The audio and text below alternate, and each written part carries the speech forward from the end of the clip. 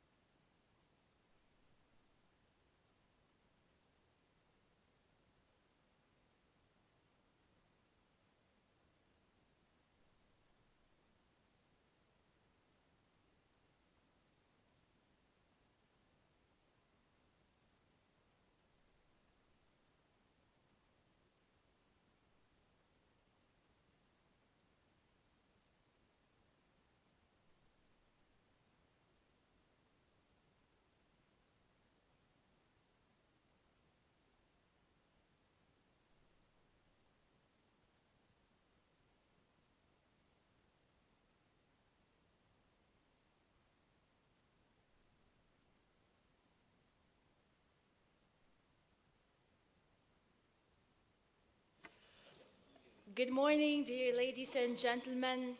Please take your seats. I hope that you are enjoying this Astana International Forum this year. And we are very excited to have this panel session and to really have the climate-related issues as part of the program. This ministerial meeting this year is a very special year. First of all, we're going to have the 30th COP in Brazil. We're going to celebrate this year the 10th anniversary of the Paris Agreement. Last year, we have concluded the negotiations and discussions on new quantitative collective goal, NCQG, which is very important. And this year, we are updating our national determined contributions. And of course, that is the reason why it is so much important to have further discussions on basically how we are going to implement and accelerate our climate actions going further. This ministerial meeting has been organized with a partnership between different parties, including the Ministry of Ecology and Natural Resources of the Republic of Kazakhstan, United Nations Development Program, which is our very long-standing partner, and another partner, which is a project office for Central Asia on climate change and green energy. This is a new center that has been established with the initiative of the president and is established to promote concrete actions on climate. This ministerial meeting is very important to promote regional climate action and cooperation, but also as our contribution to global goals of the Paris Agreement, which, as I said, is reaching its 10th anniversary. The overarching objective of the meeting is to enable countries from the region to prepare for the conference of the parties in November this year in Belém, Brazil, but also for preparing and submitting this year new national determined contributions. This is also a part of our preparation for the Regional Ecological Summit that is going to take place next year with the initiative of President Tokayev that he mentioned yesterday during his opening speech. And the reason is that we actually want to make sure that going forward we have very concrete plans and very concrete actions on what we want to do, how we want to do, and when we want to do certain activities. Climate change impacts the core of human well-being, threatening water access, food security, public health, and environmental stability. Hundreds of millions of people globally could face hunger, water shortages, and coastal flooding as temperature rises. According to the 2024 report of the Independent High-Level Expert Group on Climate Finance, failure to act could cost at least 5% of global GDP annually, rising to 20% or more when broader risks are included. In contrast, early action to reduce greenhouse gas emissions can limit costs to around 1% of global GDP per year. Investment decisions made in the next 10 to 20 years are critical and will shape the climate and economies of the second half of this century. A strong economic case exists for immediate coordinated action, especially in developing and climate-vulnerable regions. And Central Asia faces significant climate risks, as President Tokayev yesterday mentioned. We face the rise of our temperature in the region twice faster of the global average. But at the same time, when we're looking at the climate finance, accessibility of the climate finance, unfortunately, less than 1% of global climate financing is going to this part of the world and to this region. And therefore, having these discussions with the ministries who are leading the economic and financial issues is so much critical. This is a timely moment to have this discussion, especially given that this year we are updating our national determined contributions, and we are seeing the new NDCs not just as a plan or a blueprint of what we want to do. We are seeing it as an investment. It has to be an investment plan. It has to really indicate how much investments, where and when we need to make sure that our climate ambitions really translate into very concrete actions.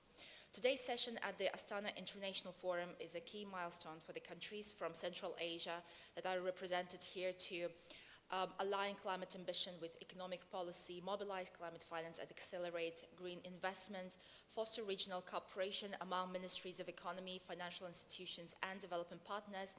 And we definitely would like to, we hope that this discussion will facilitate further dialogue in terms of identifying our further financial plans for the region, but also as part of the preparation for the Regional Ecological Summit in 2026, where hopefully we would be able to come up with a very concrete regional and joint actions that will facilitate our further actions in climate. And without further ado, I would like now to pass the floor, give this floor to Mr. Haoliang Shu, the UNDP Associate Administrator, who will speak about raising ambition of climate action and accelerating delivery of climate finance towards COP30 and beyond. Mr. Shu, we would really appreciate to hear about what are the opportunities and incentives for Central Asian countries for accelerated climate action, but also how we can work with our partners to make sure that we are able to achieve our carbon neutrality strategies and goals while also, let's say, attracting climate finance into the region. Thank you very much, Zofia. Really happy to join this discussion, and thank you very much to the government of Kazakhstan for inviting us to be a partner of this discussion. And I'm also feel very privileged to be among the esteemed panelists, who are senior and experienced practitioners and officials, in this field of climate action, and also esteemed participants, who are all very passionate about this subject. And I think we know the context of this discussion. Last year was the hottest year, that's recorded in history. And the last month was confirmed as the second hottest month, April, on record. So I think the climate is become part of climate change has become part of our life. Its effect, the scientific effect is unquestionable, unequivocal. So I think this is a reality. At the same time, the global multilateralism is under immense strain. And that affects the global cooperation that is necessary to deal with the challenges, global challenges such as climate change. So in short, this is the context, and I think we all agree that we are facing quite serious challenges if we want to address the issue, as we have dealt with the ozone layer challenges, which we successfully addressed. So global action can make a difference. I think that is the first message. Despite all these challenges, we need effective global collaboration. So this is one. Now, I do want to touch on the two issues Zofia mentioned. One is ambition. Right? This year is the year of COP30, right, where the third generation of NDCs needs to be submitted. Right? The COP26 in Glasgow, where the second generation of NDCs was submitted, I think it's fair and in simplistic way to say that we achieved perhaps the goal of 2.5 degree world with that second generation of NDCs. UNDP's Climate Promise Program at that time supported 120 countries, developing countries, to develop their second generation of NDCs. But we know that level of ambition is not sufficient. I think, again, in general terms, the 30th COP, right, the third generation of NDCs needs to deliver the 1.5 degree goal, although it's difficult, elusive. But that has to be the level for our ambition, right, to the third generation of ambitious goals to deliver that 1.5 degree world as much as we can. So the good news is that 180 countries have committed to submit their second generation or third generation of NDCs. So that's good news. But clearly, for that to happen, to really have a real impact, we need concrete actions. So in this regard, Secretary General and the Deputy Secretary General have asked the UN country teams in developing countries across the world to support our governments to develop the third generation of NDCs, where this support is needed. So at this time, I think UN country teams, especially technically, with the NDP's Climate Promise Initiative, is supporting, I believe, more than 80 countries, probably 86 countries, developing countries to develop the new set of NDCs, to improve the ambition, not only mitigation, adaptation, but in terms of quality, participation, means of implementation, realistic implementation, methods. So this work is underway. So I think it's really important that we see this, as Sophia said, it's not just a plan, it is an economic growth opportunity as well. So some estimates say that if we enhance our NDCs, it will generate at least $300 billion a year by the year 2040. Now, if that's true, it is almost the size of Kazakhstan's GDP today. Right? So economic case is also very strong. So NDC implementation, climate actions, green energy transitions are opportunities of economic growth. So this is the first point. The level of ambitions has to be really high. We cannot miss this COP 2030 as an opportunity to renew our high level of ambition. And the second point, very quickly, is on just one data point on this NDCs, is that in the CIS and the Eastern European region, in Central Asia, this UN support is provided to 15 countries and territories in Western Balkans, South Caucasus, and Central Asia, where Montenegro and Moldova have already submitted their new NDCs. Right? So the rest is still ongoing. Right? So this is about ambition. The second point, very quickly, is about climate finance. We have the chair of the COP29 on the panel who can speak with more authority on this issue.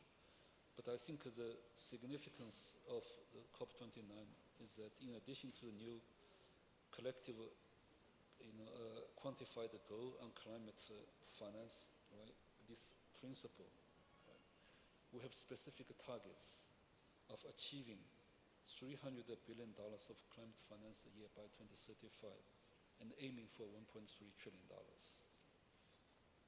And we know that in the Paris Agreement, in the NDC discussions, developing countries have set two sets of goals. One is on their own device, by their own efforts. One is with international cooperation. In the case of Kazakhstan, if I remember correctly, I think Kazakhstan aims to cut carbon emissions by 25%. Based according to the 1995 level, if with international support. Without international support, that goal was set at 15%. So it just shows that climate finance is critical for us to achieve our collective goals of levels of ambition. So what can we do about it? Public finance is not sufficient. Right? So we need innovative financing solutions, blended financing, leveraging of public financing to achieve these financial goals. Now, we have some good efforts and good examples.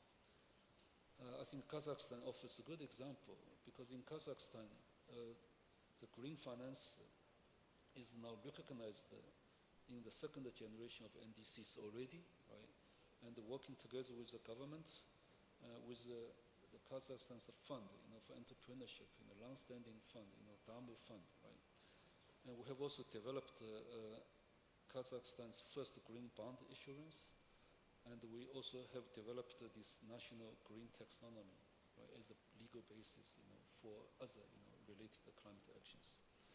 And since 2017, UNDP, fortunately, with the support of GEF, GCF, Climate Adaptation Fund, and other climate financing, we have worked with partners in Kazakhstan to have leveraged $713 million of private financing for climate action. So we can, achieve our goals if we think out of the box. And also, over the last few years in Kazakhstan, with working with government institutions, and I think the total green bond issuance has now totaled more than $250 million. So we can take actions for climate action. And another innovative ways that require very careful discussion and careful organization and support is high integrity carbon markets, right? Also as a result of the COP29 discussion. Right? So there are these areas where the international support will be needed. In Uzbekistan, for example, as in some other countries, we have worked with the government to develop Sharia compliant Islamic financing initiatives. UNDP does have a global Islamic finance and impact investing platform. Right? In Uzbekistan, we're discussing with the government on Sharia compliant instruments for climate action. So there are significant demand for climate financing, and working together, I think we can make a difference. And if we can align goals, financing, and the quality governance delivery systems together, I think we can make significant progress in climate action. So with these 2 points, I just want to say that partnership, multilateral approach remains simply critical. Right? And this Astana International Forum provides an opportunity for us to renew our commitment. And UNDP and the whole UN system at global, regional, and national level stands ready to continue the collaboration. Thank you very much.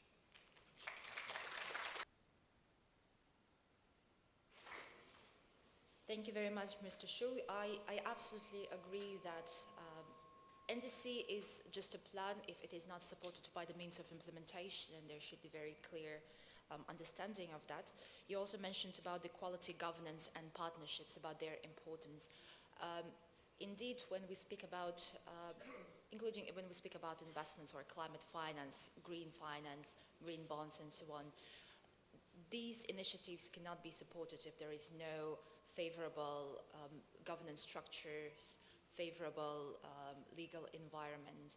And this brings us to the next part of our discussion, that is the governments, and we'll be very happy to hear about what the Central Asian countries are doing to basically create this favorable environment to attract climate finance, or to leverage, let's say, private financing and direct it into the climate action. We have one speaker who is running from a different meeting at the moment, so I think we will push him for a little bit later. But now I would like to give this floor to Mr. Babaniyaz Yalakov, who is the Deputy Minister of Finance and Economy of Turkmenistan. And we'll be very happy to hear about the present and the, let's say, planned future climate actions of Republic of Turkmenistan and the steps that are being taken to prepare the NDC for the NDC submissions. We would also be very happy to hear about how you're integrating this climate planning into the national economic planning, but also what are your, let's say, short-term, mid-term, and long-term is not part of the NDC, but still a long-term planning for the climate. Thank you very much, ladies and gentlemen. First and foremost, I would like to sincerely welcome you and take this opportunity to express my appreciation to the government of Republic of Kazakhstan and Minister of Ecology and Natural Resources of the Republic of Kazakhstan, Mr. Nisanbayev, for invitation to participate in the meeting of Finance and Economy Ministers of Central Asian countries. I wish all participants successful work and fruitful meetings within the framework of this event. I express my hope that this meeting will open borders, prospects and opportunities to business-like exchanges of views on climate policy and climate financing, and will give a new impetus to the further development of productive and mutually beneficial regional cooperation. For our country, cooperation with the Central Asian region is one of the key areas of interaction. We are active partners in such platforms as UN Special Program of the Economics of Central Asia, Central Asian Regional Economic Cooperation Program, Economic Cooperation Organizations, and Commonwealth of Independent States and others. We highly value the mutual understanding established between our countries, which helps us expand business and economic ties year after year.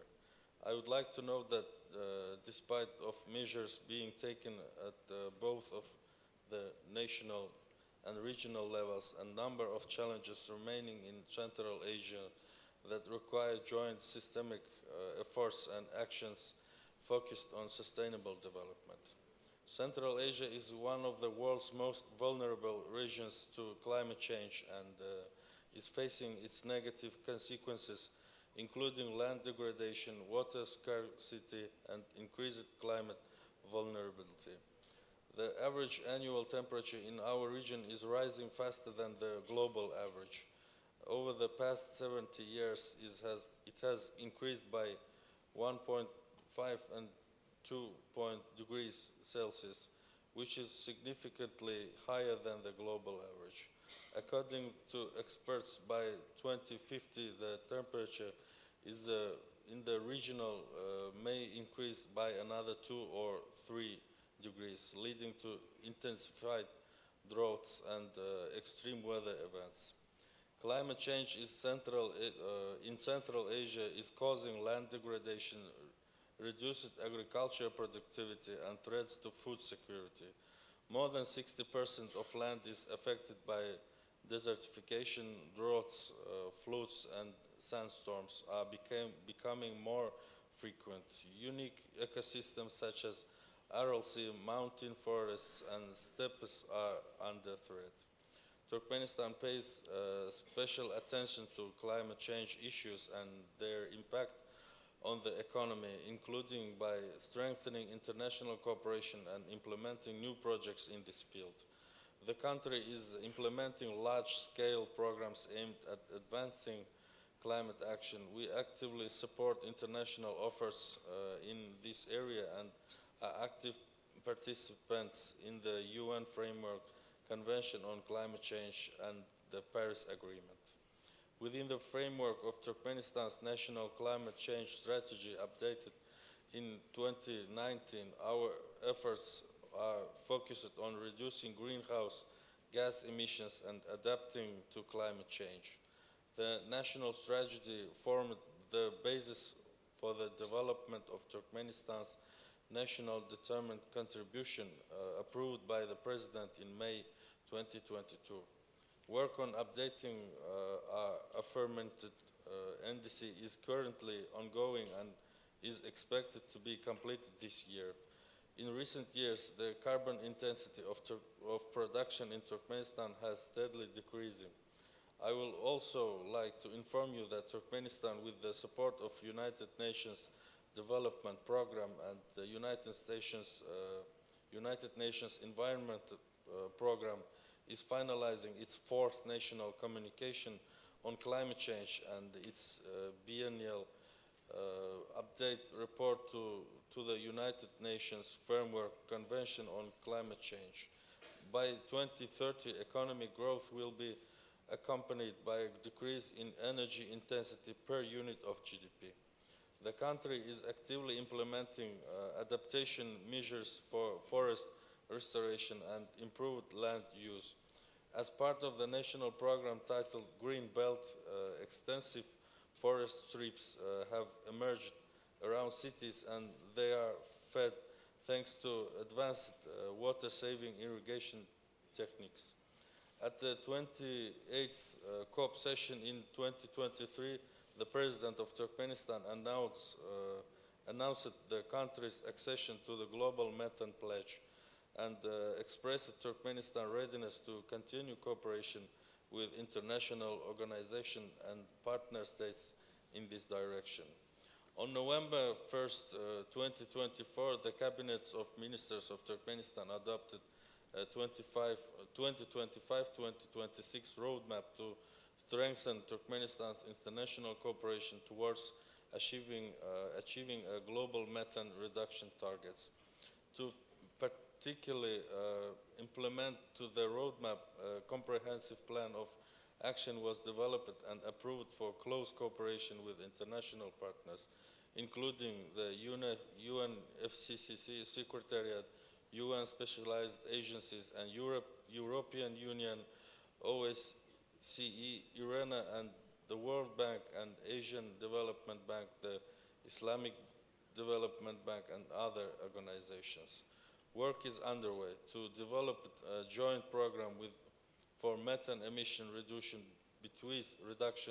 between the government of Turkmenistan and United Nations for the period of 2025-2029.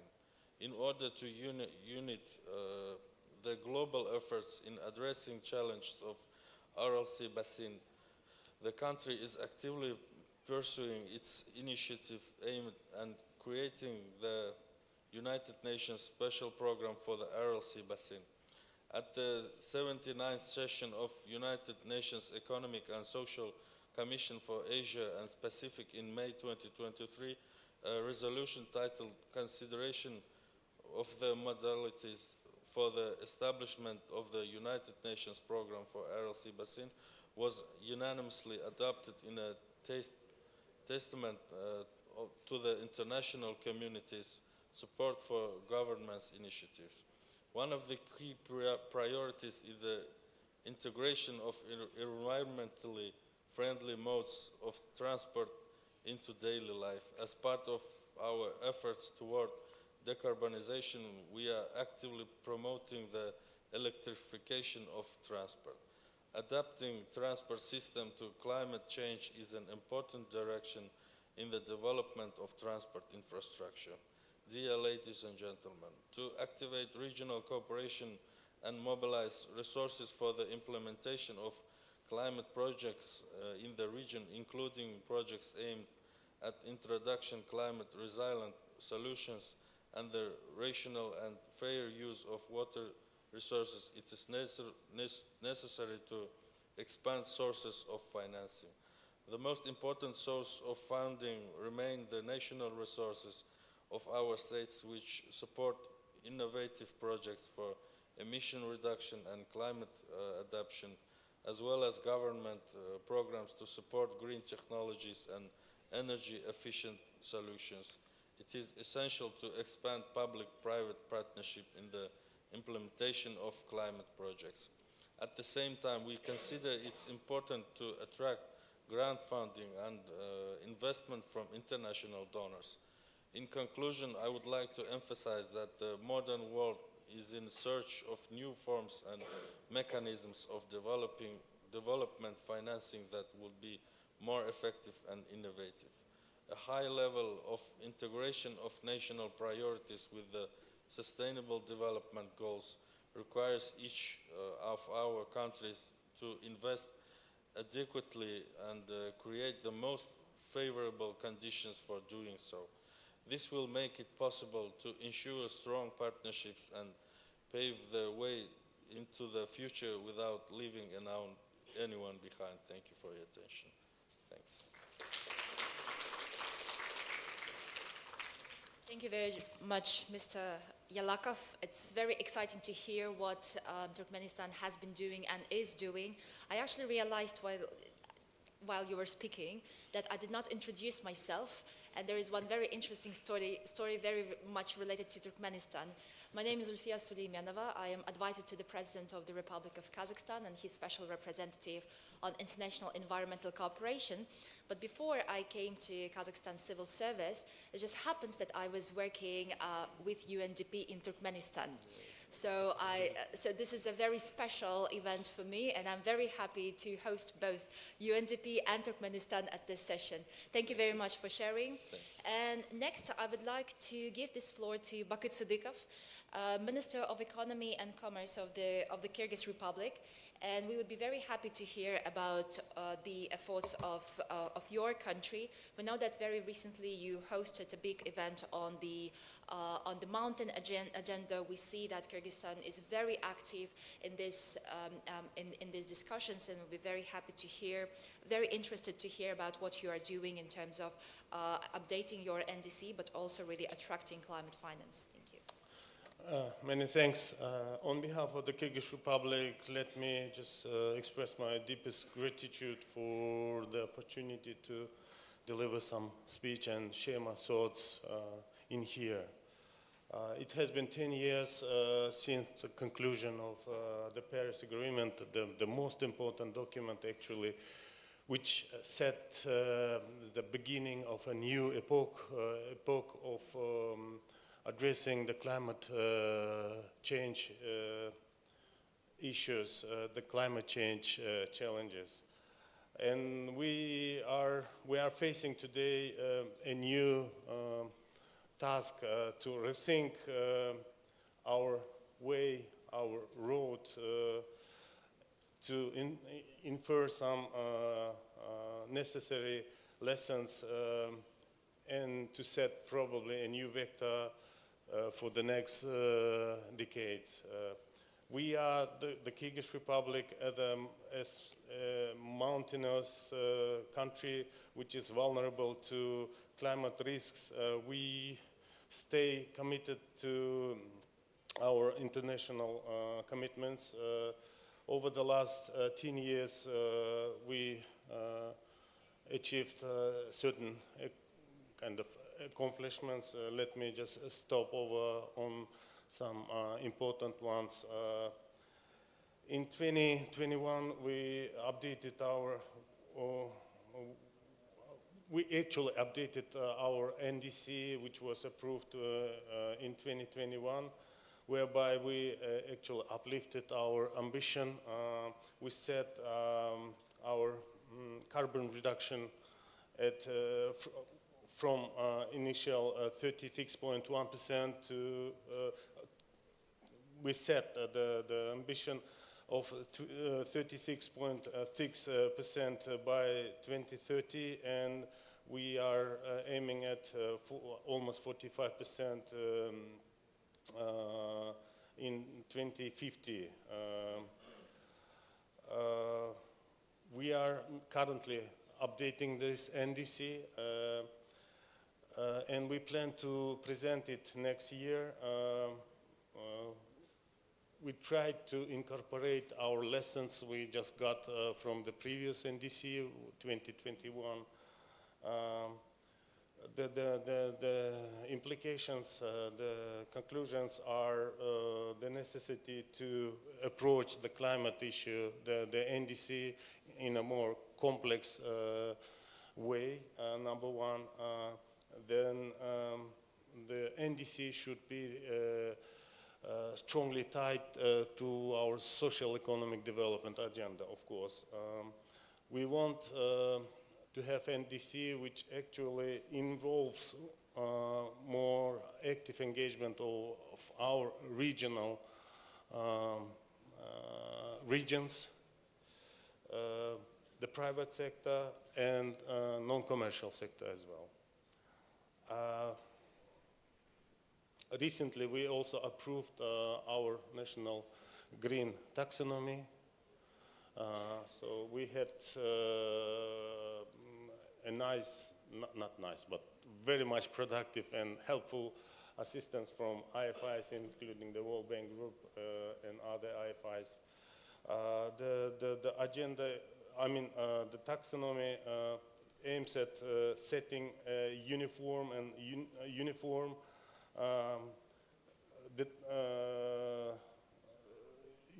understanding and determination of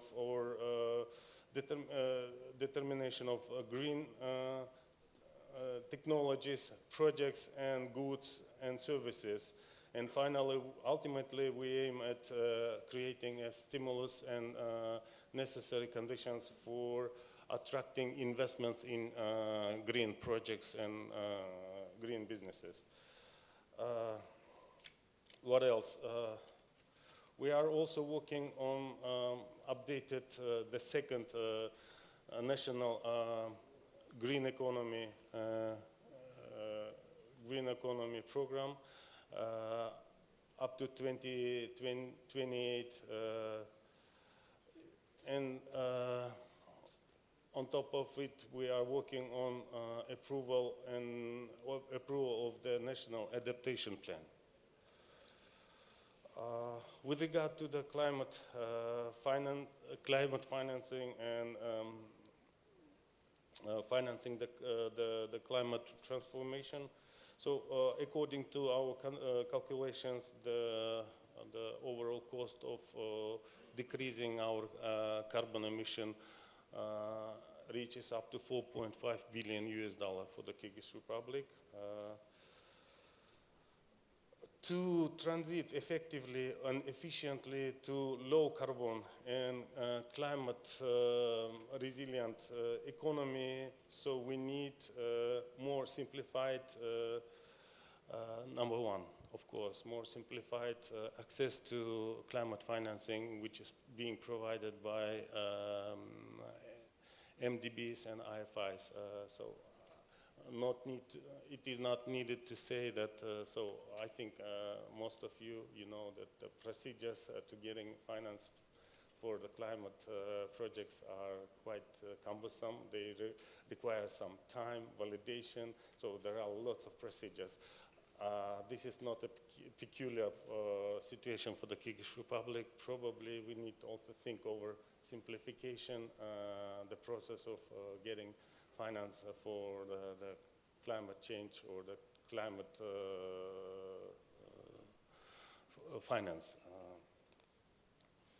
We also, as a country, we feel that we need to work more on creating a more comfortable environment for PPPs in climate finance. Including the sectors such as agricultural sector, tourism, the role of digitalization in ensuring effective, efficient financing for climate change also requires good work on digitalization. And finally, we also strongly need in setting the national mechanism for the green financing. My country experience shows that since we are dealing with a bit unknown agenda, the climate change, the green economy, lots of players, they feel themselves a bit, how do I say, not lost, but puzzled. Number one, we need to set, as a government, probably we need to set clear, uniform, understandable rules. Institutions and rules of the game in between them, internally, inside the country, so that to effectively interact with the external players, MDBs, IFIs, international organizations. The Kyrgyz Republic also pays great attention to the regional cooperation and concerted efforts of the countries, the better coordinated on the regional level when approaching the climate change issues. We are committed by nature. We share borders, natural, rivers, sea coast. So this means we need strong cooperation and coordination. So what else? I think these are the most important things I would like to stress your attention on. Thank you very much. Thank you.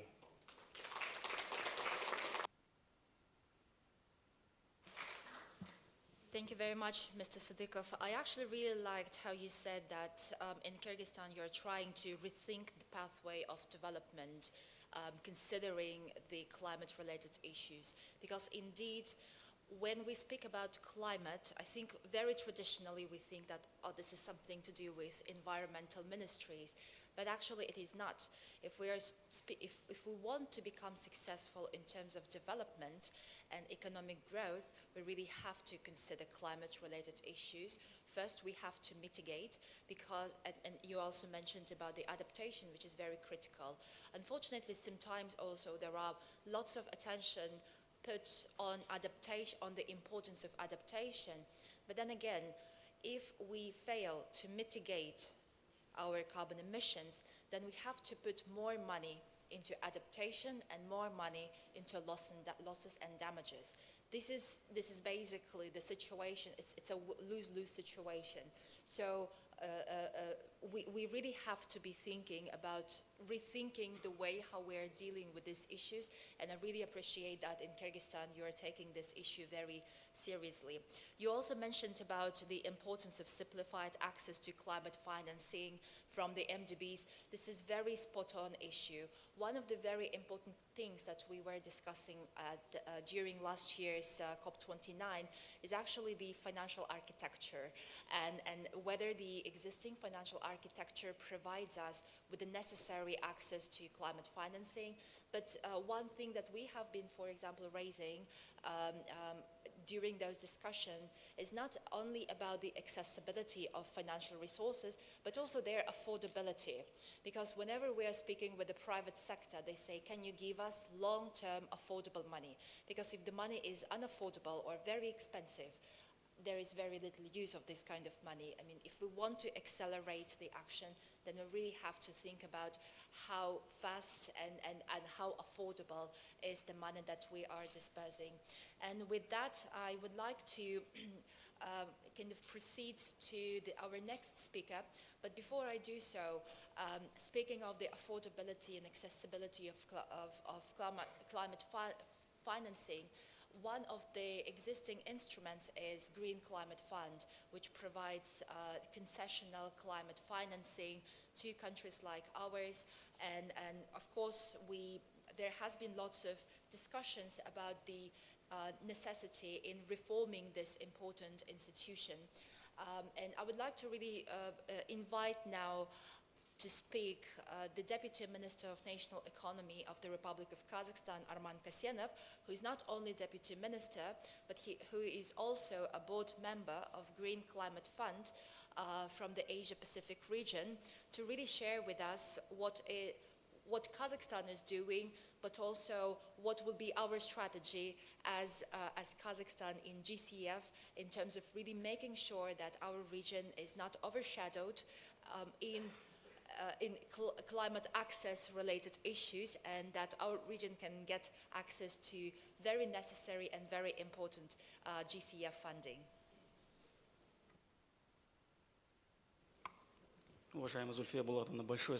Dear Zulfiya Bulatovna, thank you so much for I would like to express gratitude to all of you, and I would like to express gratitude for visiting Astana and being here, participating in this discussion. This is very important in finding the ways of solution. Thank you so much for coming here.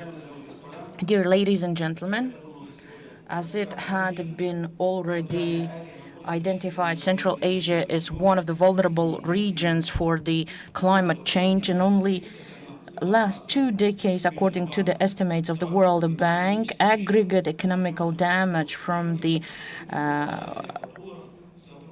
catastrophic damages, it had already touched upon 2.5 million people. So that is why all of the transformation of the economical models and the escalating modernization, as well as the clean technologies development and development of the new areas of the sustainable development. President Mr. Tokayev had already identified the Regional Climate Summit in 2026, identifying regional.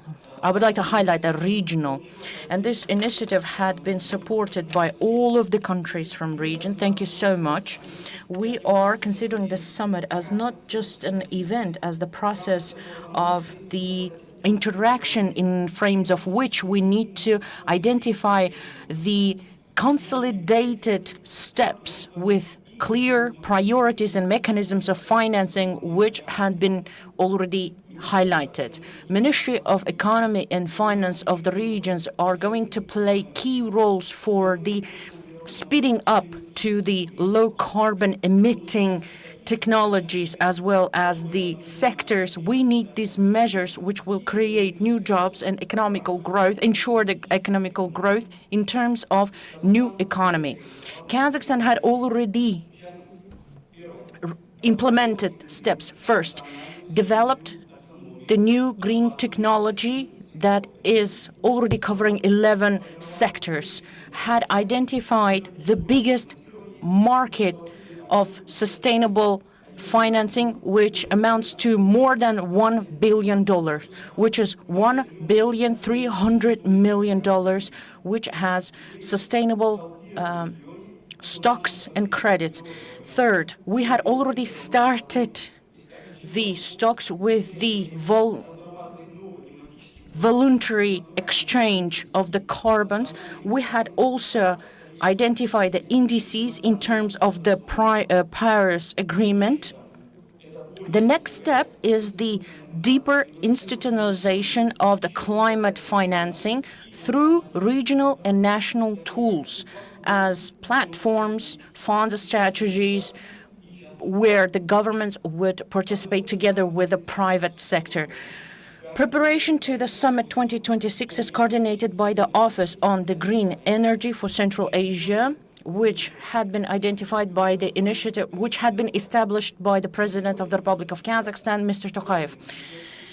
Together with all of the ministers and the countries of the regions, we had been cooperating in order to identify the mechanisms of the financing with the possibility for allocating it for the regional financing and regional initiatives with the analysis, regional partnership on energy transition. We are confident that this kind of platforms will not only enhance the visibility of the region, but also will attract the investments. It will also become the tool of the coordination on implementation of new R&D ambitious national distributions, NDC 3.0, which will be presented at COP30 in Brazil.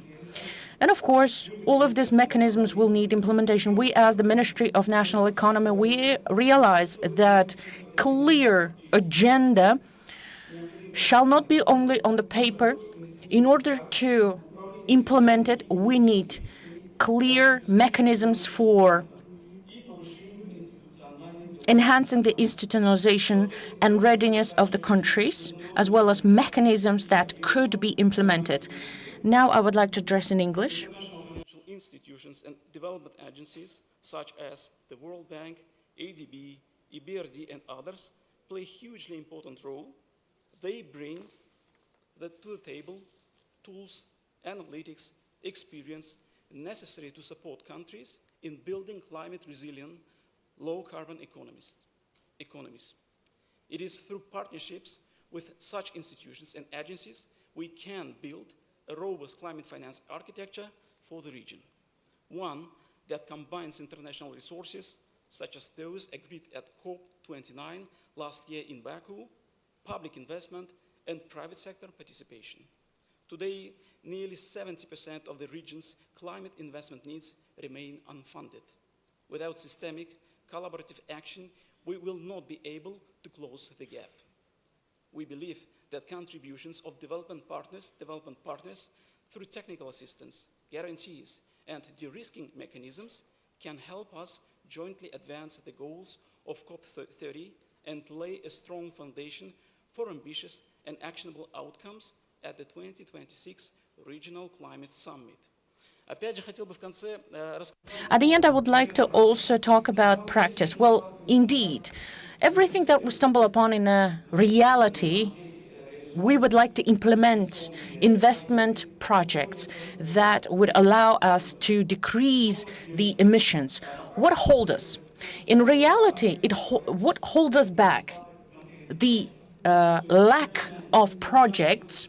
You know that the business itself, it doesn't want to investigate some of the projects. Maybe they would like to, but they don't know how to do it. So that is why international organizations might help us out with this. We would like to have guidelines, clear instructions, or guiding principles. We would like to have projects so that we could come to large projects and we could say, so these are your investment opportunities in order to decrease the emissions of this and this and that. So, and then we would be in top 500 large companies, let's say. And the companies of Kazakhstan can collect concrete projects. So let's say international organizations will help us out, and the most important thing is not the finances, is the experience and knowledge how to do it. I know that we can collect to tens of billions of dollars. And this would be the first step in order to sufficiently enhance and escalate the investments. So that is why I would like to ask you to provide guidelines. I think this is going to be the clear step in order to implement here on behalf of the Ministry of National Economy, on behalf of the ministries that are responsible for the economy. So we would like to cooperate with you, interact with you, as it had been already highlighted. We are not only passionate about economy growth, we're also passionate about saving the environment. We had already developed, and it's on a deep level, the roadmap, and we would like to support these initiatives, finance those initiatives, and we're looking forward to cooperate with you and start scaled up investments. Thank you so much for your attention. Thank you so much for your words, remarks. I would like to add a couple of things here. So in order to collect the pool of the projects, according to our practice, is not that easy, but it is very important to do so. So whenever we say that Industry 3.0, that this is something that we need to develop, whenever we had been talking with partners, we had elaborated that we would like to have investment plan, because we need to understand where, how much, and where we would take it. Another thing that we had already elaborated on is the mitigation, adaptation to the climate change. These issues are something that we always focus on issues when we talk about investments, on concrete projects, on certain projects. But when it comes to Kazakhstan, for example, all of the emissions is from energy sector. 80% of it comes from energy sector. So whenever we say energy transition, the justice is the most important issue. We are creating new jobs, like in the cities, like mono cities, let's say, the cities that depend on one industry. Let's say Temirtau.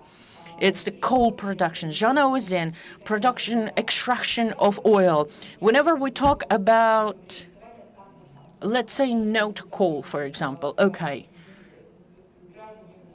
I come to citizens of Temirtau, which would put bread onto their table due just thanks to the coal, of course they won't understand it. But exactly at those places, we need to create alternative workplaces, alternative industries. What kind of industries it's going to be? Of course, it will need investments. Of course, it will need some surveys, requalification, education. These are the aspects that we don't really touch upon. So maybe we need to create something new in order to substitute the conventional energy extraction and generation. It is really interesting moment whenever we talk about it. If the family is earning $1,000 per month, and then we would say, dear colleagues, we are closing this shaft, and you cannot really be there, work there, and you're going to go to another company, and you're going to earn there $600. Probably people won't understand me. So whenever we talk about investment and fair, just transition, it is really important issues.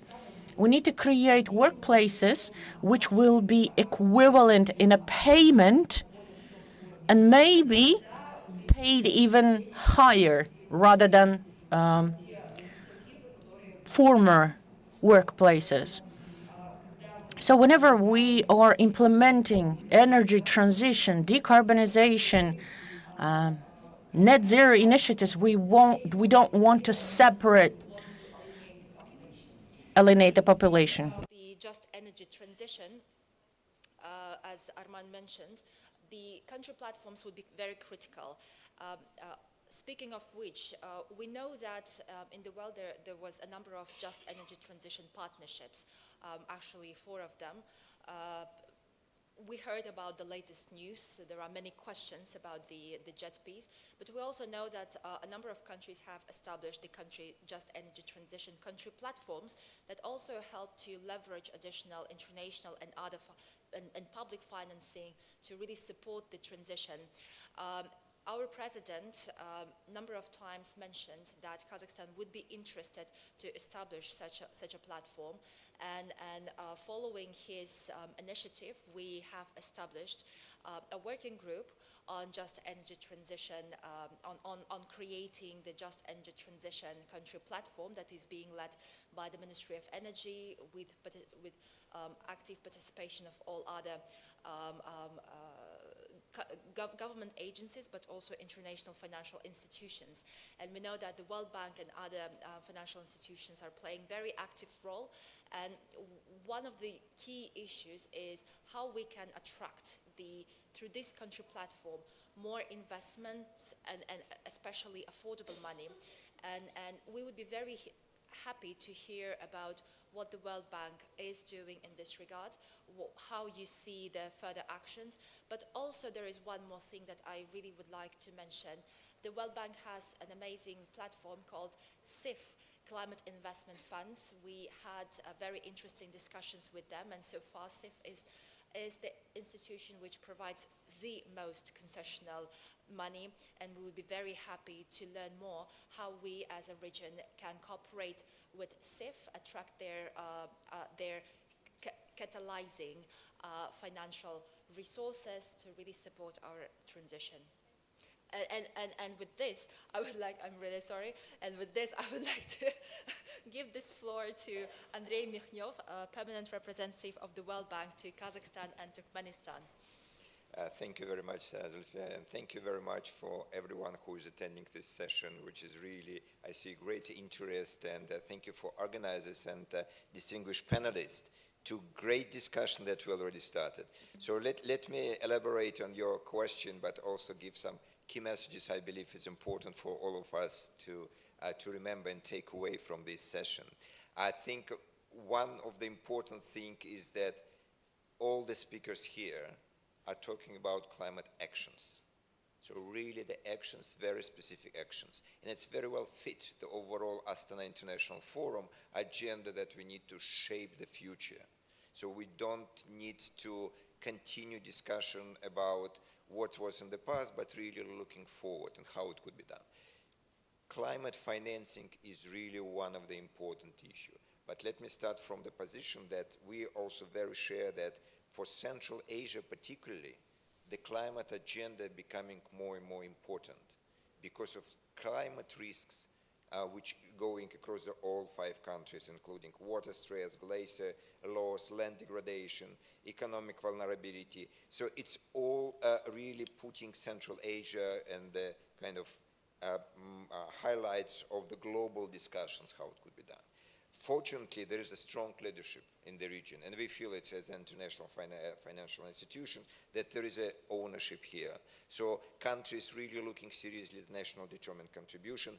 Moreover, develop a long-term low-carbon development strategy, and then also specific roadmaps how to implement that. That's already very specific work to do. I like very much that what the minister from the Kyrgyz Republic was saying, that the climate agenda is not about climate, and Zulfiya, you also mentioned that. It's about country development. It's very much linked to what we believe as a overall development for the country. In this regard, the World Bank has been using a great analytical tool, which is called Country Climate and Development Reports. It's actually been recently completed for countries, and that supports very much what leaders in these countries are saying. Like just an example of Kazakhstan, where the report is particularly focusing on challenges of decarbonization of its energy system under the Just Transition program. And that's what we believe is important to ensure that it's just transition. It's not just happening mechanically. But also we see in the region the rise of different catastrophes and natural disaster. So creating mechanisms like catastrophic insurance and disaster risk management is becoming important issue for all the countries, and of course from our side we are really much would like to focus on that exercise. And thank you also for mentioning from the Deputy Minister of Finance of Turkmenistan our joint work with the UN system there to address the climate resilient agenda, especially as far as methane emission reduction is concerned. So for climate financing, moving to the climate financing, indeed, it requires scaling up financing. It's not depends only on the international finance resources, of course, but I would like to be sure that we understand that there should be mechanism for attracting private sector for the climate financing, because it's not possible only for public sector or international partners to address the overall issues that we are facing in the climate financing. So the private sector investment would be important. So from our perspective, I think to raise more climate finance, we have certain recommendations. Let me just kind of mention a few of that. First is to implement national policy to reduce emissions and build resilience. This is the key to mobilizing private sector investment by creating incentives in investing in low emission and climate resilient technologies and processes. Second, developed integrated investment plans with both climate and sectoral goals, as well as national disaster risk financing and catastrophe insurance strategies. Third, mainstream climate in the budgeting, public investment, and financial sector regulations. Fourth, strengthen the enabling environment, including taxonomies, like Deputy Minister from Kazakhstan mentioned, already been done in Kazakhstan. Sustainability reporting, disclosure, and climate risk regulation. Fifth, establish green investment platform. That's exactly what you mentioned. And the sixth, we believe in this particular region, they're using the state-owned enterprise and banks is also very important to guide the market and reduce investment uncertainty, demonstrating why green investment are a good bet. How we from the World Bank can help? We're actually already working very, very intensively. One very good example how to really put better incentives for the private sector to invest in low carbon technology is emission trading system, which in Kazakhstan exists. However, I think the work is now being in the progress on reducing the limits, which are very generous and not allowing the both state-owned enterprises and private sector to invest in the decarbonization, long-term carbonization. In such countries like Tajikistan and Kyrgyz Republic, the World Bank is supporting transformational projects which will affect the whole region. Those like Kambarato 1 hydropower plant in Kyrgyz Republic, and also Ragun hydropower plant in Tajikistan. What's important, it's actually addressing the issue not only sustainable and renewable energy, but also better water management and water efficiency in the region. In addition to that, what I think we are doing a lot as a World Bank Group, including International Finance Corporation, is really looking at other sources of energy, solar, wind, geothermal. I think this is a good potential to work on that. In this regard, just to conclude, I want to say that as we look forward toward COP13 in Brazil, I believe Central Asia could not only raise its ambition, but really using this platform to raise resources, institutions, and coalitions needed for delivery result.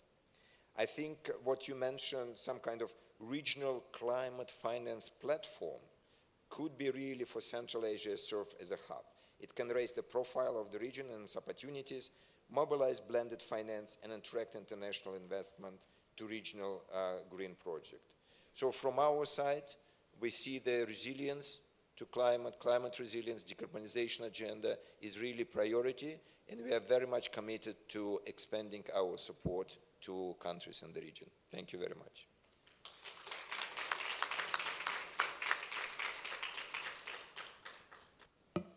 Thank you very much for sharing this. Indeed, climate change is becoming more pressing to our part of the world, and one of the very interesting challenges that we started speaking more about is the Caspian Sea and how we see the climate change impacts on the state of the Caspian Sea. Unfortunately, from what I've read from the latest scenarios, the climate change will continue the, let's say, desiccation of the Caspian Sea, and this is very pressing, very important, not only in terms of environment, but also in terms of socioeconomic development of the regions whose livelihood depends on the sea.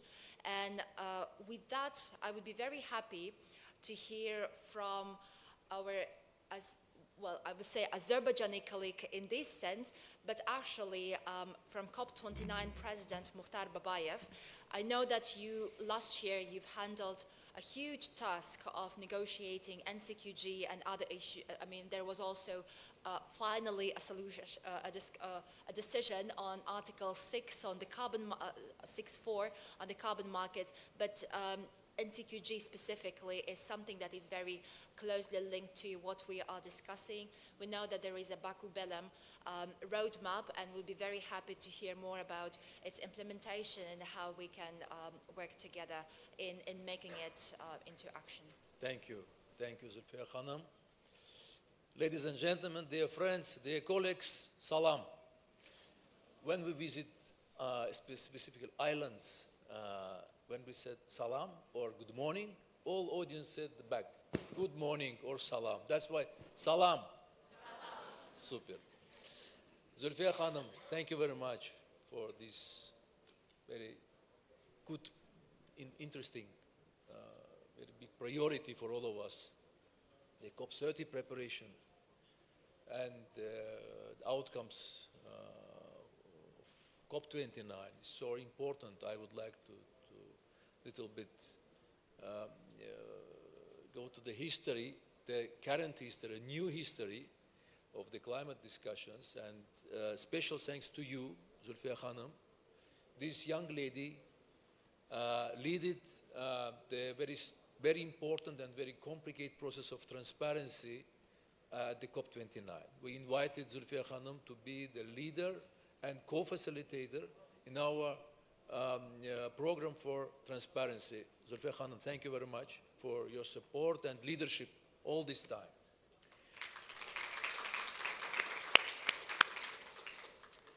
Also, our deepest thanks to all organizers, to Minister of Environment and Mineral Resources of Kazakhstan, the government of Kazakhstan. We have very good discussions yesterday, today, and continuing to do it. I think it will be very positive and very efficient to exchange with the different positions, different priorities, messages from different countries, parties. It's so efficient to do it here. Dear colleagues, when Azerbaijan held COP29, we understood that we had a special responsibility.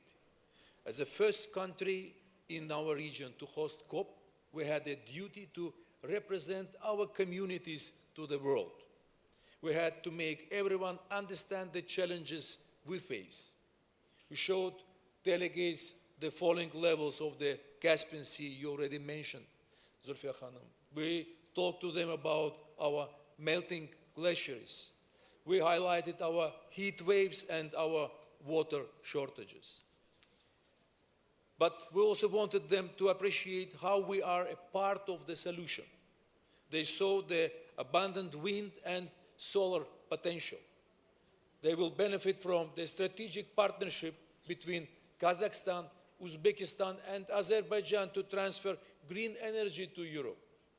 And they welcome to the historic breakthrough that our diplomats delivered. This includes agreeing the complex rules needed to run high-integrity carbon markets, as you mentioned. It includes getting the fund for responding to loss and damage up and running. And it includes the largest ever financial pledge to come from the UN process, the Baku finance goal, to mobilize at least $300 billion a year to the developing world by 2035. Overall, these outcomes will help mobilize trillions of dollars. They also prove that countries can agree and the system can deliver. This year, climate action faces many challenges, you know very well. But we are encouraged to see that so many countries still believe in the value of the process. It is so important also in the frame of the preparation for COP30.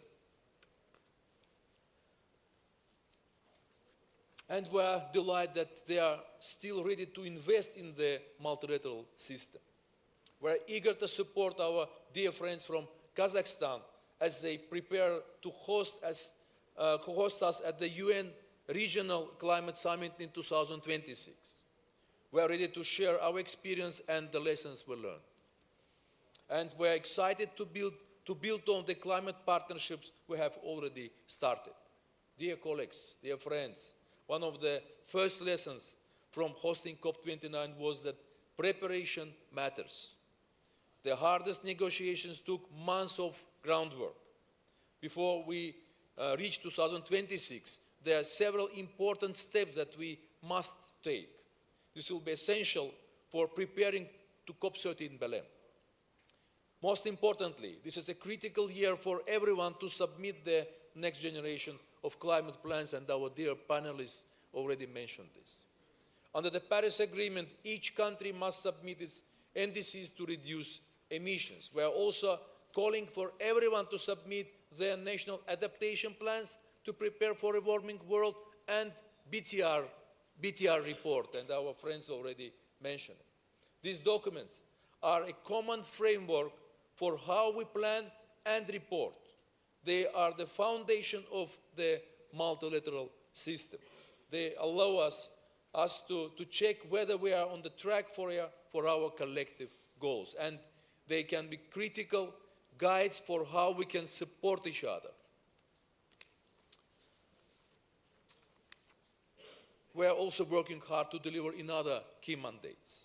At the end of COP29, countries tasked Azerbaijan and Brazil with producing Baku to Belém roadmap. You know, it is very hard and I think complicated work for all the world, not only to Brazilian and Azerbaijani team. This will be a document with clear pathways and credible options for how we can scale up finance from all sources to $1.3 trillion. And we hope that it can be a useful framework for discussions and action at the upcoming Regional Climate Summit in 2026 in Kazakhstan. We believe that all-inclusive process is needed to make sure that the roadmap is appropriate to guide everyone. We will hold the next round of consultation at the Bonn Climate Change Conference in a few weeks in Germany. This will be with both countries and non-governmental stakeholders. And we welcome everyone to make their inputs. We want to know where the gaps are, and we want to hear your solutions. In the frame of the preparation to COP30, we all need to mobilize our efforts and capacities to assist our Brazilian colleagues and UNFCCC. I thank you.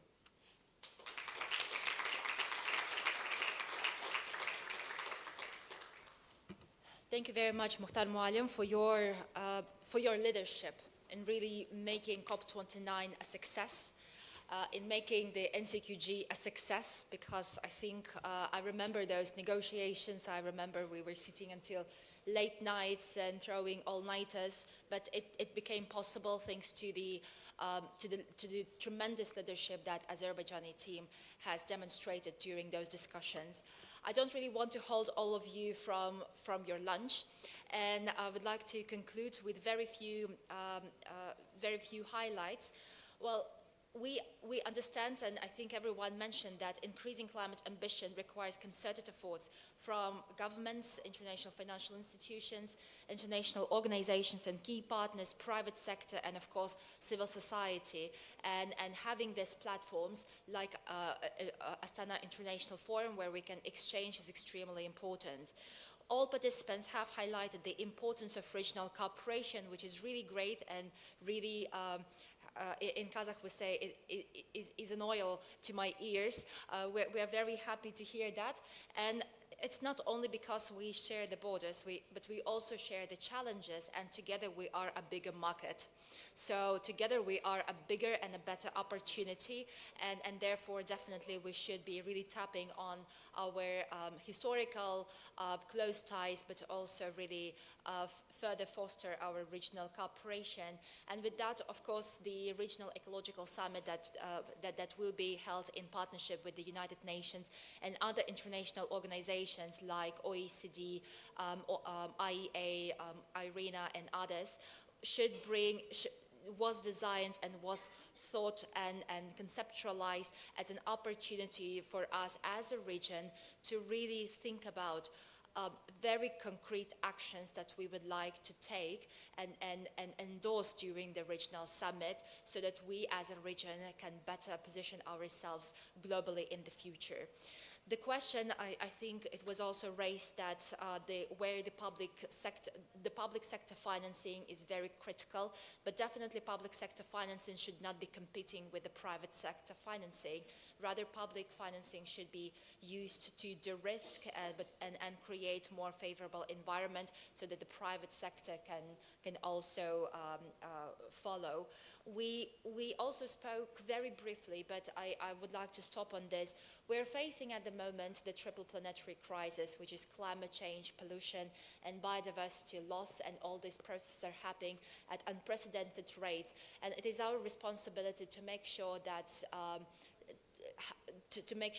we are reversing this trend.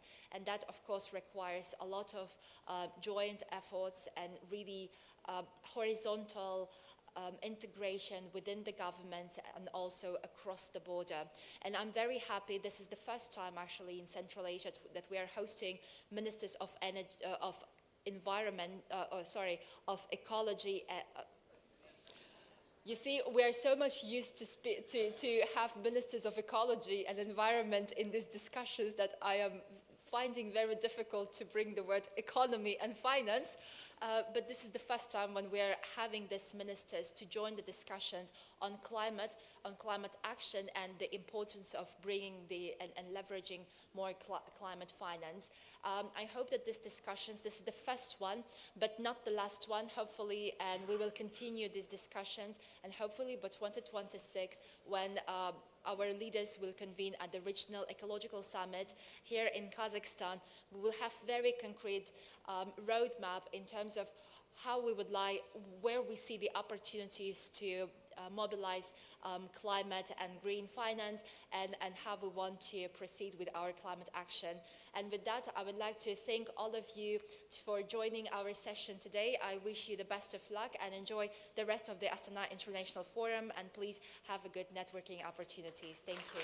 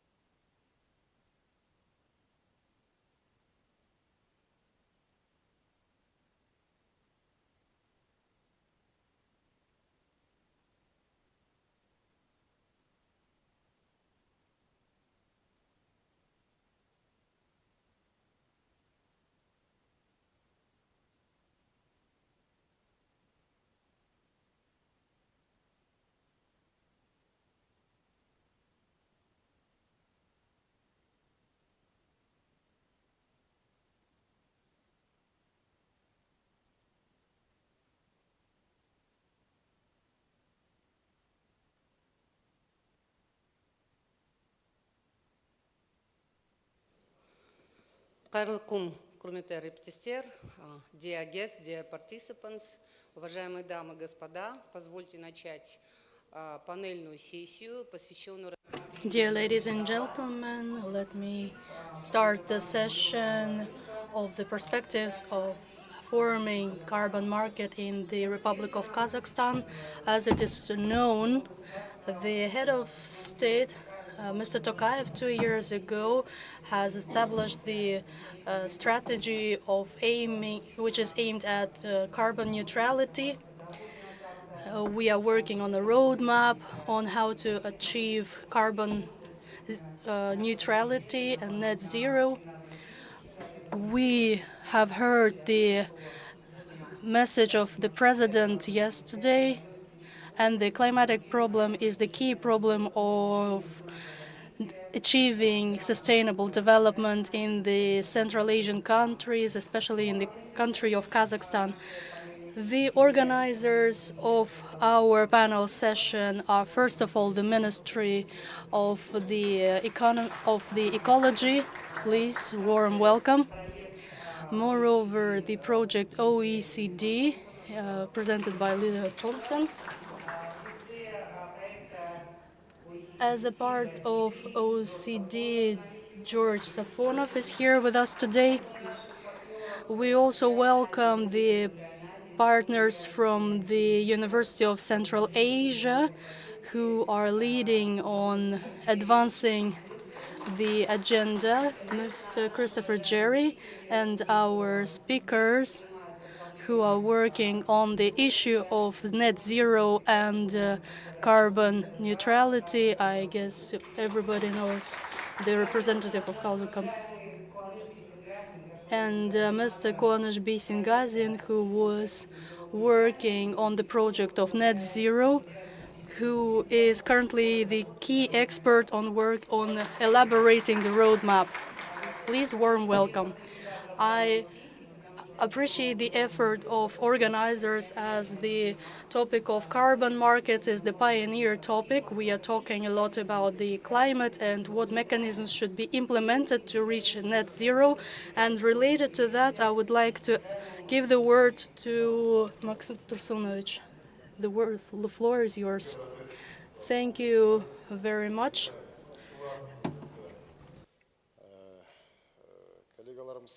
Dear participants, colleagues, partners, on behalf of the Ministry of Ecology and Natural Resources of the Republic of Kazakhstan, I welcome you here on this session, which is aimed at the discussion of carbon markets in Central Asia, the topic which is very pressing.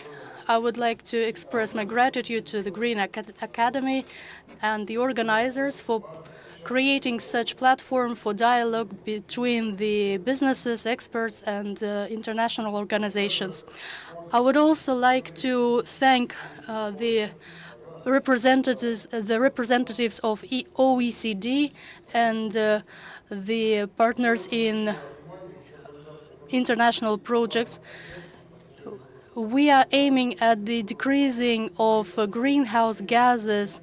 Carbon markets are the essential part of our policy. Kazakhstan, as the country participant of Paris Agreement with ambition goals by achieving net zero by 2050, we are working on a legal basis for creating carbon market. As of today, Kazakhstan is the only country who is working on carbon credits, and we are sure that this mechanism and its integration with international systems will create possibilities for businesses and for cooperation on climate agenda. In this session, we have a perfect opportunity to discuss common carbon market in Central Asia, to exchange experience and best practices, and to establish these steps on implementing. Dear colleagues and participants, only with joint and cooperation efforts we can create the conditions for green growth in our region. I wish every participant of our session luck and effective work. Thank you very much for your wishes. We know that the Minister of Ecology is working actively in this area, and the representatives are on the Glacier Forum in Dushanbe. We would like to wish the Minister of Ecology to continue being the leader in the area on creating the new mechanisms of carbon market, because today we have a lot of potential for that. Thank you very much for your welcoming speech. I would like to give the floor to Mr. William Thompson, who is the representative of OECD. I guess that this time I will be delivering the speech in the English language. I want to say first thank you to the Green Academy, to the Ministry, to our SIPA partners, IDRI and the University of Central Asia, and to all of you for the chance to open this event. It's clear that we need carbon markets and probably also carbon taxes if we are going to really make the market work with us to address climate change and not spend our time fighting against the market. As of right now, the University of Central Asia SIPA research shows that investments into fossil fuel-based energy infrastructure account for between 56 and 93% of total energy investments across the region. Only in Uzbekistan at present do we find clean energy attracting a slight majority of the investment. That's not because investors are bad. That's because incentives are wrong. It's not that, it's not down to anyone's wickedness. It's about economic rationality. And we've been working with our partners in the region to address this through the work that SIPA has done on the long-term low-emission development strategies, including Kazakhstan's carbon neutrality strategy until 2060 and the implementation roadmap, which we very much welcome. This is a leadership step in the region where Kazakhstan is moving ahead. I just want to really make 3 points. First of all, why do we need carbon markets? And I've already kind of said it. Until we get carbon meaningfully priced, we will raise the cost of every investment and every policy intervention in sustainability, and we will simultaneously reduce the returns on every investment and intervention seeking to advance sustainability.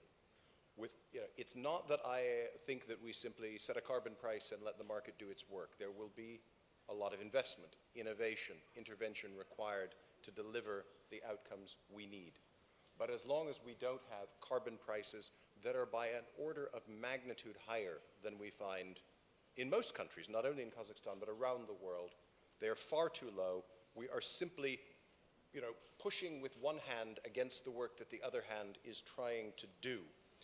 We need to get the market working with us and to help countries also stimulate the innovation that is needed because we don't know what all the solutions are.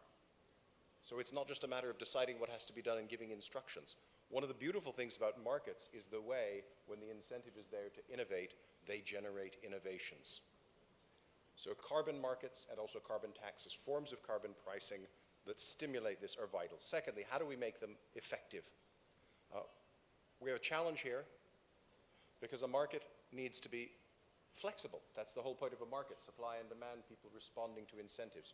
On the other hand, we know that these markets are there to deliver a carbon price that reflects the real externalities of carbon emissions, and that means we also have to have a long-term sense of what the price path should be. So it's a bit of an unusual way to structure a market. Kazakhstan is so far the only country in Central Asia with an emissions trading system, and I'm pleased to say we have been working with the authorities here on the reform of that system.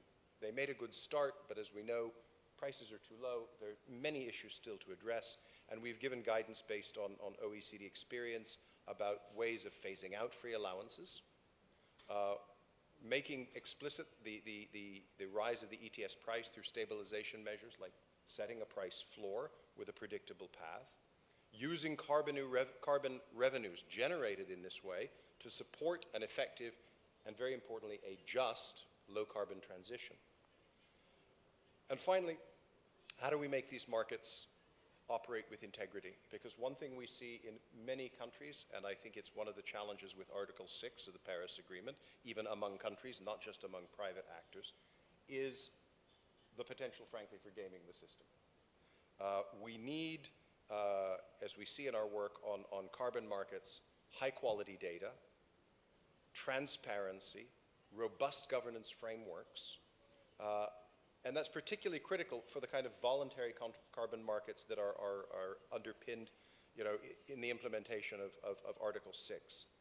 Effective monitoring, reporting, and verification systems are really important. And in this respect, Kazakhstan, working with the Green Academy, working with my organization, the OECD, and others, has been working to strengthen that system, the kind of monitoring and reporting and verification. This is absolutely clear, and it is something that I think Kazakhstan also needs to help us share regionally. We're just in opening remarks, and there's many speakers, so I will stop there only by saying that one of the reasons we need markets is we don't know what all the solutions are. We need a dynamic, innovative market open to entrepreneurship and investment to deliver solutions that perhaps today we don't even think of. And that's why this regional peer learning and events like this are important, and I look forward to hearing what others have to say. Thank you.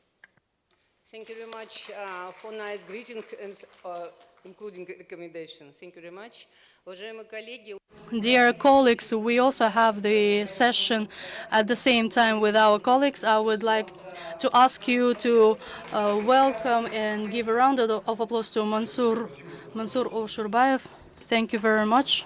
Dear colleagues, I wish you a productive session. Dear colleagues, we are continuing our session. I would like to have it as an informal way. Please feel free to ask the questions. We have the representatives of Ministry of Ecology, of Jasoldamu and other organizations, and I guess that we can ask questions and have a discussion. I would like to give the word to Mr. Georgy Safonov, who is the lead expert in IDRI SIPA OECD. You know that Kazakhstan owes a lot to Mr. Safonov, as he was the part of the first of NDC, of the first ONU NDC. Dear Georgie, we are welcoming you. We are expecting an interesting message from you on how our countries can move forward to net zero and carbon market. What is the role of Article 6 of Paris Agreement? There is a special Article 6.468 on carbon markets. What is your vision? How we can use this potential? And is there potential in Central Asia? Thank you. Thank you very much. I appreciate a lot for inviting me for that session. During that forum, Astana International Forum, thank you to Green Academy for organizing this event, to have an opportunity to exchange the practices. I would like to hear from the audience and from you. We have some vision, and we would like to know what is happening in the region of Central Asia and in the framework of our development of sustainable infrastructure in Central Asia, SIPA project, which is coordinated by OECD, and we are the key players in this project. We have found out that there is a huge potential in all countries in Central Asia. Different countries have different approaches in order to assess this potential and to form the strategy and to implement various tools to reach the reduction of emissions, to have transition to green economy. What we have seen for the latest in the latest times, we have seen good results. Yeah, Kazakhstan has declared itself as the leader in low carbon development and in reaching of net zero by 2060. But I don't think that many believe and know that Mongolia, for example, the country who is participating in our project, has announced that they will reach net zero by 2050. Their strategy, Vision 2050, implements the step-by-step implementation to reach net zero. Uzbekistan is working a lot in this area these days. They are discussing the strategy of net zero by 2055. As we said, Kazakhstan has the strategy by 2060, and other countries want to reach that goal earlier. I think that is a very interesting competition. As we see, there is a strategic vision, but there are also some certain steps, and various countries have various assessment criteria. Kazakhstan is leading thanks to development of roadmap. The roadmap is being developed actually, but there are special and specific directions and areas on what lack of information we have. There are separate, specific, intermediate goals. It is a huge work, and the Institute of Economical Research has done a lot of work, and we believe that they will continue, and we participate and cooperate with them in this area. We also see that Uzbekistan is working on identifying yearly and annual goals on transition to green model. There are a lot of investors who will continue invest and are already investing in a large-scale project on renewables. Other countries of the region may behave differently. Let's consider Mongolia. The main question on how and when China will stop importing coal. As long as they have the demand from China within the 15 years, they will export coal. But if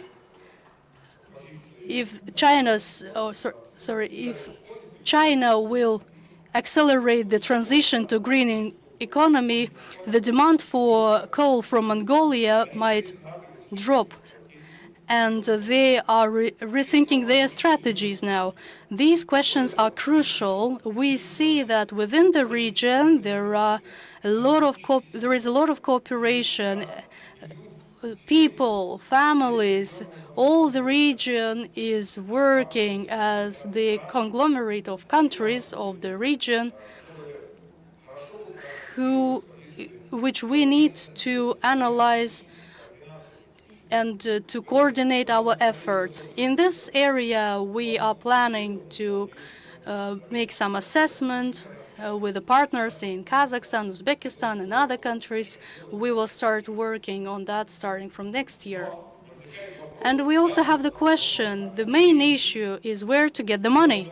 We might have great goals, we might have beautiful strategies and step-by-step plans on how to achieving the goals, but the question is, who is going to pay for that transition? Based on the assessment of the Institute of Research, we have approximate assessment from 500 to 600 billion will be required to reach net zero in Kazakhstan by 2060. I think we will continue discussing it, but the question is still there. Where do we get the money for that? And the question I was asked from Bahit, what is the role of international mechanisms like Article 6 of Paris Agreement and other mechanisms or other measures of climate investment and financing? These markets of bonds and special bonds, they are increasing and reaching trillions of dollars. I would like to give approximate estimation. As per the discussion that we had during the training on Tuesday, we got the following figures. Vietnam might be #1 among developing countries, which counted how much money will be needed and how much money will be invested to the decarbonization of Vietnam. About 30% of all investment can be acquired from international mechanisms, attracting investment, technologies, resources, know-hows, in order to make the transition to green economy and carbon-free economy. Similar assessments were for Egypt and other countries. They are specific, they have specific programs and specific projects. If we talk about and consider the similar percentage could be referred to Kazakhstan, for example. For example, 30% would be attracted from international mechanisms. On one hand, is a great resource. It is important for transition. On the other hand, Kazakhstan has a huge potential, can actually offer the technical decision, nature-based solutions on the increase of the debonding of the carbon emissions, which is really important. It had been already formulated and formed by the president, which is the carbon farming. I hope everyone knows about it, and so we'll also elaborate on that. So we have the potential for this measure. Attract significant large resources via international cooperation. We already have the experience. I see it as an interesting perspective for Central Asia overall, especially for Kazakhstan, and taking into consideration the elaboration of our president on the net zero and the program of the interaction. And I think that this platform could be something that we could benefit from. Thank you so much, Georgi. I think on Vietnam and Mongolia, there will be some questions because they're quite active in the market. I would like to ask speakers to keep in time, 10 minutes, so that we could have Q&A session. Thank you so much. Gary, Rector of University of Central Asia. Dr. Giri, welcome to Astana International Forum. We know that University of Central Asia is a leading achievement on promotion carbon agenda in Bishkek, in Tajikistan, in Kharok, in your university. And can you share with us your vision how Kazakhstan can promote carbon agenda through education, science, and improvement of capacity building, please? Yeah, great. Thank you very much, Bakit, and thank you for inviting me to this session, and also for always including and thinking of the role of universities in all of these issues. We often get overlooked, but universities play a critical role in building capacity and so on, as I'll explain in a moment. So you posed me a question about the institutions and the capacities that are necessary in order to underpin the carbon markets in Central Asia and Kazakhstan in particular. As I've been at the other sessions over the last couple of days listening, there's been a lot focused on some of the core competencies and some of the technical competencies that need to be built. And so I'm not going to say much about those, but we've heard about them in terms of the regulatory and policy frameworks, the technical and monitoring frameworks, the financial and investment frameworks, the market infrastructure and carbon literacy frameworks, and then, of course, the institutional coordination frameworks within and across countries.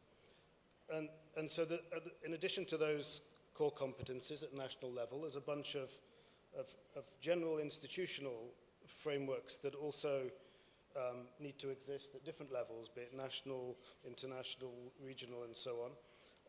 So you have things like the green investment banks and regulatory structures and national climate councils and so on at national levels.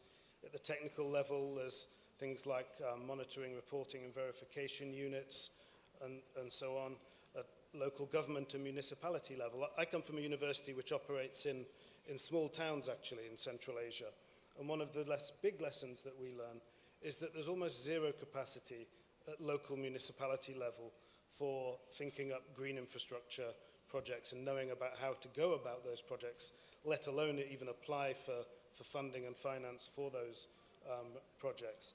And then, as we heard in the session before lunch, for anyone that was in this room, the importance of the private sector and public-private partnerships, the role that business councils and chambers of commerce and so on have in advocating for carbon pricing, carbon reduction and so on. And then, of course, there's the strategic enablers that operate across countries through partnership with the big multilateral institutions and so on. But they're all things that are outside of the scope of universities. So I just want to say a few things about the role of universities in providing the kind of key ecosystem for facilitating carbon markets. And this is through three means. Firstly, through increasing the credibility that underpins markets. Second, through the research that gives rise to that credibility. And thirdly, through shaping and building the human capital necessary for building carbon markets. And so for universities in general, there are at least four areas. One is in capacity building and education. So, for example, in building programs of education for students, for civil servants, for policymakers, and so on, whether that be in degree programs or in executive education or in credentialing and so on, increasingly, in climate financing, in environmental law, in monitoring, reporting and verification, in carbon accounting, and so on. These are all essential things, and we often meet in platforms like this, and we talk about it as though policymakers are really aware of these things, and implementers are aware aware of these things, and that's often very far from the truth, particularly, as I say, once you move away from capital cities. The second area is in research and policy support. So who is it that's going to learn and teach and undertake the quantification of emissions, the calculating of carbon sequestration potential, the evaluation of policy, the evaluation of the impact of policy, rather, the study of carbon pricing, economic modeling and ecological modeling. These are all things that are, if not best done, at least majorly done within university structures. So that's capacity building, research and policy support. The third is in technical infrastructure. Universities are homes to centers. They bring hubs. They bring the possibility for bringing universities together with policymakers and so on through technical infrastructure hubs. So labs and centers, for example, which can focus on greenhouse emissions modeling, building expertise and so on in remote sensing and GIS and other forms of climate modeling. And then the fourth area is in convening power. Universities are excellent conveners. They bring together in neutral spaces policymakers, business, public servants, civil society, where dialogue can take place on carbon markets, climate finance, nature-based solutions, and so on. And in that sense, they can act as think tanks, enabling carbon markets to develop. My university is the University of Central Asia, and it's a somewhat unique university in that it straddles 3 countries legally. It operates in Kazakhstan, Kyrgyzstan, and in Tajikistan, and is also active through 4 centers in Afghanistan, and increasingly active also in Uzbekistan. So it's operating across the region, and nearly every session I've been in here this week has talked about the need for cross-regional collaboration. So the University of Central Asia is naturally positioned to promote this kind of coordination and collaboration. In addition, our university, the major strength is in climate and environmental science and cryosphere science, and modeling climate change, modeling water and food security patterns, but also underpinned by a strong economics program of research and education. And these 2 things together are very powerful, economics and ecology and environment. And UCA provided last year the first high-resolution cross-Central Asia modeling of climate change over the last 3 or 4 decades for this region, and it's now publicly available data. It was done in collaboration with University of Kyoto because there isn't the infrastructure, the technical infrastructure within the countries of Central Asia to produce this kind of of modeling. So that's a research strength. The third area is in capacity building. Later this year, UCA will launch its cross-regional MSc program in economic analysis and data science with a strong emphasis on environmental economics and a pathway through in environmental economics. And we're also now, between Tajikistan and Kyrgyzstan, developing a program in environmental management and climate change, which is a more environmentally science-oriented program. But linked to all of these, of course, are short courses, credentialing, and so on, aimed at other markets, at policymakers, and so on. And we're just in the process of finalizing an executive education course called Carbon Markets 101. And this reflects that we're catering to a market where 101 knowledge really is necessary across the board. There's lots of expertise, but it's in pockets and not necessarily where it needs to be. And that's come from our needs analysis in this area. So the capacity building, expertise, and so on. Applied research, of course, is another area that universities bring, and that UCA would like to work more actively in this area in collaboration with other partners. So things like piloting carbon offset projects, such as forest conservation, renewable energy, rangeland reforestation, sustainable pasture management, and so on.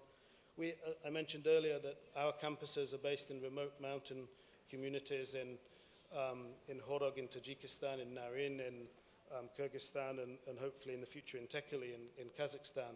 And in Narin now we have a proposal to develop the campus into a living lab, which will provide a natural place for experimentation around some of these carbon capture possibilities. And for UCA, and this is something that me and you, Bakit, have been discussing for a year, how do we get an easy starter to bring along universities with policymakers and other stakeholders in this area? And one thing that we're currently working on is a proposal, along with a little bit of investment, to create a climate and monitoring, reporting and verification lab for Central Asia, maybe as a precursor to a major regional climate research center. And so through this we propose technical educational, for it to become a technical educational convening hub for capacity building in climate data, carbon accounting, monitoring systems, and so on, to leverage expertise that we already have and other universities have in remote sensing, GIS expertise, ecological monitoring, and so on, to collect the baseline data and then the impact data to see what the result of these initiatives are, and to undertake climate data, ecological modeling, and economics modeling, and to promote monitoring, reporting, and verification systems through training. Unless we believe that the monitoring is credible, the reporting is credible, and it's verifiable, we ain't going anywhere with any of this, basically. And the basis for that has to come from universities. So just to conclude, it's clear that Central Asia needs the competences and the institutions. That's widely accepted and discussed all through the sessions. But the knowledge systems themselves are generated at the university level. And universities can therefore be the catalyst to embed carbon markets in our region. And UCA is definitely ready to play its part regionally in connecting minds and in shaping the carbon-reduced future. Thank you. Okay, thank you very much. Thank you very much, Dr. Chris. I think it is a broader program for capacity building in Central Asia. I know that yesterday you met with Minister of Education and Science of Kazakhstan, Mr. Sayasat Nurbek, and welcome to Kazakhstan. Thank you very much. Dear colleagues, next speaker is Dr. Sakir Devrin Yilmaz, Senior Research, French Development Agency. Уважаемые коллеги, я хотел бы поприветствовать господина Сакира. Dear colleagues, I would like to give a floor to Sakir Devrim Yilmaz, who is representing Agency of French Development. We also have the head of the French fund here, Gulnoza, and we would like to wish you the good start in Kazakhstan. We know that We had the French-Kazakh investment forum, and you have already concluded certain agreements, and we hope that this fund will also give us impetus for the development of different research projects as well as initiatives. Evrim Yilmaz, please, Sakir. Hi, thank you very much for inviting me here. And as Bakit has mentioned, I am a senior researcher at French Development Agency. And I'm mainly involved in modeling energy transition, analytical models of energy transition, in some of which we involve carbon taxes. So the first thing I would like to really mention is maybe it's not very clear to non-economists about how carbon markets or emission trading systems may be facilitating the transition. Mr. Thompson before mentioned that it is the only way because we don't know anything else, and that's more or less correct, of course. And because we don't have any other market-based solution, and how could an emission trading system really help? From a modeling perspective, how does the economic incentive really work behind the emission trading? And there's a few channels through which emission trading will actually facilitate and enhance the carbon transition. And one of the first ones is, of course, the most obvious one, is that when there's a carbon trading market, this increases the profitability of firms which are invested in green technologies and which are invested in renewables, non-emission technologies and all this. So there's a direct profitability effect, first of all.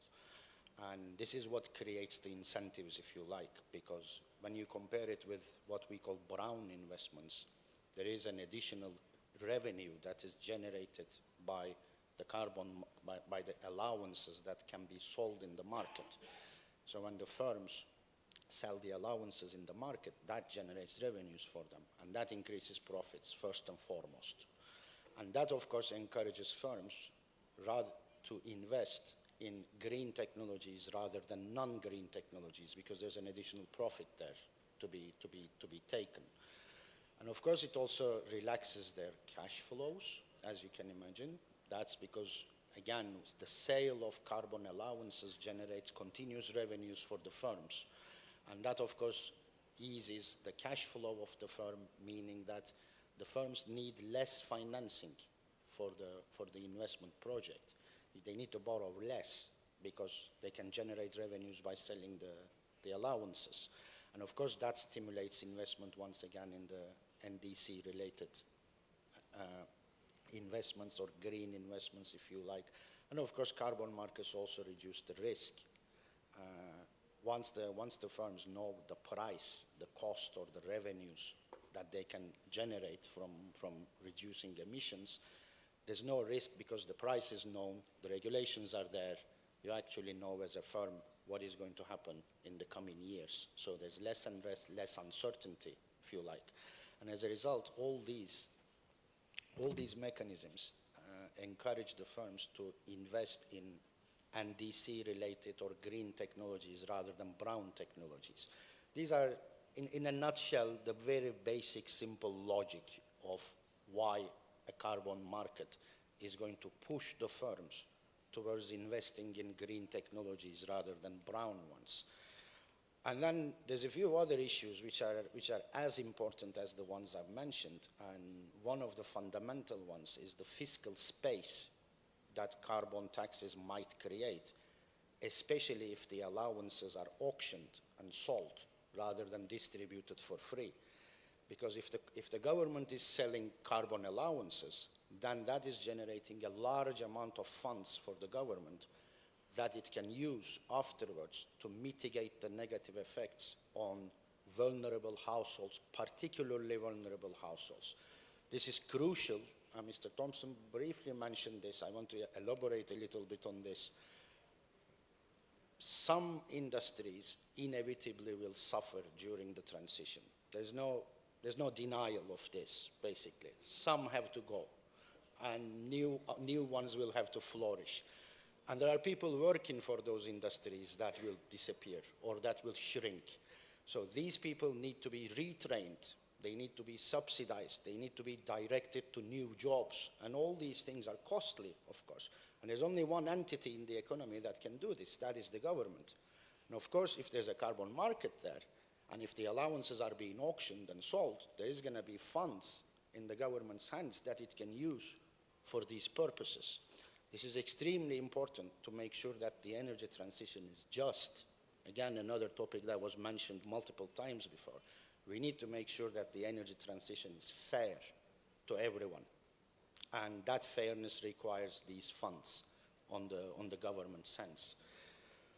And another important point is that carbon markets, because they allow trading both domestically and internationally, it will bring foreign direct investment to the country, especially if the carbon allowances are traded with abroad.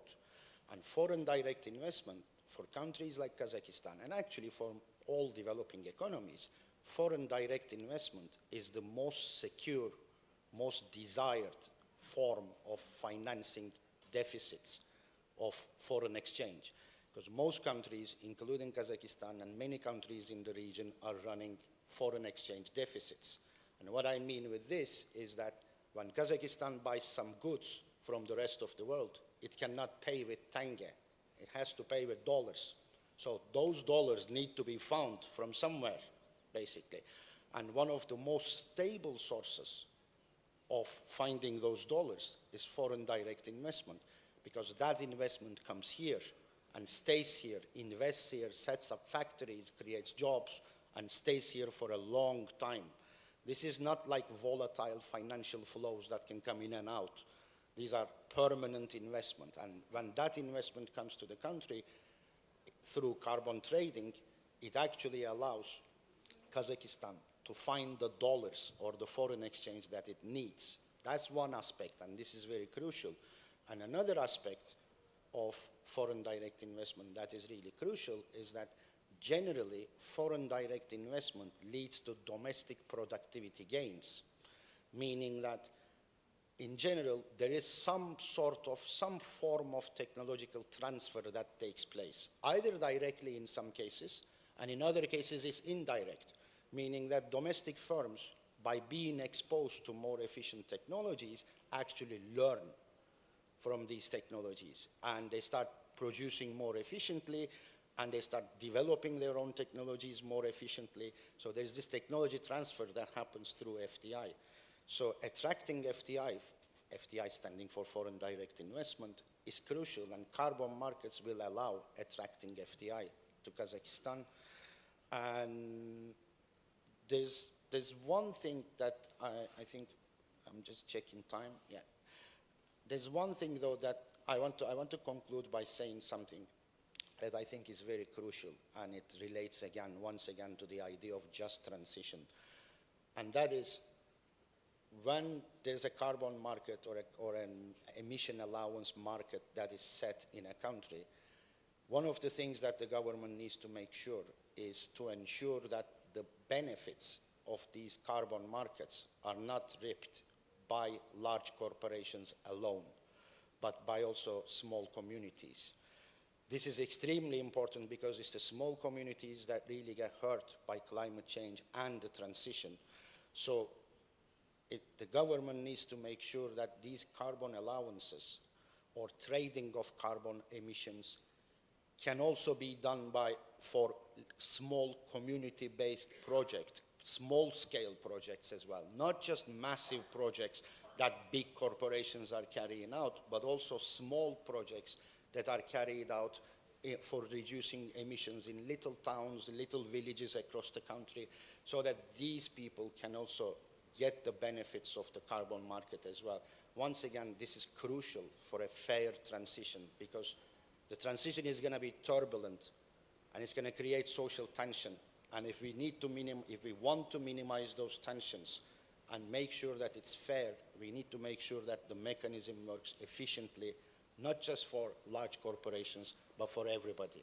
Right? And I will conclude with this. Thank you very much. Thank you very much. Thank you very much, Devrim, for your contribution to our session. We hope that new model, I know that you promote the STEAM model. It's really innovative model, and we hope that integration this model to strategic planning system in Kazakhstan help us to finally achieve or promote carbon neutrality. Уважаемые коллеги, Dear colleagues, I would like to give the floor to Mr. Dosum Kudurbayev. He is representing the consulting group Rakurs, which is known for supporting farming. I know that he is working effectively in this area, and he probably knows what we in Kazakhstan should be doing in order to launch this voluntary carbon market. Thank you very much, Bahut. I'm not sure what kind of modeling is being made, probably in some other country, but this country where we aspire to be, because all the elements of your modeling cannot be applied to our country. We are at the final stage. We will be discussing with Mr. Kouanish about the real situation, what is happening, and what kind of challenges we face. As in the previous panel session, it was said that without the fair price, without balancing the market of carbon trade,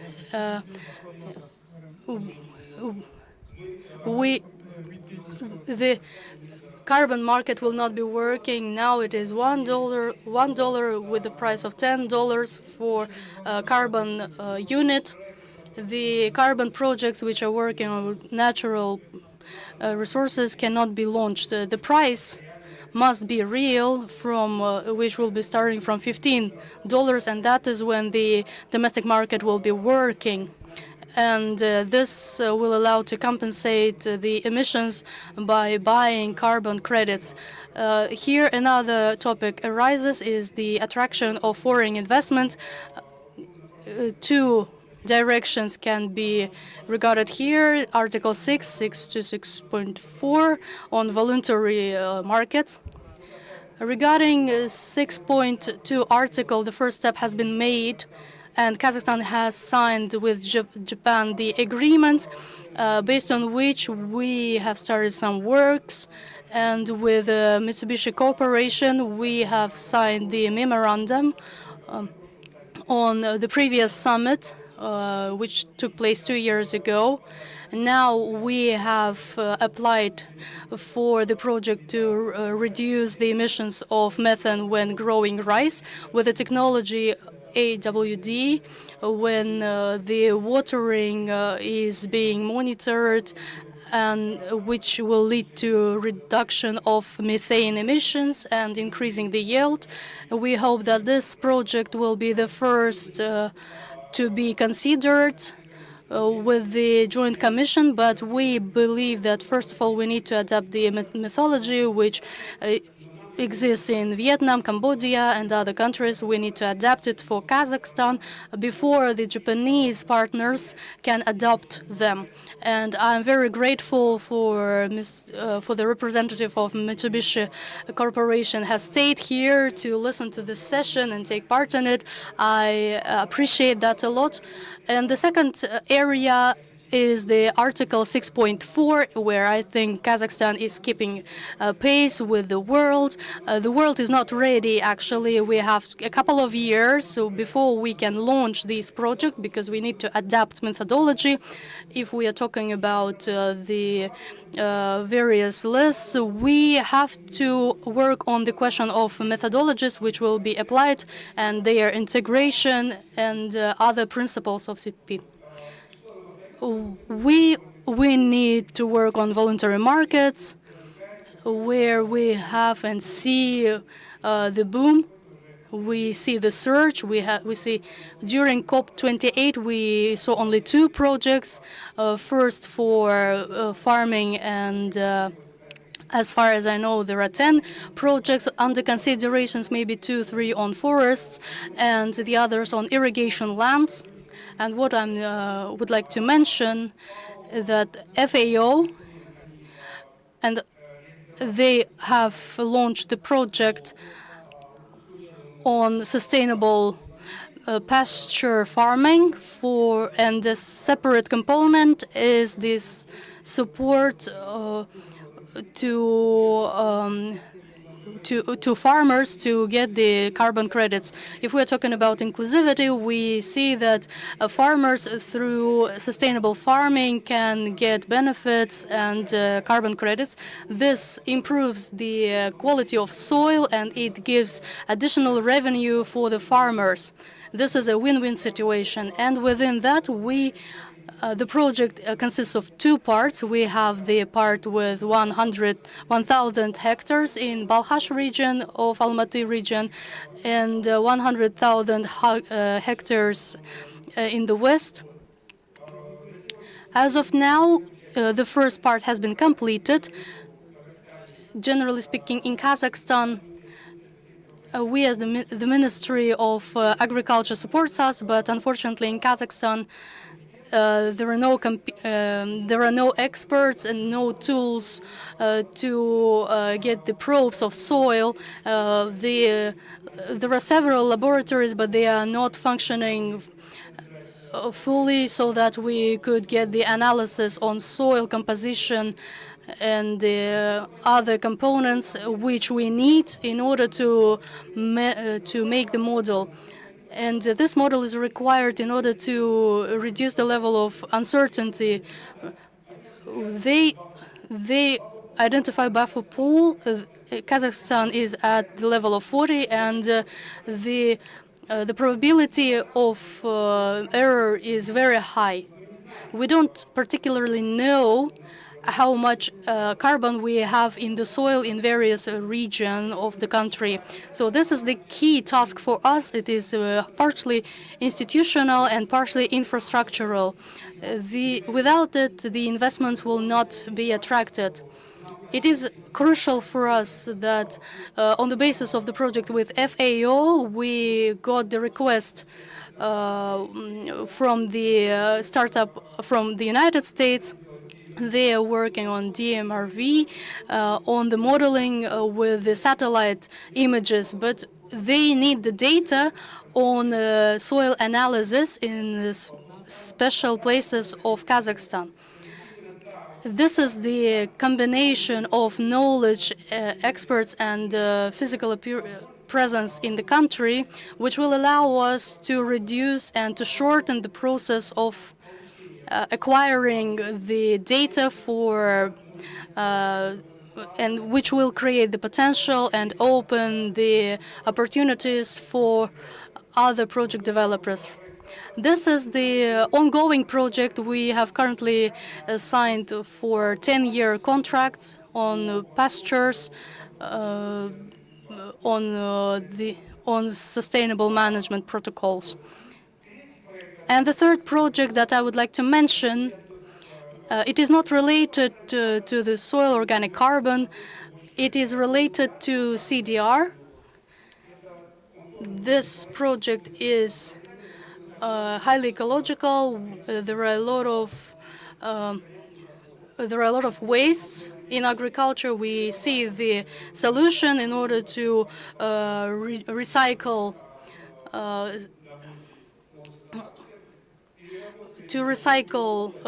the products into biofuel, which can be sold as carbon credits. And separately, we will create the fertilizers, which can get the share for farmers. From one side, we are reducing the carbon footprint from agriculture. On the other hand, we are making carbon removals and we are selling them abroad. And thirdly, we are producing the fertilizers, which will replace the mineral fertilizers, which emit the carbon. And the potential is huge in Kazakhstan. 180,000 hectares can be developed under these projects. I guess that Mr. Kuanish will tell us more about these projects on how we are going to LLU, LLCF is reflected in our NDC, and whether we have the potential, as well as in Mongolia, to realize it during the COP29. Thank you very much, Dosem, for telling us about this project. We wish you good luck. Thank you. Thanks to FAO for their support. When we are talking about our responsibilities, we might forget about the potential we have. And finally, the main speaker of our panel session is Mr. Konush Bisingazin. He is the head of the National Bureau of Economic Research. He has been working on the strategy of carbon neutrality, and I believe that he is here today with us during our session. Thank you very much. I know that you can tell us a lot about net zero strategy because the document is vast. How is it planned to connect the carbon markets and whether they are going to be included in the roadmap project? Thank you very much, dear participants, dear speakers. It is an honor for me to be here, a part of this session. We are discussing crucial topics. We see that the potential is huge in order to participate in carbon market. Basically, Kazakhstan has always been an active partner in international agreements, whether we are talking about geopolitics or economics, because we have a lot of resources. But the potential that we actually have in order to participate in carbon markets has not been implemented fully, because we have huge potential. As we have calculated, we can work. The annual potential is about 45 million tons. This is a huge number, actually, but nevertheless, this is not a huge figure if we compare it with our neighbors like Kyrgyzstan or Uzbekistan, for example. In their countries, the potential is about 145 million tons.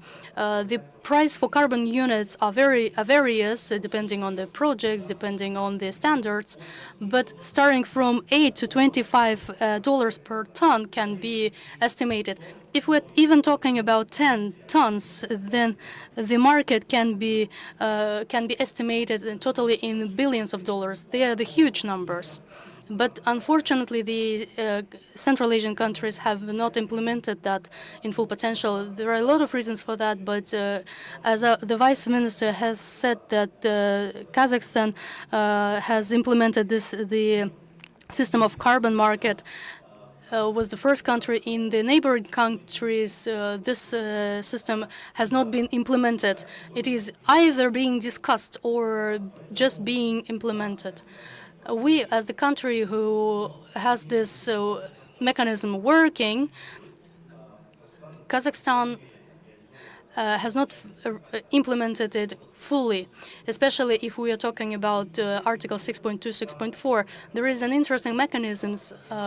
The countries who are reducing these emissions and they are working multilaterally, and Kazakhstan can implement that as well.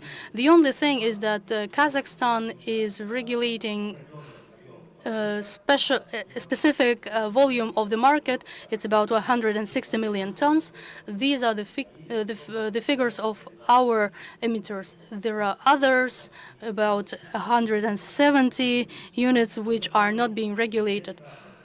It would be interesting to see what if the government will give the right to implement the carbon credits. We are not just saying about 45 millions. We have to work and we have to take responsibility under Paris Agreement. What if we give the right to work on voluntary markets? This could give this allowance could be given by the Ministry of Ecology or other institutions, for example, the Ministry of Energy. In this case, the Ministry of Energy would be working on this on its own. They would be finding the investors. The question is where to sell them. Unfortunately, Kazakhstan is treating them as goods, while the international markets are working with them as bonds. And if we're talking about Europe, for example, 55 units are sold by financial institutions, and they are treating them as bonds, not as goods. If we are talking about internal documents, we have started working on on these ecological units. Now we are working on this on the basis of AIFC. If anyone is interested in that project, they can be working with them.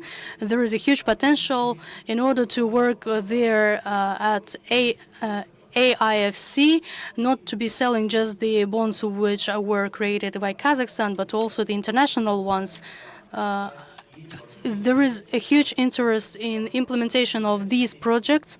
There are many limitations, technical limitations and methodological limitations, or human capital, but when there is the regulation,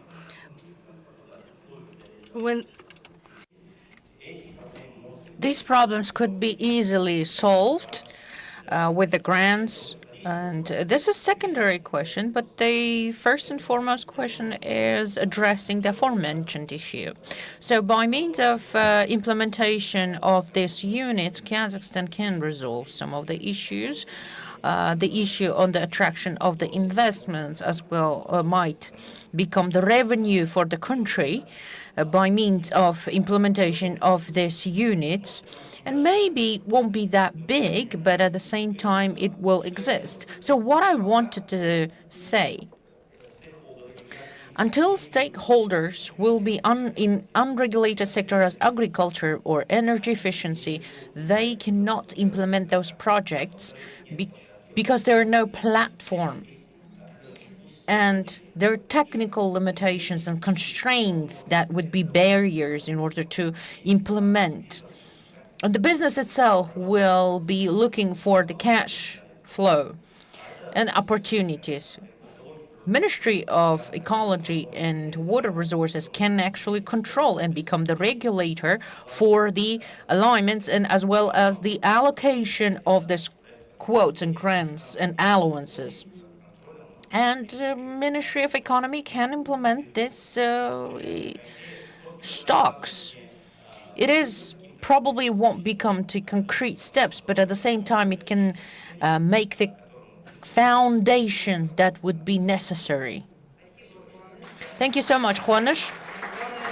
The main thing is that we started the work, the roadmap. What I would like to add here that this is high potential. This market has a high potential. There are many estimates and different evaluations. The carbon market had been estimated and valued differently, but at the same time, I would like to say that the average volume is the $600 billion. So 40% in 2025 is going to be carbon market. So Kazakhstan is the 0.000 something. But at the same time, we had signed together with other Central Asian countries. Colleagues, thank you so much. We tried to present our views briefly. We have a huge audience here, representatives of the business sector as well as the government, civil servants. And what is your view to the future? Do you believe that this could be possible? Could you give the microphone, please? Jandos Nurmagomedov, Vice President and Executive Director of the national company KazEnergy. Well, regarding the carbon markets, the voluntary carbon markets, I understand that it's mainstream and trend. I don't know whether the Ministry of Ecology is presented here or not. the initiatives that had been promoted by the speakers on this panel and other sessions, we are the international company who are ready to invest into reduction of the carbon emissions, but unfortunately, there are no legal framework. Everything what Dostum Kadirbayev does, it's just a belief that he will make this path, but we would like to wish best of luck.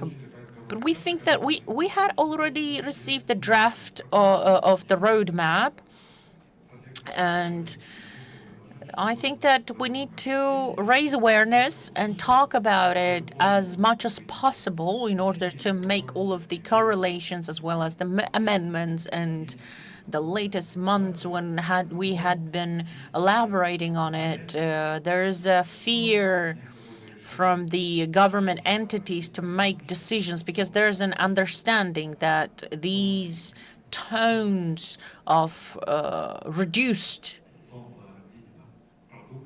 products will go somewhere, and Kazakhstan won't actually fulfill the responsibilities. I know that we're behind the schedule, but at the same time, I would like to add this thought. So we are ready to receive Qanish's recommendations, and we already have the Kaz Energy on our own part. So maybe we could make the communication. Qanish, would you accept that? He can actually give us his recommendations and we would know what to do. And we will be trying to convince and convey the message, convince the government bodies. Thank you so much, Andos, for your understanding and support of this market. Is there any volunteers? We have time for a couple of questions. Could you keep the microphone, please?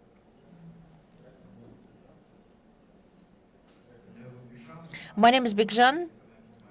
International Climate Change Solutions Company. We had been registered in IFC starting last year.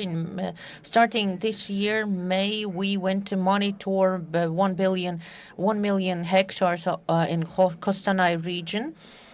So nowadays we are conducting the surveys in order to understand there are different pathologies as well as the approaches that our farmers are voicing. So the transition and the entry point to the green economy and green technologies is too expensive. So which means that we are measuring 1 kilogram of the soil and trying to see whether how much it would cost when we talk about carbon farming, right? In regards to carbon farming. And of course, we understand that the sums are quite huge, but through the grants we can cover those expenditures. But at the same time, entry point is quite expensive. And up to what extent farmers could bear responsibility regarding those expenditures and what would be the benefits, and won't those, as Dr. Elmas had already elaborated, is there any fiscal risks? Initiatives are good, I understand, but at the same time, Mr. Thompson says that some of the initiatives cannot be fulfilled because it is impossible to fulfill. So up to what extent you could estimate whether Kazakhstan is right track or not? And what players are necessary for soft infrastructure for the development? Is the question clear? Yes. Well, we need to understand the cropland and rangeland and different techniques. And when we talk about those who grow crops, for example, if they think that the yield will be compensated, for example, right? I'm ready, but it doesn't happen. So the cost of the yield is actually is quite bigger rather than we could recover. So, and 3 years will pass for the soil resting, and only after that we could grow crops. So farmers are quite disappointed because yield is getting lower and lower. It is decreasing, and those subsidies are not covering it. It is the different story in other sectors, and the expenditures are not that big. And we understand that carbon farming is rotated, so we understand that we need to attract different solutions, and we decided to have Shokala, which is the electronic shepherd, and the pastures is totally a different story because on the market it's like $300 is the cow, but we found some entities that could do that half price, but we're not selling it to the market. We're selling B2B, which is off-take. And with off-take, you can have the targeted financing so that technical part would be changed, because if you won't use the mineral but organic fertilizers, it is also a huge problem. It doesn't resolve right away. So on one hand, you need to have Ministry of Agriculture to monitor the soil usage, because this is something that is going to be foreseen by the legal framework. If everything will be described and provided there, we will have the arbitrage and fines, and we will have the normal practices. And also, it is important for institutes to be working and regulatory frameworks would be working, and those institutes who would validate and verificate that you will need the MRV institutes. All of these tools are quite expensive, and methodologies that will be adopted are also important. Will verificators and validators would, in international market, accept what we have developed? Thank you, Dosim, so much. I see two hands, but Ruslan Muratov was first one. He's the vice president of the stock FTA, which had been selling the emissions. STV, please, if you could talk about it. And we have regulated and voluntary market. Well, briefly, the question is probably going to be addressed to Kwanas. You have said that IPO between the countries in Central Asia, for example, what you are offering, you want 6.2 or 6.4. Let's forget what Dosim had mentioned, institutional ones, for example. Neighbors are not developed, we're more developed. Which way would you prefer? Well, I think you're the one who could address this issue better than I could do. Well, here we need to look at what is easier to do. I think that 6.2, it is the most favorable version. I'd like to add that 6.4, there's no intimo, so 6.2 corresponding adjustments. Oscar from Experts France. One question. Under the Kyoto Protocol, the emission trading scheme has been, I think we can say it, a failure.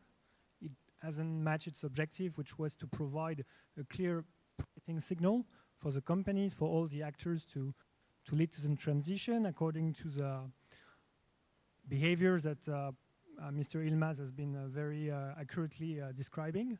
So what makes you think that this new mechanism will be more successful under the Paris Agreement? As far as I'm concerned, I think it's going to be even more challenging because there's less pressure on each government. My second question in relation to that, if the Central Asian countries are really serious when they talk about carbon transition, carbon neutrality, shouldn't they consider and shouldn't we start talking about a carbon tax? Who will be first? Please, Willy. To whoever has the answer. Yeah, please. I'll come in on that, the second question first, because although we do a lot of work on carbon markets at the OECD, I'm a much bigger fan of a carbon tax. I follow Dieter Helm, who wrote about this 15, 20 years ago, one of the best economists in Oxford working on these issues. In economic theory, cap and trade and a tax should deliver something similar. In practice, there are a variety of reasons why we would expect a tax to be more direct, more effective. It's something that if we had begun introducing it at a very low level and just slowly ramping it up several decades ago, we would now live with very, very comfortably. And I think it's unfortunate, that we have not done that. I think there is much to be done that could make carbon markets more effective, in particular by phasing out free permits, setting floor prices. I mean, there's a lot that could be done to make them work better. But I freely admit, and this is me personally, the OECD has no position as an organization on this particular choice, but I will always vote for a clearly defined and well-designed carbon tax, given that opportunity. And there aren't many subjects on which I will choose a tax over a market. This is unusual. Okay, thank you very much, dear colleagues. Unfortunately, we need to conclude our session because time is finishing. Maybe a last question, maybe we send our speaker after finishing this session. And let me thank once again for our committee this session. First of all, Ministry of Ecology and Natural Resources, to all speakers, including representative OECD, SIPA, IDRI, University of Central Asia, AFD, and other speakers. Dear colleagues, I would like to express gratitude for participation. I know that 1 hour is not enough, but all of us are open to talk to speakers. Let's give round of applause for speakers for this session. We hope that you will prepare the recommendation and then send to the Ministry of Ecology. Thank you so much for the interpreters, by the way.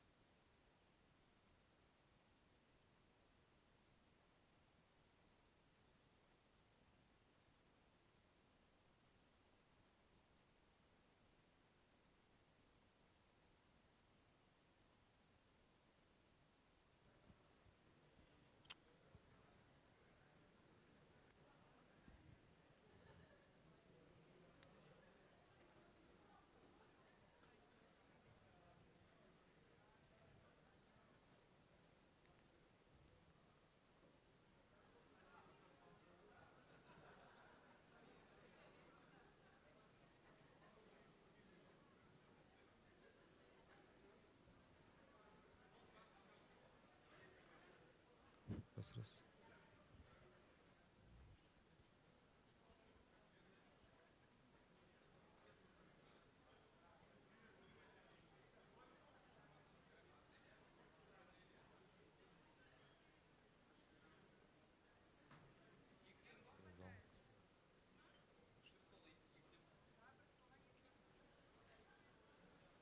Что сказать, уважаемые гости, прошу покинуть зал, чтобы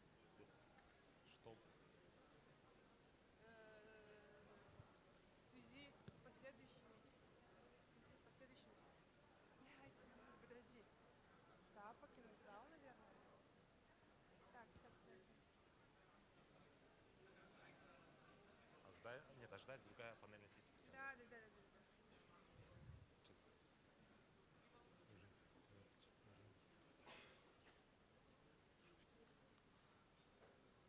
Уважаемые гости, пожалуйста, просим покинуть конференц-зал. Ожидаем другую панельную сессию.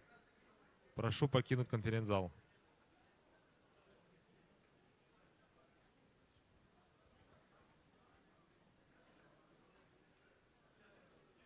Кто остается на следующей панельной сессии, пожалуйста. Dear participants, please take your seats.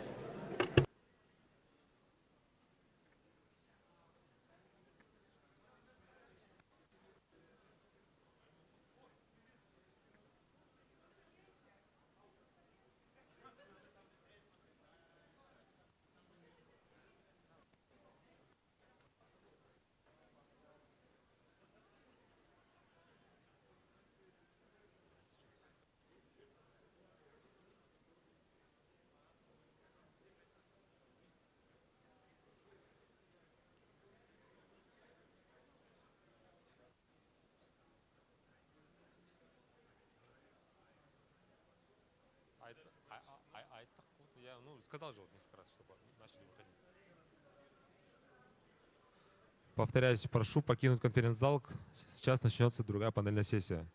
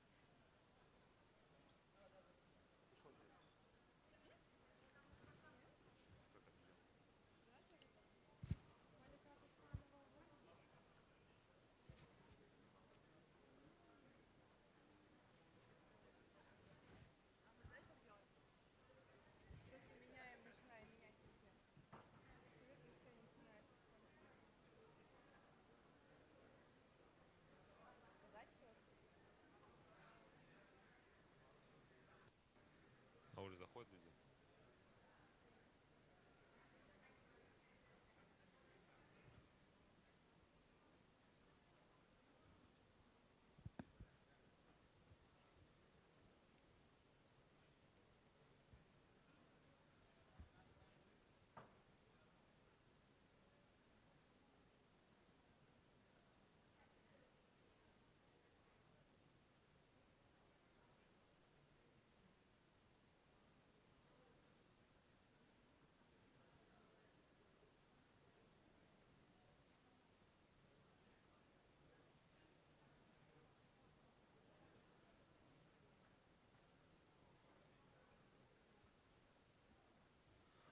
Уважаемые гости, не стоим, рассаживаемся по местам.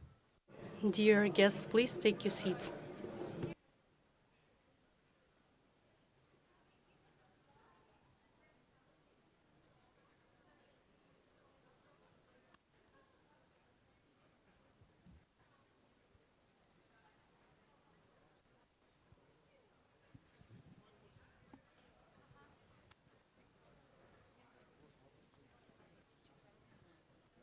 Сессия начинается. Можете... Dear participants, please take your seats.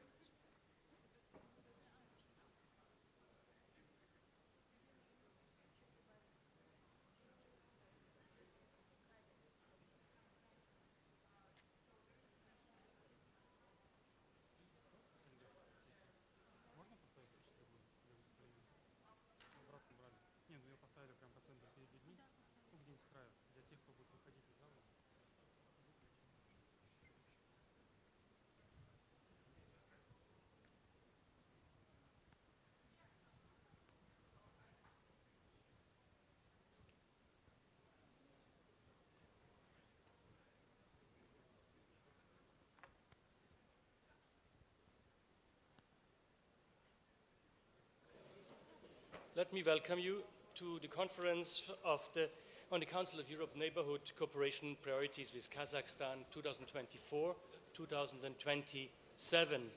Following meetings of the Secretary General with the President of the Republic, the Speaker, the Minister of Foreign Affairs, and of course the Minister of Justice, we are pleased to welcome you here to inform also the wider public about these neighborhood cooperation priorities, where the Council of Europe assists Kazakhstan in your reform agenda.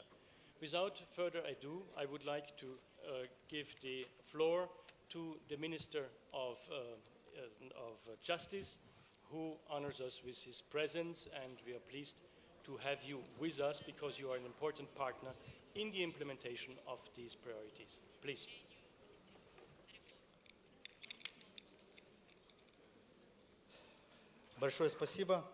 Thank you very much. Dear Secretary General, Your Excellencies, ladies and gentlemen, I'm glad to welcome you all for the conference on the Council of Europe Neighborhood cooperation priorities with Kazakhstan on 2024-2027. First of all, I would like to welcome the Secretary General, Mr. Alain Berset, for the first visit in Kazakhstan and for organization of this event.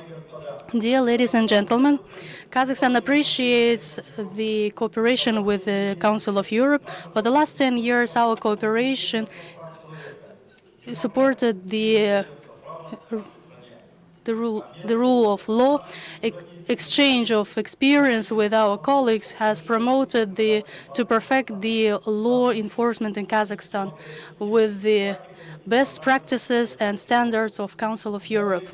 New priorities reflect the national agenda and our common vision in our cooperation with Council of Europe.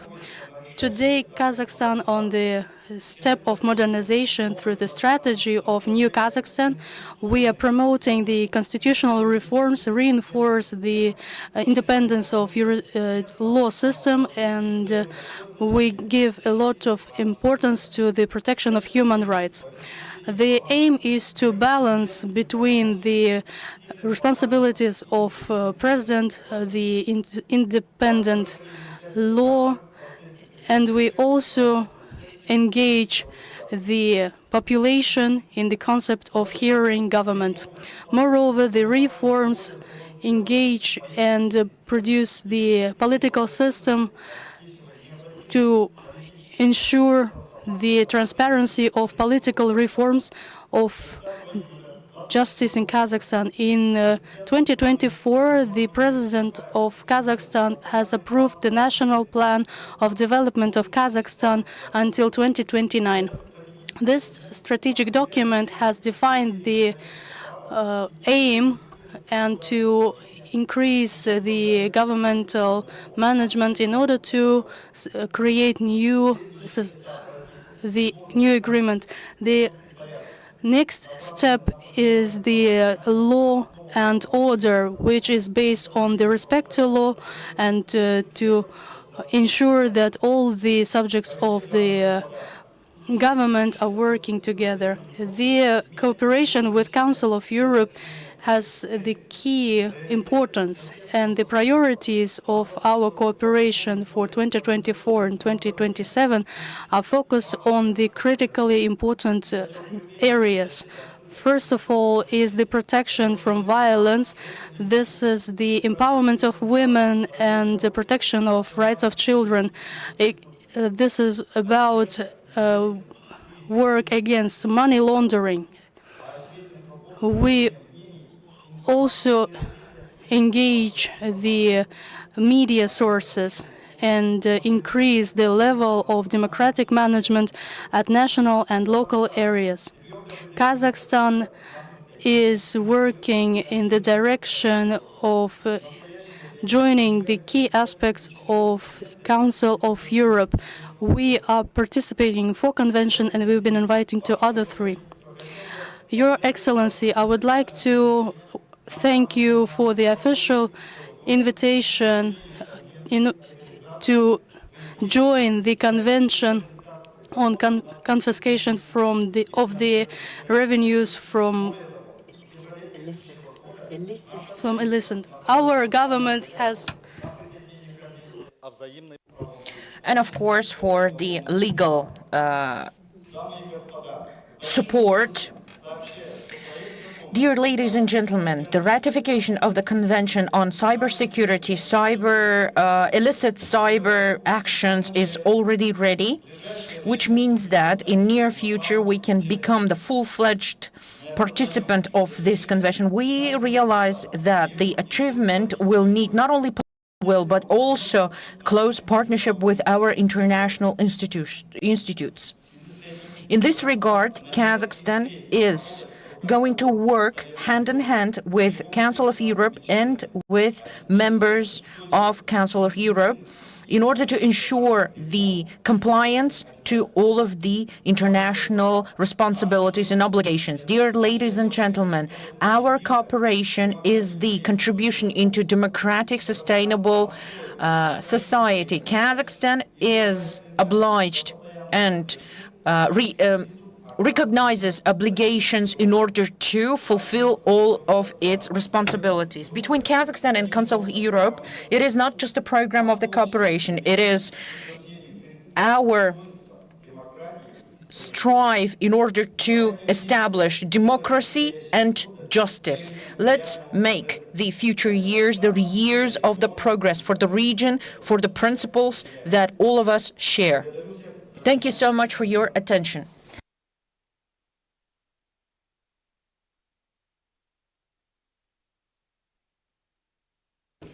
And for explaining how the neighborhood cooperation priorities fit into the reform agenda of Kazakhstan.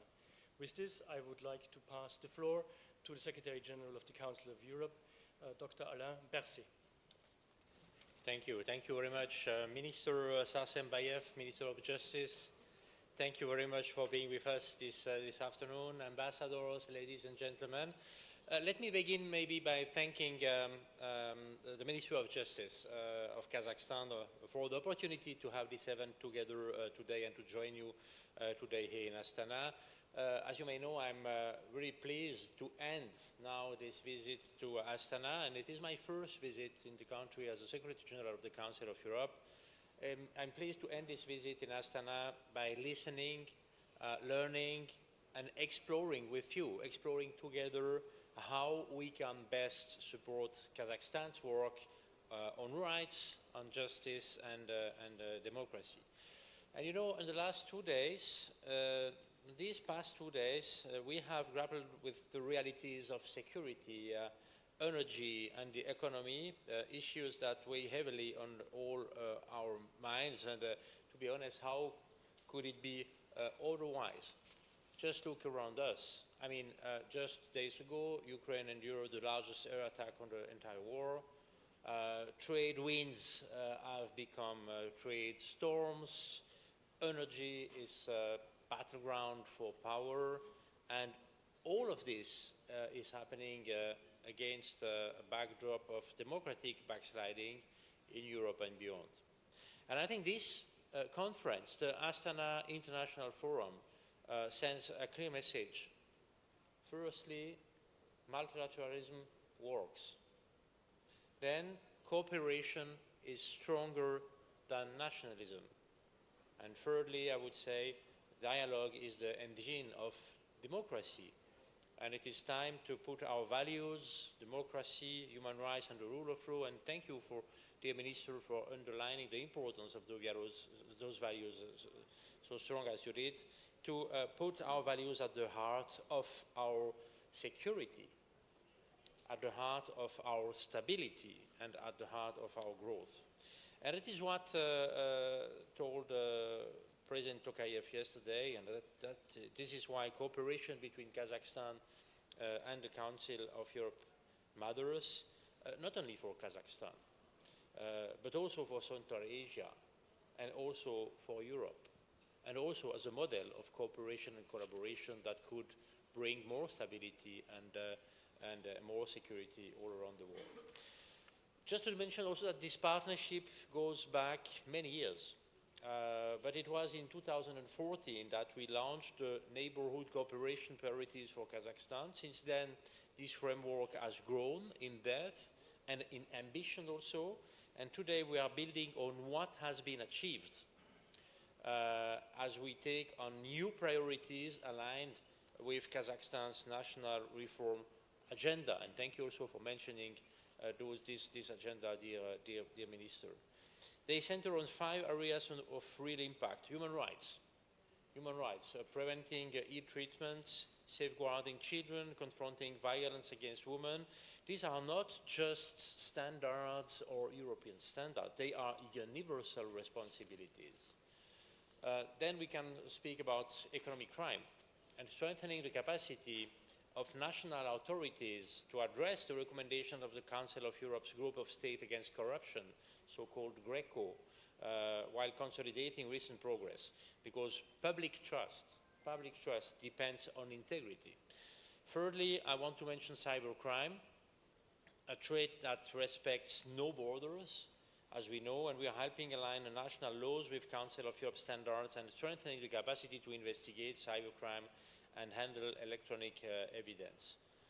The next point is about justice, ensuring that courts are independent, efficient, and truly accessible to all. And I know that it is in all countries, in all situations, in all contexts, it is always something that we must be aware of and that we must work on. And the last point I want maybe to mention, it is the democratic governance. Also here in the collaboration between parliaments, supporting the Kazakh parliament in promoting democratic governance and protecting human rights with the support of the Parliamentary Assembly of the Council of Europe.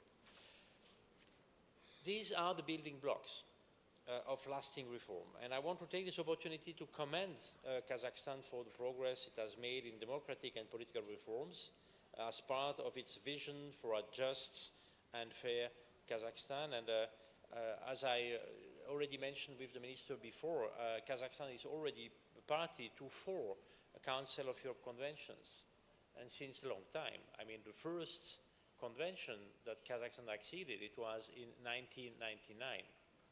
Not only the last century, as I mentioned before, but also the last millennium. It means a lot. And the Committee of Ministers of the Council of Europe has now invited Kazakhstan to accede to key conventions on violence against women, on corruption, cybercrime, and on money laundering and the financing of terrorism. And I'm pleased to learn that it was confirmed in April. So I encourage now Kazakhstan to join us, to join these important instruments of European and international cooperation. I think there is here a Kazakh proverb. I'm not sure about this because I was told that there is a Kazakh proverb that says, "A fur coat sewn together won't be short." And it reminds us that lasting results come from shared effort. That's the main element I want to share with you this afternoon. And together, please, let us set an example of how East and West and center, because here is also the center of the world, as I told before to the minister, and how we can cooperate across borders, beyond differences. Let us show that in an age of uncertainty, of unpredictability, dialogue, democracy, and human rights remain our strongest foundation. That is what I take also with me from Astana, from this Astana International Forum, from all the meetings I had, the fruitful meetings I had here in Astana, and that is what I will continue to work for, not alone, with the Council of Europe, with all the member states, with Kazakhstan, with all our partners. That means with Kazakhstan and with all of you. So thank you for your attention. Thank you for being here this afternoon for this very important moment, underlining the strong cooperation that we have between the Kazakhstan and the Council of Europe.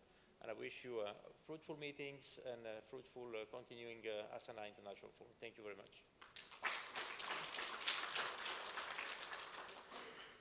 Thank you for these words, informing us also of the results of your meetings. This is very helpful and will give us the guidance for our conference will now continue.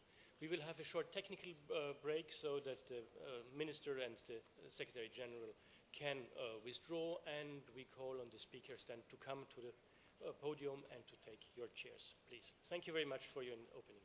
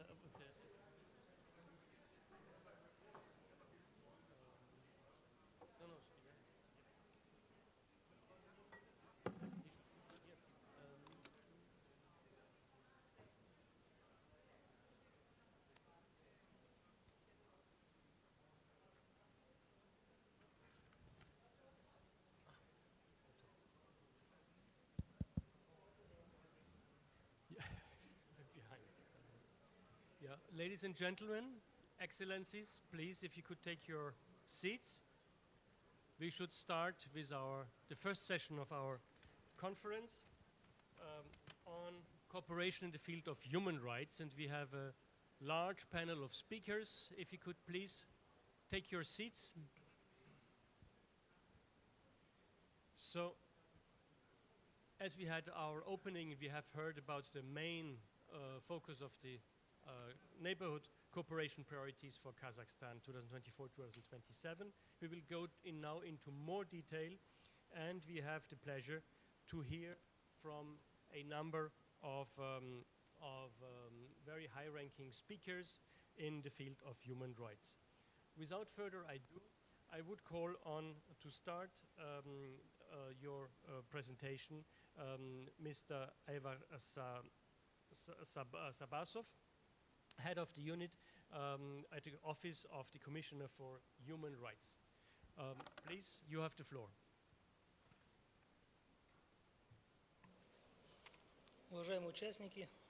Dear participants, I would like to express gratitude for this opportunity. Partnership and cooperation became the foundation of the democracy, and this is a relevant issue nowadays when we need to make the steps in order to strengthen the national system of the legal framework and enhancing the legal framework. And of course, institutes of the commissioner as well is something that is necessary. Constitution of 2022 had actually changed the ombudsman's mandate, and the law gives the immunity, protects from any kind of interventions, unjustified interventions, which actually enhances the potential. During the development of the amendments, we had been through Venice Commission, we had been cooperating, and Venice Commission had made their own recommendations, most of which had been taken into consideration and had been implemented. And nowadays we see the interest from the civil society being enhanced and escalated, and the role of the representatives of the ombudsman being in the regions is actually the reason why this interest had been strengthened from the society. And also this was the recommendation from the Venice Commission. It had been created in 2013 Ombudsman Plus model, which actually provides the cooperation with the civil societies as well as the non-government entities. And Ombudsman is actually person or entity which is the bridge between the government as well and civil societies and population. In this context, I would like to highlight the beginning of the new era of the cooperation, the joint project with the Council of Europe, which will last until 2026, and which will strengthen the Human Rights Institute and will align it with the international standards. This project covers the spectrum of the responsibilities, the regional representatives as well as ombudsman itself, and sectors of the government entities. We are going to implement it in terms of the national plan, and it's going to be the practical step for the sustainable legal framework in the country. Council of Europe traditionally support the development of the Institute of the Ombudsman, and we know that this project is going to be the important step for the development and practical real implementation of the neighboring countries. Thank you so much for your attention. This concise introduction, and thank you for pointing out the work of the Venice Commission in furthering and strengthening the position of the Ombudsman in Kazakhstan. With this, we turn to the next speaker, Mr. Yerlan Saparov, Deputy Head of the Apparatus of the Constitutional Court. Please, you have the floor.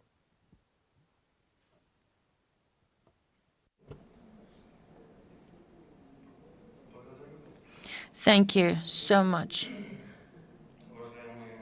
dear speaker, dear participants of this conference. I'm happy to see you on this conference, which is dedicated to the priorities of the cooperation between Council of Europe and Kazakhstan from 2024 to 2027. We highly appreciate the cooperation with Council of Europe. I would like to dwell into some of the indicators that will cover the number of the key areas for our country: human rights and protection of the human rights, the development of which had been initiated by the head of the state, reforms, and we accept with arms wide open the one-on-one initiatives, the zero tolerance to the tortures and the measures for the prevention of the excessive intervention from the government bodies into the private lives of the population.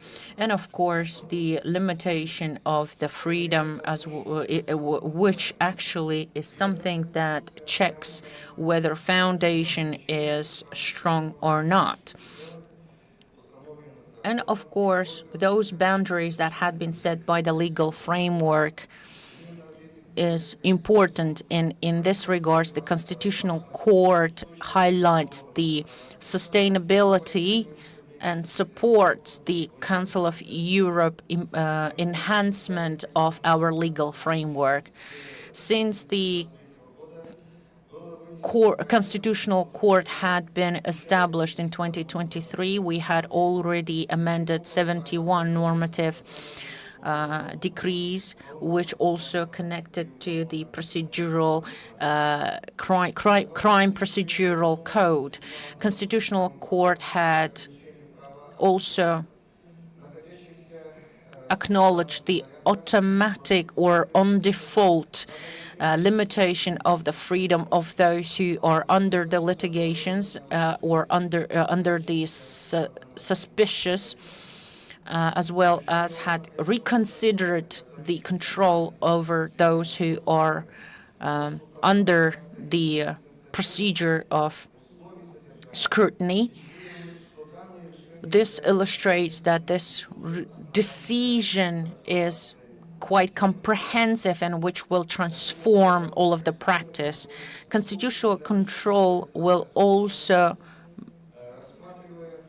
promote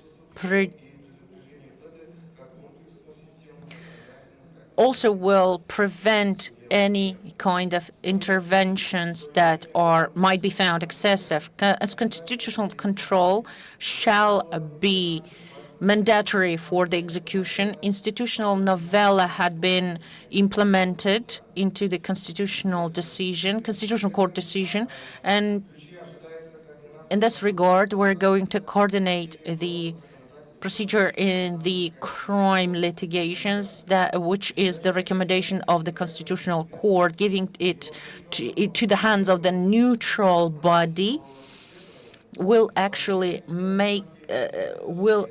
eliminate the conflict of the interest and make the consideration of the human rights more efficient. Indicators and support of the National Institutes on the Human Rights, Article 1.1, will expand the mandate and competences of the institutes of the human rights protection. The Ombudsman's mandate will be also provided, as well as the officials which will identify any kind of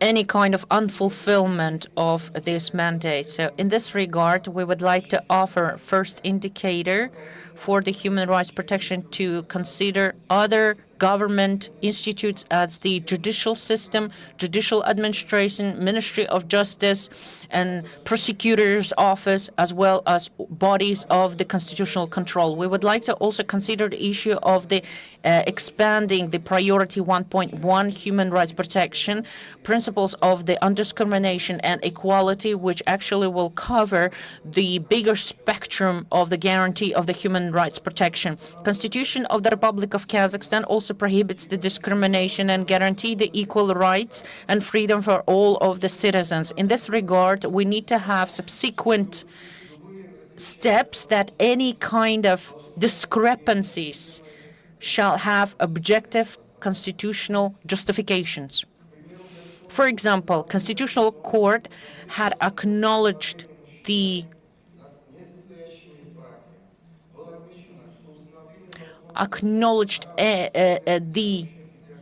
abuse of the rights for those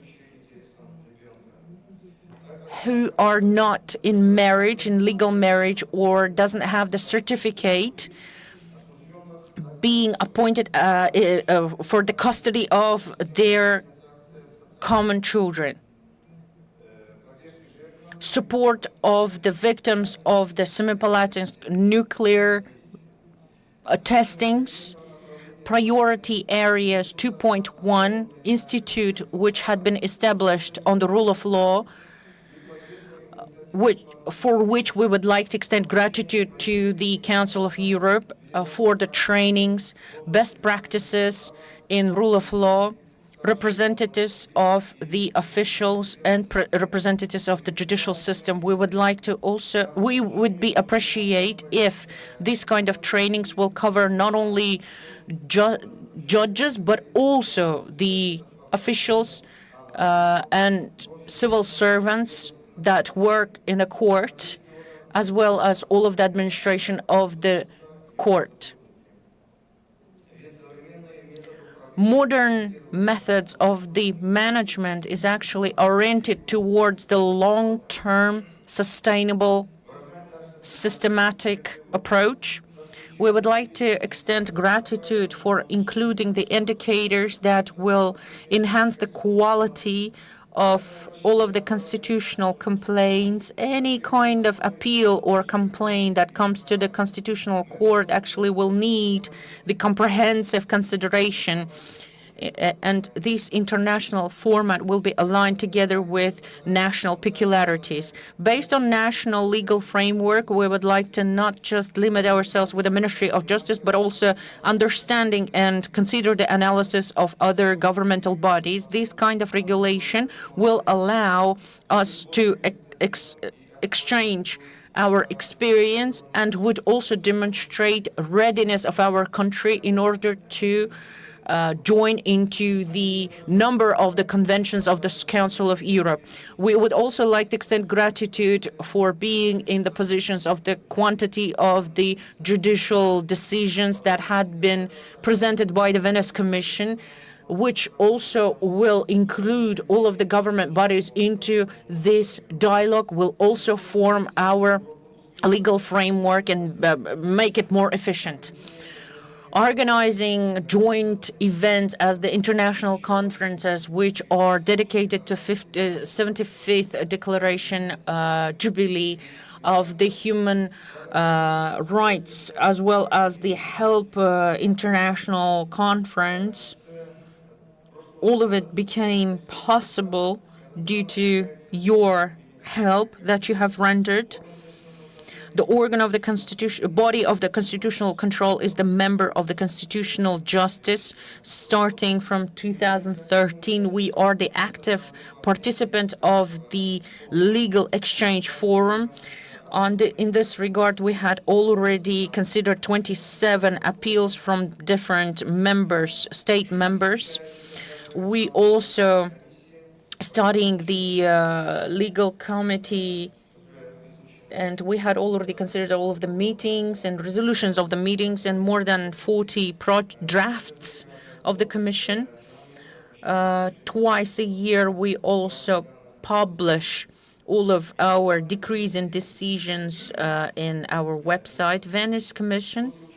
After participating on meetings with Venice Commission, Constitutional Court on regular regime sends all of its decisions and resolutions to different government bodies in order for them to utilize those decisions. And of course, we are ready to be the coordinator for the interaction with Venice Commission.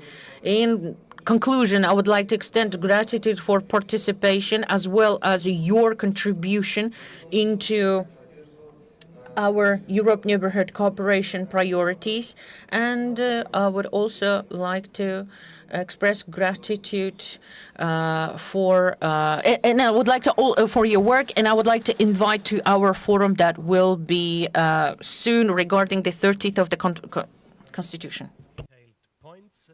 The Constitutional Court is a very young body, and it's still strengthening its position in the institutional framework of Kazakhstan, and we have seen that the court has a strong intention and will to go forward.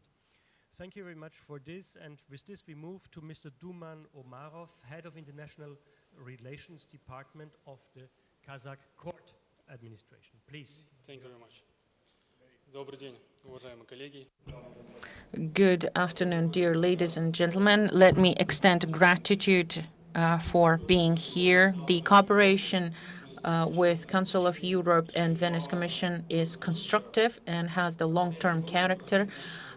We had already gone through from the strengthening our relations for the provision of the rule of law, as well as enhancing the efficiency of the legal framework. In recent 2 years, we had continued our close cooperation, especially with Council of Europe and its bodies. And during this period, we had already conducted a number of measures and events which actually contributed into the integration of international practices into our national capacity and national legal framework. Constitutional court that had been opened with had been established with Mr. Nurgaliyev. During this visit, during this event, we had been paid a visit by different structures as the Council of Europe officials, as well as the Venice Commission officials and representatives. We also had participated in the plenary sessions, and we had also concluded the memorandum on cooperation. And conclusion of the memorandum actually proves our strive and desire to implement the best court practices and provide a rule of law and protection of human rights. Nowadays, we are in the verge of the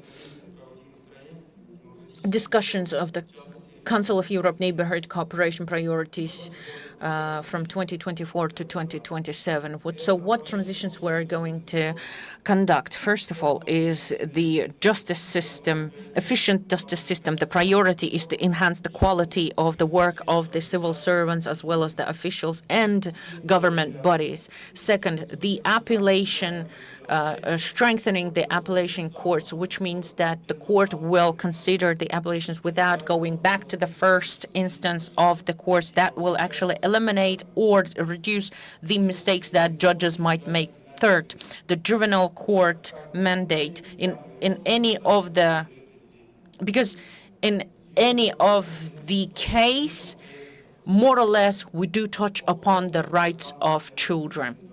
Fourth, the creation of the cassational or the Supreme Court mandates, which will be identified and focused on the standards of the human rights protection framework.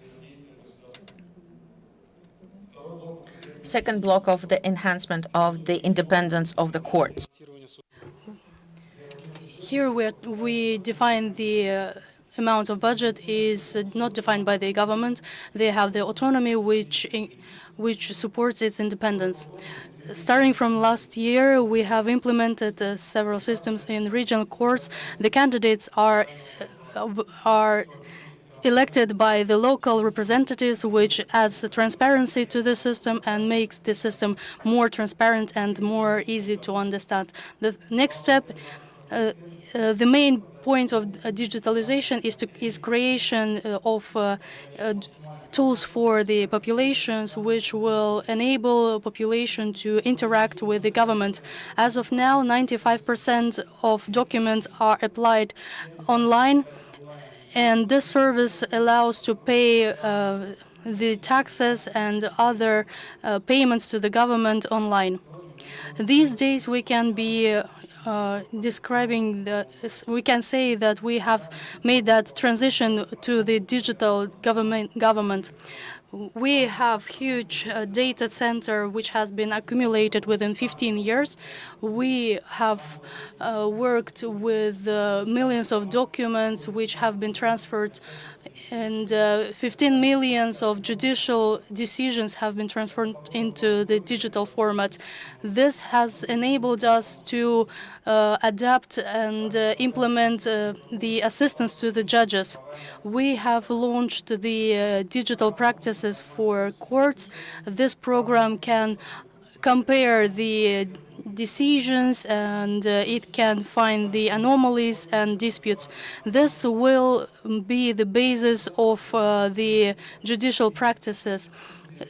It will be seen as for all the judicial process.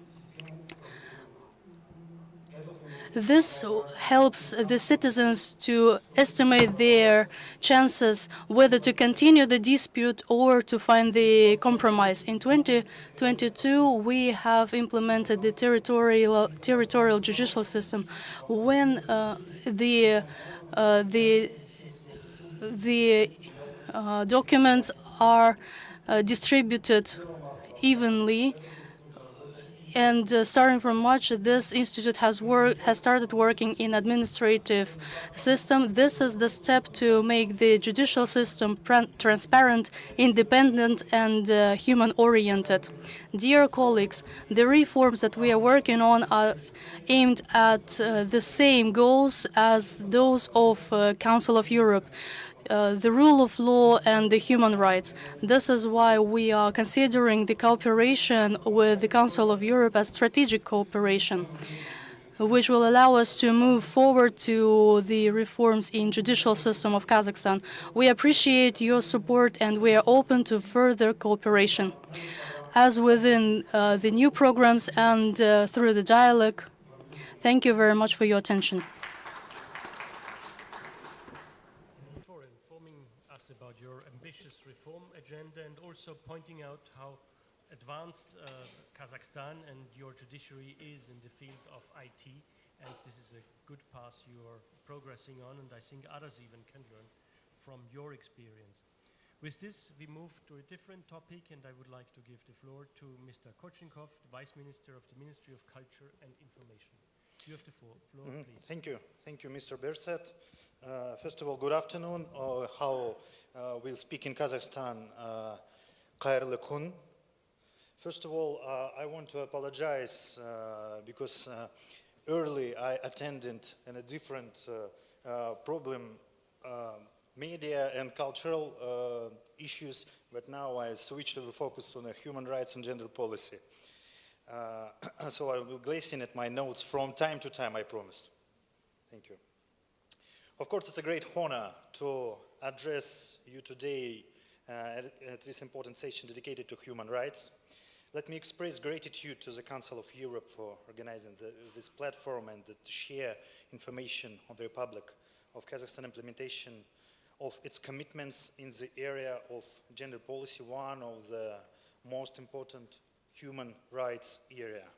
Since joining the Beijing Declaration, Kazakhstan has pursued the development of sustainable gender policy. The goals of Kazakhstan's national gender policy are to achieve equal rights and opportunities for men and women in all spheres of public life, and to eliminate all forms and manifestation of gender-based discrimination. Let me introduce some key advancements. First of all, and foremost, is the legal framework that serves as the foundation for gender equality. The Constitution of Kazakhstan guarantees equal rights and opportunities for every citizen. In 2022, a president decree updated the family and gender policy concept of the Republic of Kazakhstan until 2030, focusing on the promotion and advancement of women's rights and opportunities in society, along with the adoption of an updated action plan for its implementation. Legislative quotas have been introduced requiring a minimum of 30% representation of women, youth, and persons with disabilities in the electoral party lists. An action plan for promoting equal rights and opportunities for men and women for 2024 till 2027 has been adopted. In every region of the country, in position of part-time akim of the major in a European practice, advisors of gender equality have been established. Another important institutional mechanism is the National Commission of Women's Affairs and Family and Demographic Policy, established in 1998. One of those goals is to protect and promote women's rights. Its commission work under the President of Republic of Kazakhstan. To ensure equality assessment of the situation in Kazakhstan, statistics and research are essential. The official website is of National Statistics feature a dedicated section on gender statistics where all key indicators are published. Within the structure of the Kazakhstan Institute for Public Development, Center for Family and Gender Policy Research operates. Another direction, its international cooperation, is another important mechanism. United Nations structure in Kazakhstan, the World Bank, and the other partners assist in methodological support in Kazakhstan's fulfillment of its commitments. In pursuit of the goal and objectives of the concept, a joint grant has been implemented since 2022 by the Ministry and United Nations Women.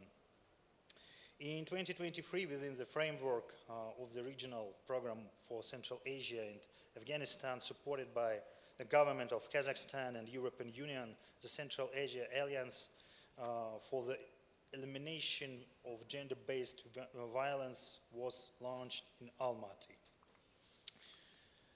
Today, there is a clear understanding in Kazakhstan that without the involvement of women in the economy and political life, it will be impossible to bring the country to a new level of economic development.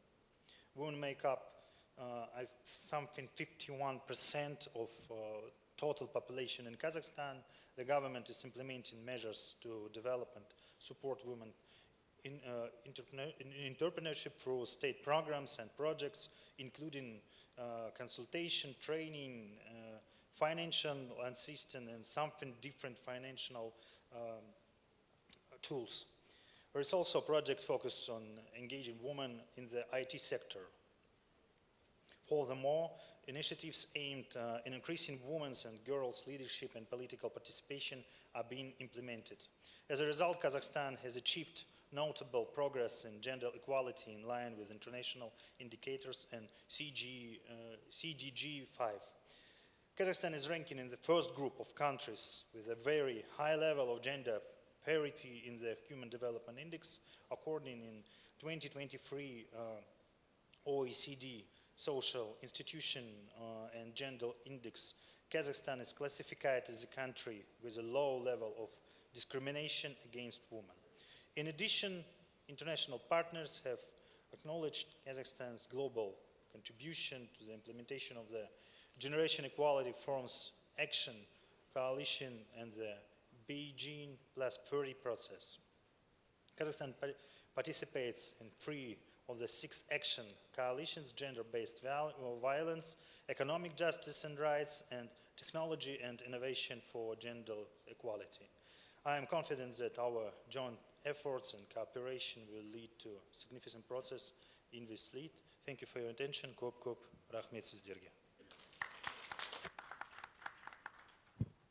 Thank you for raising this really important aspect, which is also central to all our cooperation projects at the Council of Europe. Gender is a transversal topic, which of course is directly addressed in projects which deal, for example, with violence against women, but in all areas, including economic crime, in all fields, the question of gender is a very important issue. Thank you for raising this point. We would then turn to Mr. Ali Jardemov, the Deputy Head of Service of the Prosecutor General's Office. You have the floor, please. Thank you. Можно будет, да? Слайд. Could you please turn on the presentation? Dear colleagues, good day. On behalf of the Prosecutor General Office, I'm honored to address today's conference and thank organizers for this opportunity to share our experience. While many Kazakhstan human rights achievements have already been highlighted today, I'd like to say something about the Prosecutor's Office role in this area.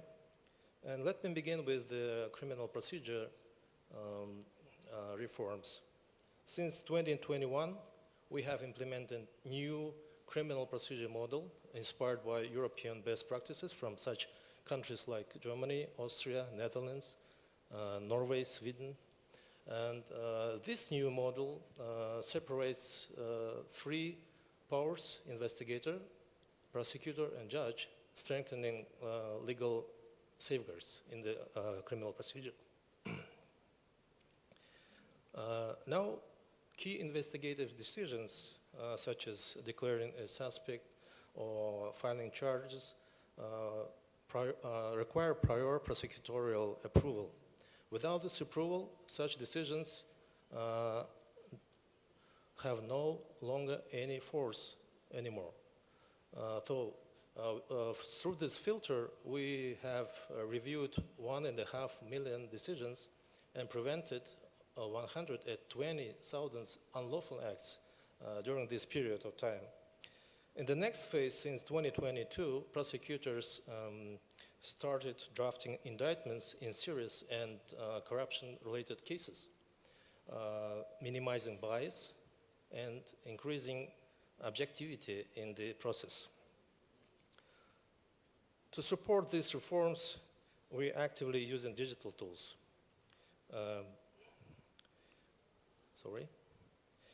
Since 2017, pretrial investigations have been fully digitized. Investigators, prosecutors, and judges work in a unified online system. Subpoena sent via SMS, complaints are submitted by a public portal, and even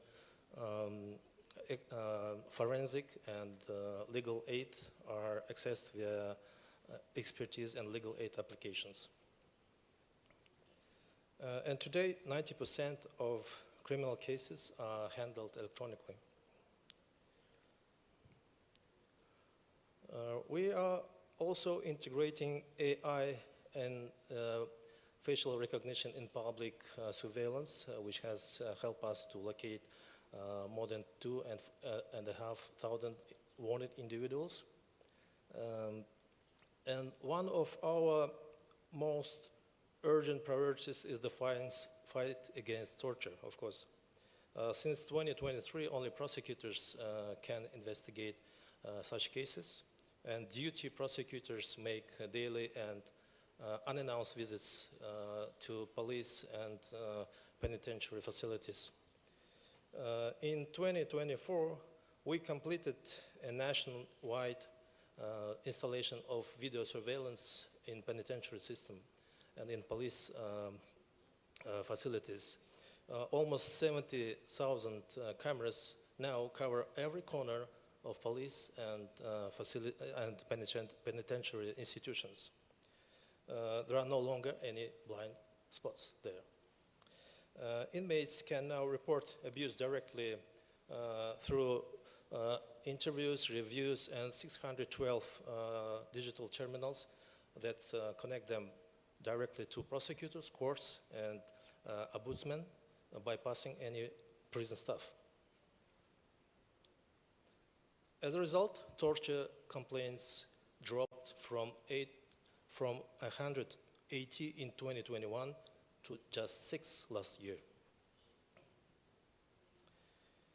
And we place great importance on the protection of victims, especially those affected by human trafficking and violence, domestic violence. In 2024, we passed a new anti-trafficking law, ensuring support to victims regardless of their nationality.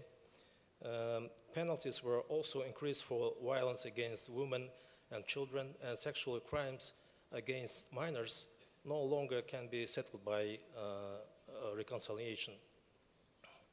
To protect our younger generation, we launched the Happy and Safe project, URPAC. Mobile teams visited 115,000 families and helped defend the rights of over 88,000 children. Thanks to these efforts, tens of thousands of entrepreneurs are protected each year. Inspections dropped fourfold for 5 years, and business-related requirements have decreased by 2/3.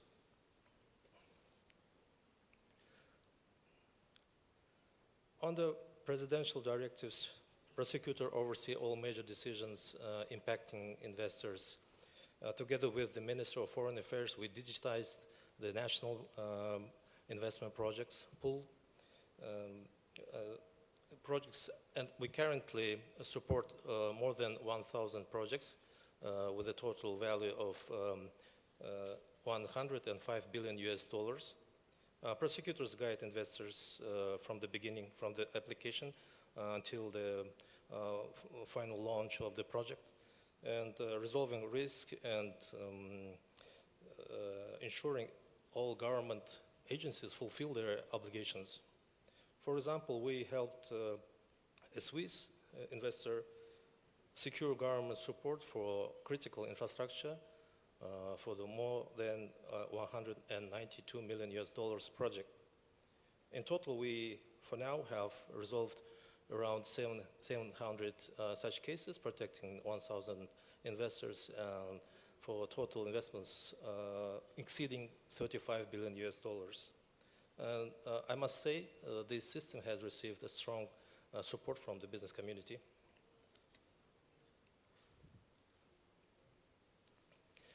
Finally, let me touch on our work in international arena. Of course, our office serves as Kazakhstan's central authority for legal cooperation in criminal matters.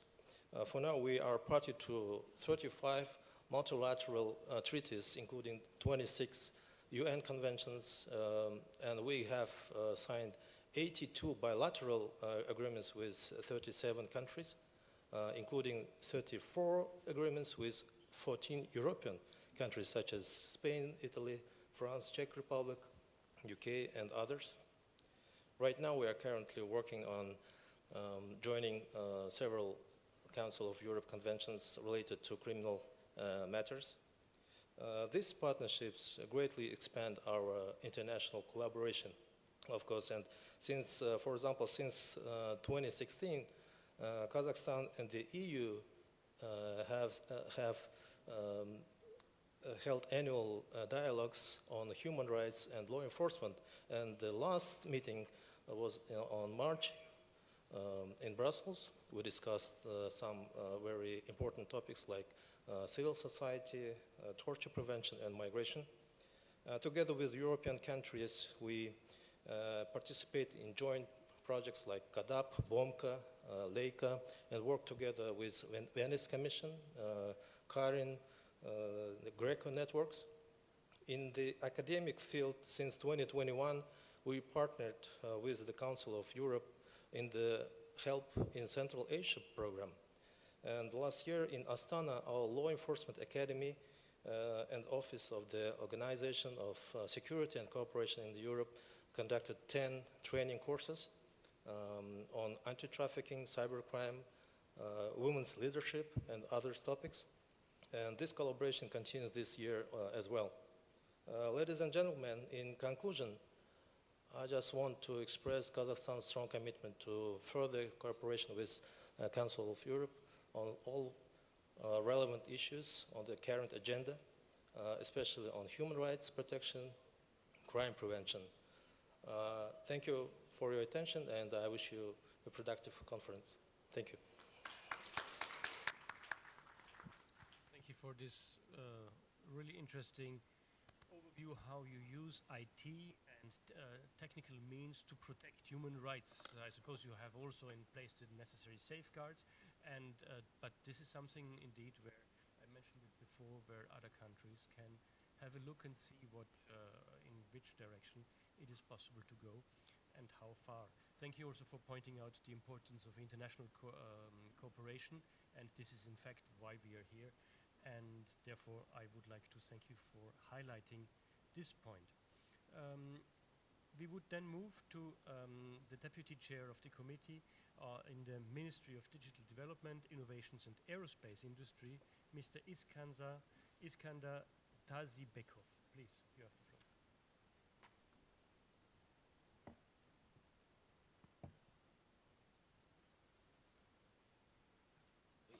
Thank you very much.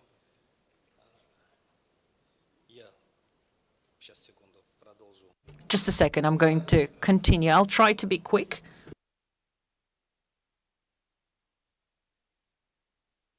I'll try to be brief and concise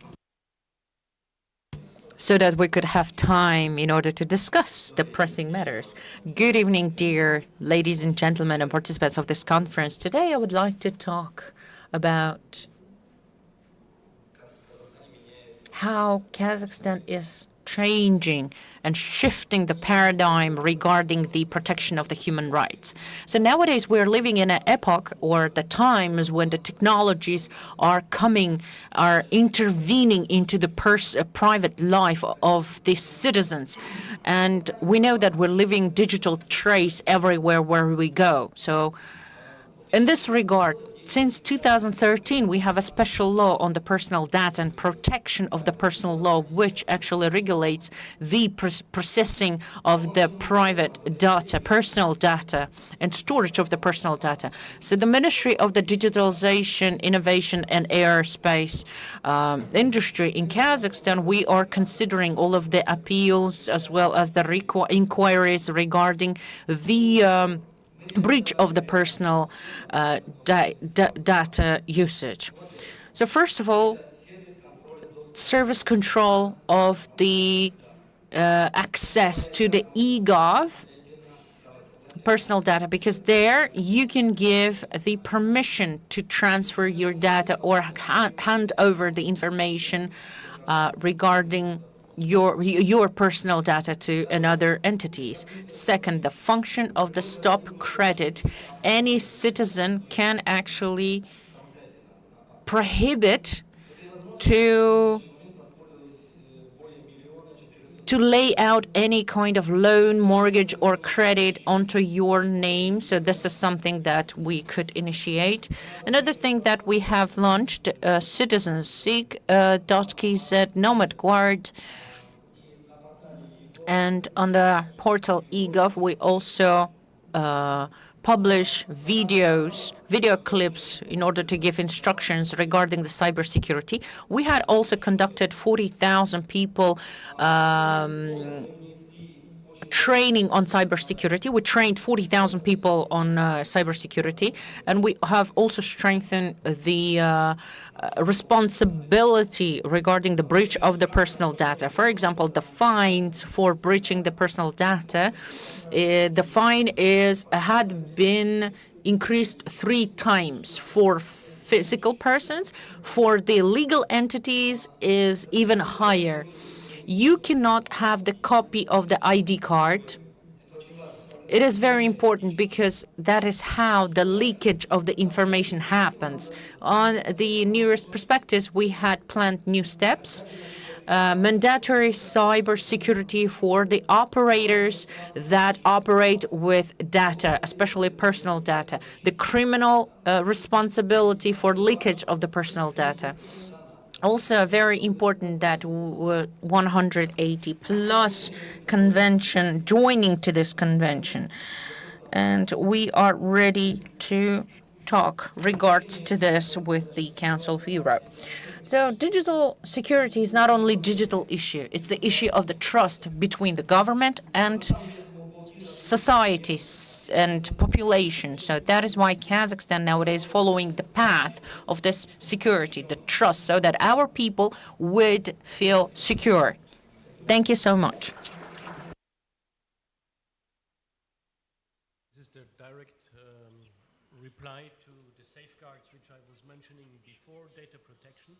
And thank you very much for pointing out that you're ready to work on 108 plus. Indeed, this is our convention where we deal with this, and so I think we will have good cooperation in this field also with Kazakhstan. Thank you for this. With this, let me please turn to the colleagues from the Council of Europe, who, after this impressive overview of where you see scope for cooperation with the Council of Europe, also on the practical side, we would like to provide at least some replies, and therefore I first call on Mr. Sergei Dickman from the Department of Implementation of Human Rights, Justice and Legal Cooperation Standards of the Council of Europe. Please, you have to. Thank you very much, Schnuts. Good afternoon, everybody. It's a pleasure for me to be here, and in fact I will be really short because much of what I plan to say has already been mentioned by colleagues. I mean, what we did, what the Council of Europe achieved together with national partners in the past years. I would just like to stress that despite occasionally the Council of Europe has been working with Kazakhstan since late 90s, at least when it comes to the Venice Commission, cooperation sector kicked in a bit later, and we mostly started intensive cooperation under the previous NCP, and in particular under the large regional program Rule of Law in Central Asia, which lasted from 2020 till 2024. And our sector was responsible for raising awareness on human rights and rule of law standards, and basically lifting up increasing the visibility and recognition of the Council of Europe in Kazakhstan. I think we succeeded in this. We, in practice, despite the program lasted for 4 years, in practice we worked a bit over 2 years, and in this relatively short period I think we achieved quite a lot. So we jumped on very important topics such as prevention of fight against ill treatment and torture, because we started shortly after the infamous events of January 22, so the topic was very high, and we started our activities more or less at the time when the Prosecutor General Office received the exclusive power to become the coordinator to investigate cases of ill treatment and torture. So we managed to organize at least one large-scale and high-level conference in Almaty 2 years ago, which brought together, where we managed to bring not only our standards, but also the experience of various European countries and the experience and standards of the European Committee for the Prevention of Torture and Ill Treatment, the CPT. At the same time, we built extensive networks, so we got to know relevant national institutions in charge of building capacity of legal professionals, of judges, prosecutors, of lawyers as well. So we worked quite a lot with the bar, with the Kazakhstan Bar Association. So we managed for less than 2 years, we trained on various Council of Europe standards more than 400 legal professionals altogether. In particular, we used the very important tool, the Council of Europe Program on Human Rights Education for Legal Professionals, HELP, which is the tool which ensures the sustainability of our training efforts. So we built a network of 30 HELP tutors within the system of prosecutorial and judicial trainings. We adapted to the Kazakh legal context 2 courses, a course on ethics of judges and the course of prevention of ill treatment. And then we also did quite a number of activities related to prevention of gender-based violence, and it also coincided with the work which Kazakhstan conducted on the adoption of the law on prevention of domestic violence, which was adopted last year. So I tend to believe that our humble efforts also contributed to this process. So all in all, the results which were achieved under the first NCP served as a basis for our proposals for the new NCP, which you definitely read and which some of the previous speakers referred to. And in particular, this concerns the continuous work with judges and prosecutors, with the Law Enforcement Academy, with the Judicial Academy, further work with Ombudsperson institution, and in particular the work on continuous reform of criminal procedure. And I was pleased to listen to a colleague from the Prosecutor General Office that, because I learned quite a lot of elements which I was not aware, and now we can tailor our initiatives for further work even better to more reflect the actual needs of Kazakh partners. So I would really like to thank our main counterparts in Kazakhstan, which are the Supreme Court, the Prosecutor General Office, Law Enforcement Academy, Judicial Academy, the Ombudsperson institution, and of course the Ministry of Foreign Affairs, both here in Astana, but also the Consulate General in Strasbourg, without whom we could not have achieved what we managed to achieve. And I would also like to encourage further funding for to allow us to continue the work which is very relevant for Kazakhstan. And we just had for the 2 days a series of meetings with my colleague here in Astana, and we found that the demand for European practice, for European standards is quite high.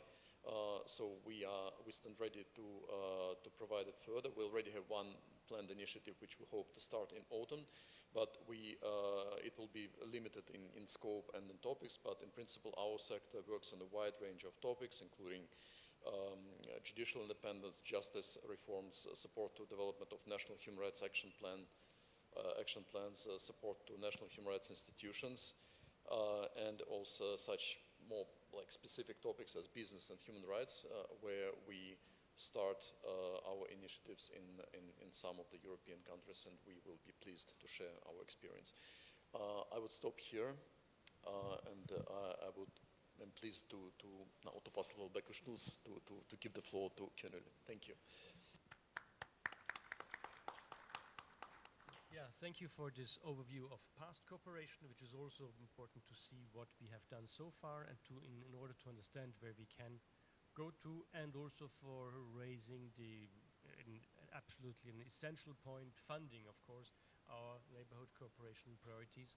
We can implement them only if we have sufficient funding, and this is, of course, a strongly limiting factor, but we try, of course, to fundraise with our member states in order to and also other donors to achieve as much as possible, because we have heard so much about what you ask us to do, and we want to deliver. We are ready to do so, but of course this depends on this.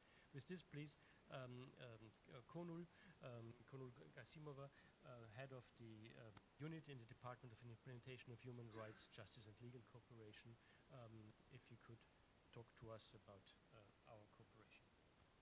Thank you very much, Knut. Actually, I'm really happy to be here today, to listen to all of you and to understand once more how our cooperation activities are in line with your priorities, human rights protection priorities in Kazakhstan. Dear Knut, we started with Anvar Sabirov speaking about our project with Commissioner for Human Rights. I will, if you permit me, in a few words to come back to that point. Actually, we already started this project with Commissioner for Human Rights, of course, in the framework of our neighborhood cooperation policies. Actually, the project was launched in December 2024. We are in full implementation, but we are organizing the launching conference on 13th of June. I know that you should have already received the invitations to our conference, opening conference, but I would like to once again reiterate our invitation. We would be really delighted to have you all in our opening conference. So what we are aiming to achieve in this project, as Anwar already started to speak about it, actually we will be supporting the Office of Human Rights Commissioner to enhance their institutional and operational capacities. Of course, for institutional capacities, we will be working on their strategy for enhancement of their work. As Human Rights Commissioner is one of the key players in implementation of Human Rights Action Plan of Kazakhstan. And we will work on their strategy, try to support them in the roadmap of implementation of that strategy. We will support their work in enhancing the institutional capacity to handle individual complaints. And then, of course, with great pleasure to support the trainings of their staff. The second, so institutional and operational capacity building, let's say, and the second very important point would be public outreach. We will support the efforts of the Office of the Commissioner for Human Rights, actually to raise the awareness of the public, general public, about the role, mandate, and how to send the complaints to the Commissioner Office, and actually to support them for greater accessibility of general public to Human Rights Commissioner and responsiveness of the Commissioner's Office to the needs of the public.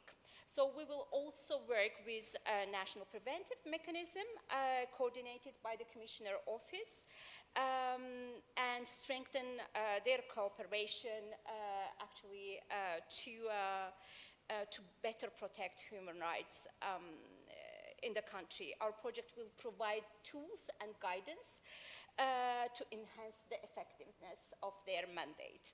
The project aims also to enhance the cooperation in the country between the Office of Commissioner for Human Rights, NPM, civil society, and other institutions, government institutions in the country.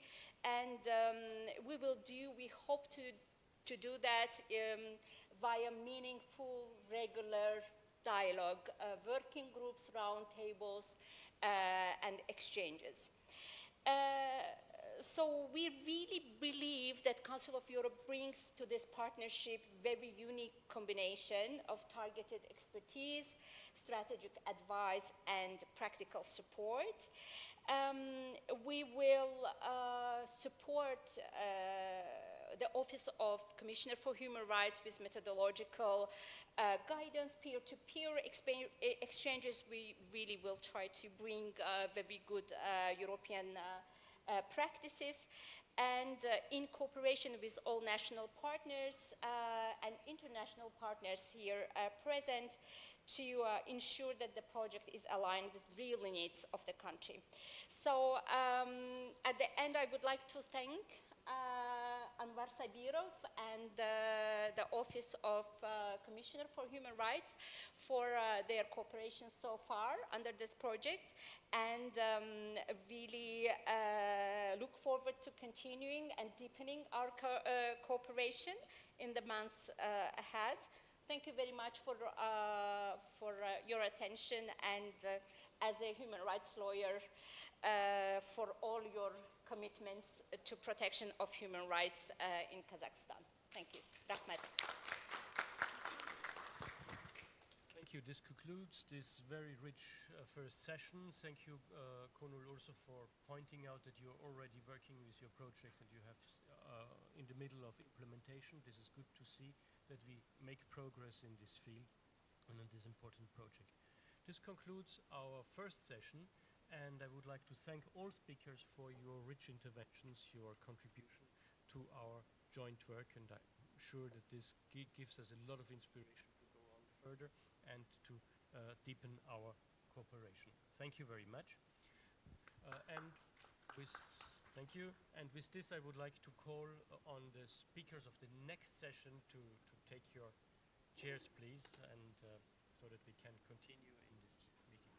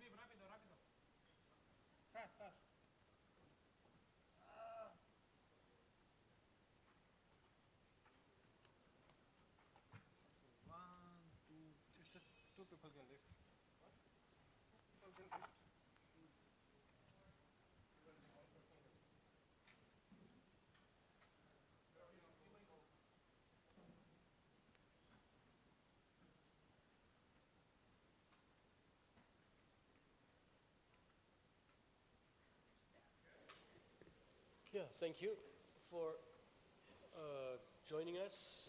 If you take your chairs, please. We come to the second session of our conference on the Neighborhood Cooperation Priorities 2024-2027. And this second session deals with cooperation in the important field of combating economic crimes. We have a few speakers today, and I would first invite Mr. Mustafa Muslimov, Head of the Department of International Relations of the Anti-Corruption Agency, to talk to us. Please. Thank you very much. Thank you very much for invitation. We are really glad to be here and share our thoughts, our vision, how we're working together. And we, previous session also will be very productive, and I hear how about experience working with Council of Europe, how productive is it. It's really enjoyable to see how we will be continue our work. So, on behalf of our anti-corruption agency, I would like also emphasize that agency closely cooperates with the Council of Europe, including the membership in GRECO. In 2022, Kazakhstan received an invitation to accede to the Council Europe Criminal Law Convention on Corruption. It's a very significant steps for us, and now we have intensified our efforts to reform our legislation to implement whole provisions of this convention.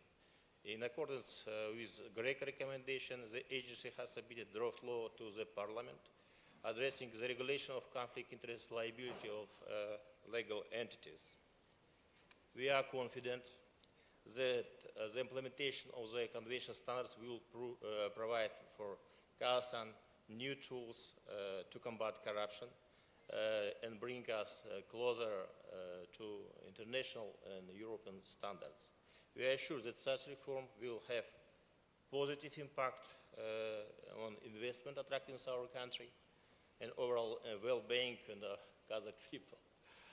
So, since 2021, Kazakhstan has undergone 3 GRECO evaluation rounds.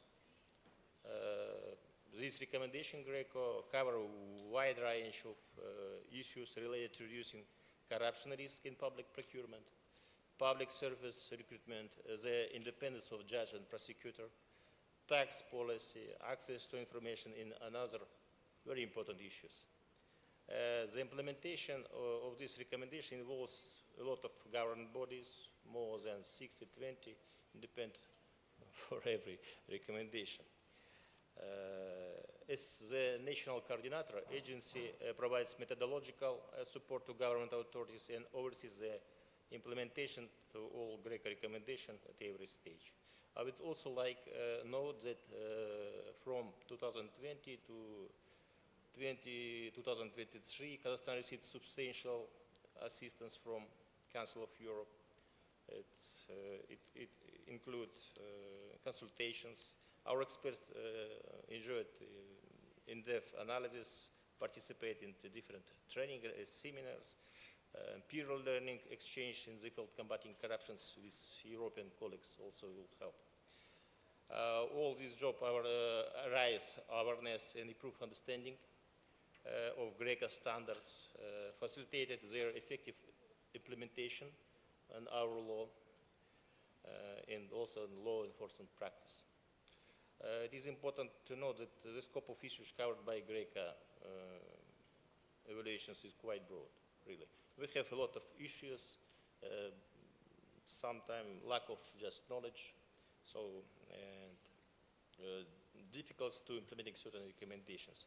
In our discussion with the Economic Crime and Cooperation Division of Council of Europe, we provide list activities now, and we're working on it, continue our discussing. And we hope that our proposals will be taken into account with the framework of Council of Europe Technical Assistance Plan. Specifically, I can say that we some need to practical trainings and seminars related to mechanism for protecting whistleblowers, provisions concerning trading influence, detecting illicit enrichments, internal financial control mechanisms for political parties. So it's whole things really new for us, and we will appreciate any help, technical support. We believe that the organization of these events will help also. Our agency continue work by enhancing bilateral cooperation and remain open to dialogue with all partners from European countries. We continue our work, and for example, just also want to say that we are working with some individual project. For example, with Lithuania, I want to thank if you have a representative for ambassador for assistance and support some projects, and now we started a new project under the framework of European Commission TAIEX instrument. It's also useful for us. I hope it will be also expected very effective and product for continuing our work. Using this opportunity, I would like to extend our gratitude for all our partners for their support and active engagement. Sorry, my English not so good. We confident that support from European Union countries will continue, and our partnership will be further developed and bring mutual benefit. Thank you for your attention. Thank you for this overview of your needs and your plans. I understood that following GRECO recommendations can be sometimes very tough and difficult, but you're not the only country which has these difficulties, but this is why it is so important to work together in cooperation to overcome these obstacles together, and this is what we are here for. Corruption, no boundaries, so we have to work together. Yes. We do it together, and this really can overcome these issues. With this, I would like to, and sorry, Nur, and a very important point that you raised, that you talk about corruption, fight against corruption, but you also mentioned that this is for the well-being of the people in Kazakhstan. And this is what we, in all our cooperation, what is essential. We do this not for some abstract ideas, we do it for the people, and they are the beneficiaries, not the institutions.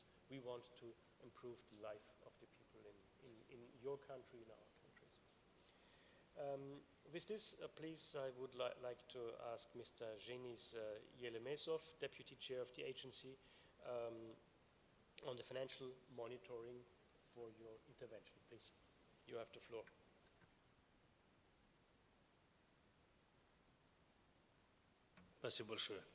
Thank you very much, dear representatives of the Council of Europe.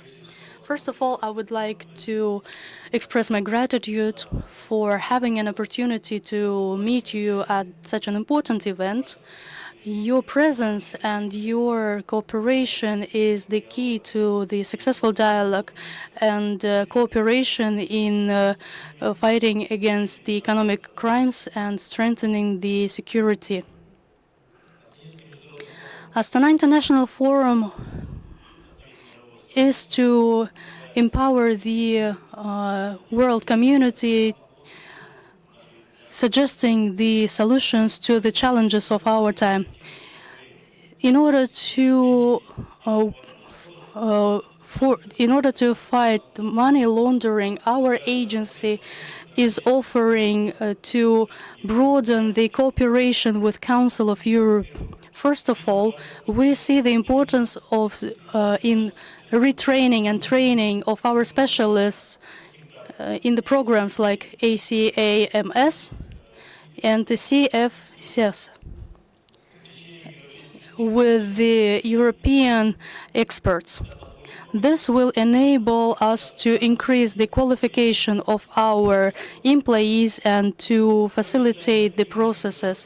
We also believe that we need to provide our employees with the training in such countries as England, Germany, Poland, and other countries.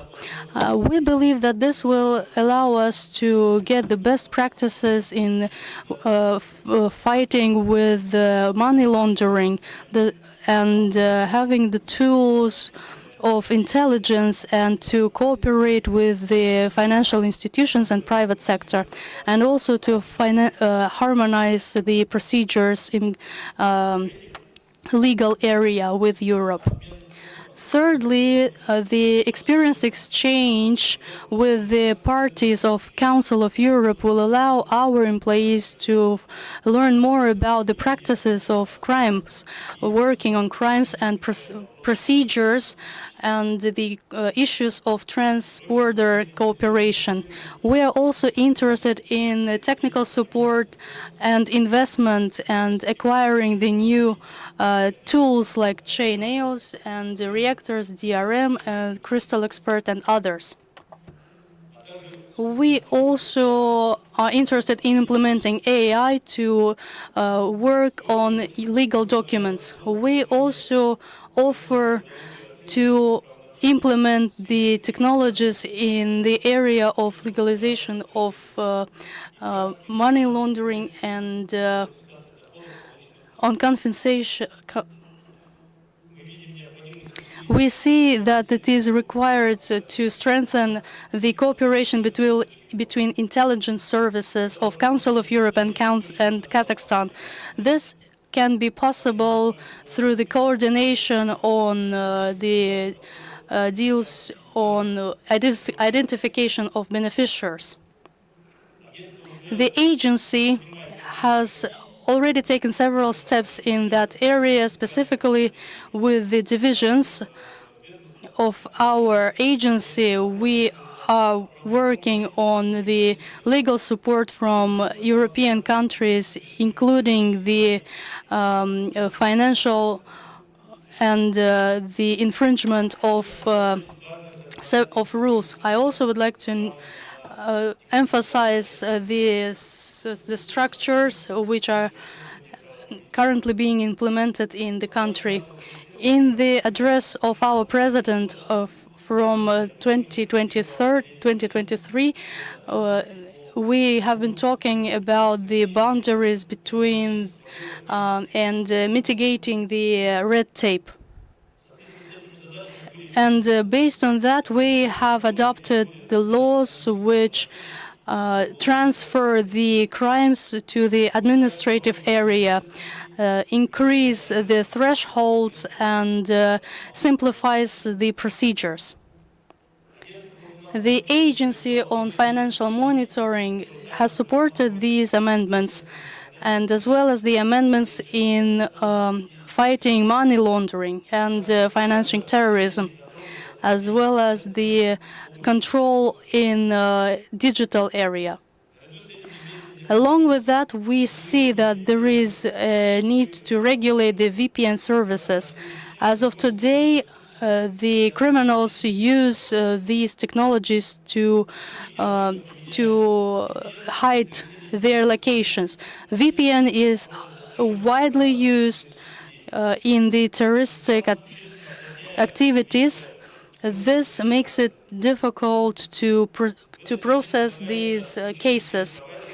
We believe that VPN providers must be included in the lists which will be provided to the security services with the data on their identification.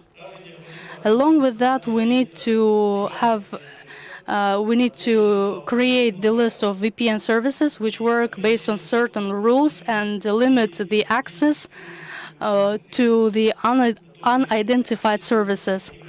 This way, we will have the required information.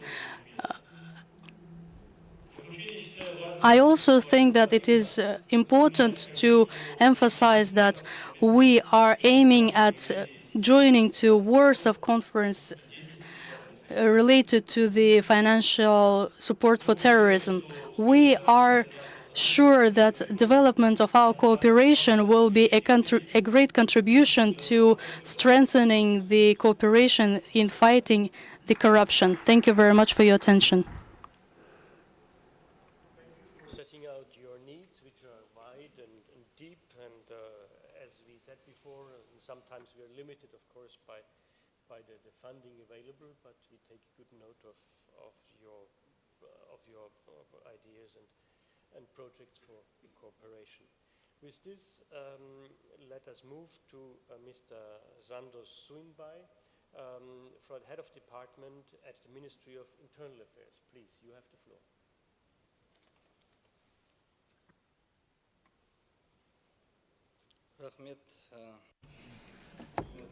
Thank you so much, dear participants of this forum, organizers, colleagues. Let me thank the organizers of the International Astana Forum for the opportunity to speak to such a distinguished audience. Today's agenda is not just a discussion of trends, it is a look into the future in which digital security will become a key factor in the sustainable development of states and the well-being of citizens. Digitalization is rapidly changing the face of our society. It has affected literally all spheres of life, from the economy to healthcare, from education to public administration. We live in a world where technology is an integral and essential part of everyday life. But as opportunities grow, so do the threats. Cybercrime has become a global problem. Criminals use the anonymity of the digital space, social engineering, neural networks, and deepfakes to implement illegal schemes or Ponzi schemes. They distribute drugs and weapons, deceive citizens, disguising themselves as representatives of the authorities and even international structures such as Interpol. Combating crimes in the information space or digital space is one of the important tasks facing law enforcement agencies today. New types of crimes are emerging, in the commission of which the latest means of telecommunications and communications are used. Kazakhstan, like other countries, has faced this threat in full-fledged force.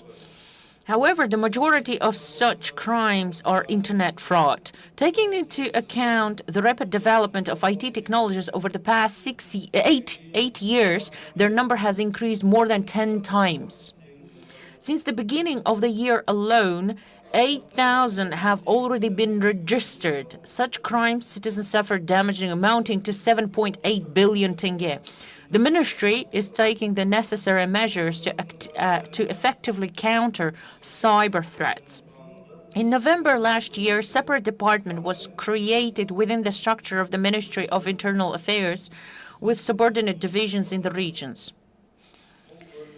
In addition to solving individual crimes, the created units will also carry out other work aimed at protecting our citizens in the information and digital environment. Together with telecom operators, we identify SIM boxes that are used to aggregate unregistered SIM cards for internet calls and register anonymous accounts in instant messages. This year alone, 74 such devices have been seized, and more than 88,000, almost 90,000 unregistered SIM cards had been also seized.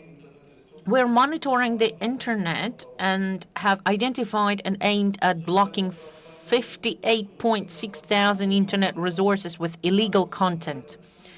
To improve the operational environment and improve the quality of work, Republican operational preventive measures are carried out quarterly.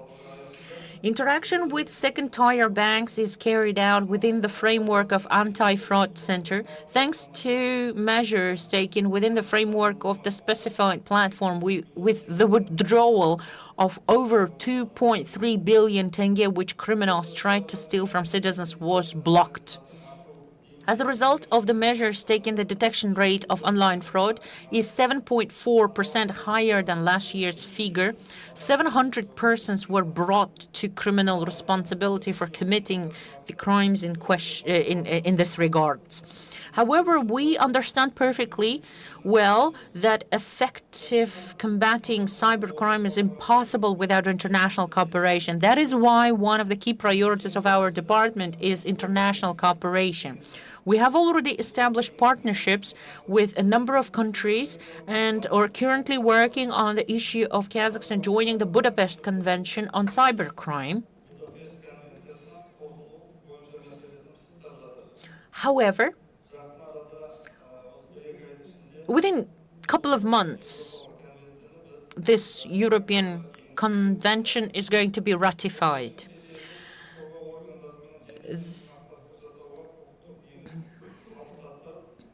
We understand perfectly well that an effective fight against the cybercrime is impossible without international cooperation, so that is why cooperation with the Council of Europe is a strategic priority for us. And Kazakhstan is currently actively working on the issue of joining to the Budapest Convention. This decision will create a legal basis for operational cross-border cooperation with competent authorities of other states, simplify the procedure for exchanging evidence, and expand access to international assistance. I would like to particularly note the importance of the annual Octopus Conference organized by Council of Europe. This is one of the leading global platforms on cybercrime issues, which brings together representatives from over 100 countries, international organizations, the private sector, and academia. This year, it will be held from June 4 to June 6 in Strasbourg, France. Kazakhstan regularly participates in this conference where modern threats, approaches to investigating cybercrimes, development of legislations, and strengthening international coordination are discussed, considering it a key channel for dialogue and synchronization of efforts with the international community. We actively cooperate with Interpol as well as with other international law enforcement agencies and organizations to coordinate the efforts of countries to combat cyber threats. We're confident that it is through joint effort that we can effectively combat cybercrime on a global level and ensure the protection of citizens from these threats. Well, we know that our task is not just to protect human rights. We need to identify what international processes of developing common approaches to countering cyber threats could be fulfilled. We open to cooperation, exchange of experience, and implementation of best international practices. At the same time, I would like to emphasize that for an effective fight against cybercrime, and important component is not only law enforcement activities, but also educating citizens about the risks associated with the use of modern digital technologies and services. It is important that every person is aware how to protect their data, recognize fake offers, and how to respond to fraudulent attempts. This is a task not only for law enforcement agencies, but also for entire social and educational sector. We must work together, share experiences, and create innovative approaches to protect society in the context of digital transformation. At venues such as Astana International Forum, solutions and decisions are being developed and can change the digital reality for the better for all our citizens. I'm confident that the event will serve as an effective platform for exchanging experiences, strengthen interaction, and give new impetus to the development of multilateral partnership. Thank you for your attention. Alerting us of the dangers of cybercrime, and as you rightly pointed out, the Council of Europe has a strong foundation in international cooperation through the Budapest Convention, our Cybercrime Center in Bucharest, and of course the Octopus conferences. So this is something where the Council of Europe cooperates within Europe, but also worldwide. It's one of the areas which has the widest global reach in the Council of Europe. So we hope that you will be able to join the convention and work even more closely with us in this field. With this, we move to Yevgeny Yevgeniev, who the head of the Economic Crime and Cooperation Division of the Council of Europe. And please tell us, talk to us from the viewpoint of the Council of Europe, please. Thank you. Thank you very much, Knut, and good afternoon to all esteemed participants. It's a pleasure for me to be here and address you. Many thanks to all our partners who raised an important aspect of our cooperation, of the Council of Europe cooperation with Kazakhstan, and this aspect was also important in what preceded this conference, this session, the discussion with partners about their needs. And I would say that this is one of the major principles of our cooperation activities in the area of economic crime, and that is that it is exclusively demand-driven. And based on our cooperation in the last 2 days and exchange we had with the authorities, I would say that this cooperation is highly demanded and needed at this stage. That leads me to another principle of our cooperation, and that is the promotion and facilitation of the accession of Kazakhstan to a number of instruments of the Council of Europe, and also taking good practices from all European Council of Europe partners and implementing in Kazakhstan, creating a common space in this regard for international cooperation and for fighting economic crime. And several conventions were mentioned. Of course, I would not repeat. Maybe I would underline again the importance of the Council of Europe Criminal Law Convention on Corruption, and also the invitation for accession that has been very recently extended for accession to the Warsaw Convention on laundering, search, seizure of illicit proceeds. This is indeed an important instrument in order to ensure that we are able to together address and fight also new risks related to, let's say, virtual assets, to digital technologies that were mentioned. One of the important aspects of this convention is also the, for example, ability of countries to cooperate between each other, also to suspend very quickly transactions which might be related, let's say, to cyber fraud. So I would stop here in terms of principles, maybe a few words about our previous cooperation in the economic crime area as part of the Central Asia Rule of Law program. I would mention here the cooperation in the few examples with regard to the cooperation in the anti-corruption area, which included important advice provided by the Council of Europe with regard to the legislative framework on whistleblower protection and conflict of interests, setting up policy measures and important capacity building activities with regard to the prevention and fight against corruption. I would also mention some examples with regard to the anti-money laundering and counter-terrorism financing measures. I would refer here to the guidelines and a roadmap in terms of the beneficial ownership transparency and beneficial ownership registration, also with regard to regulating and addressing risks related to the virtual asset service providers sector. Of course, important capacity building activities also were taking place. Coming to asset recovery, which would be a cross-cutting issue in this regard when we speak about economic and financial crime, I would refer to the cooperation that actually contributed to the establishment of two very important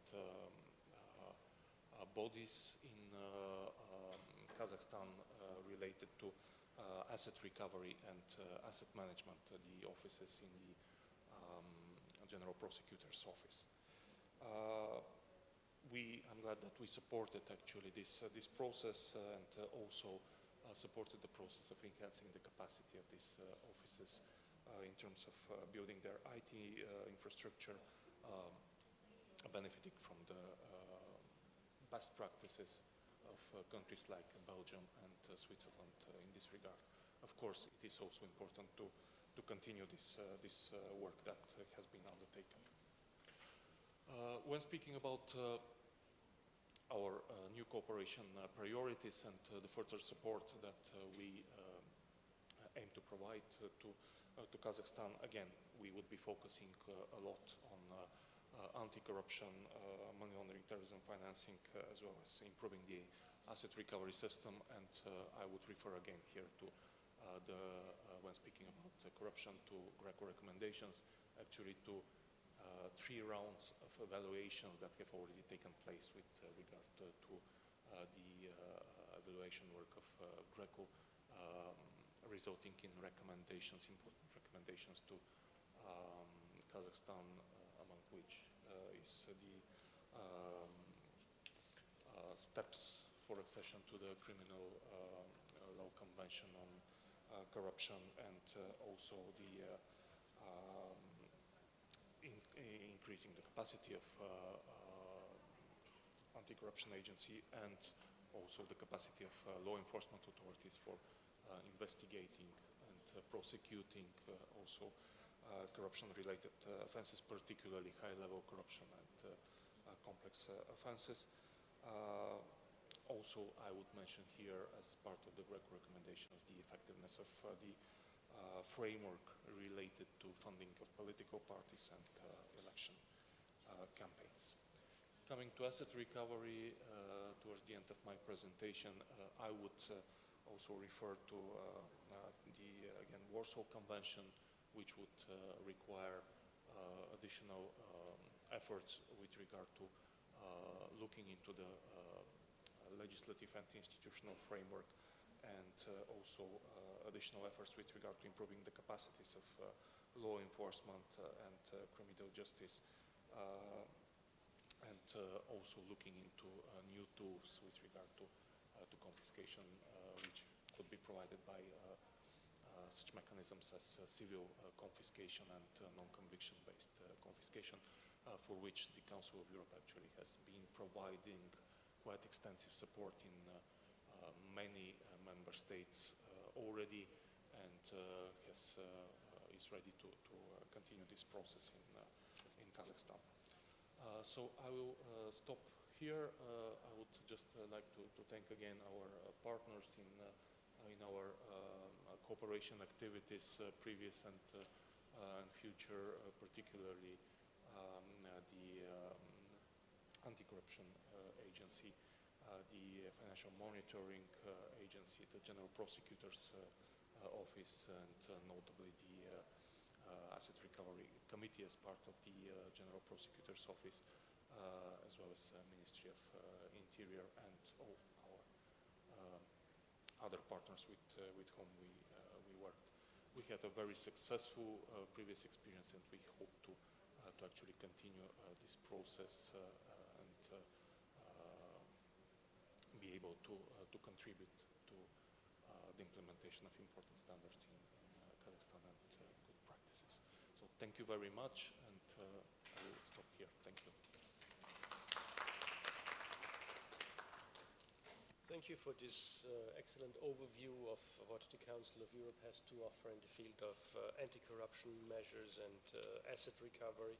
These are highly complex questions, which indeed, as you mentioned, involve many partners, and all have so many aspects. And I think we heard that it is not always easy to follow GRECO recommendations, but it is really worth it.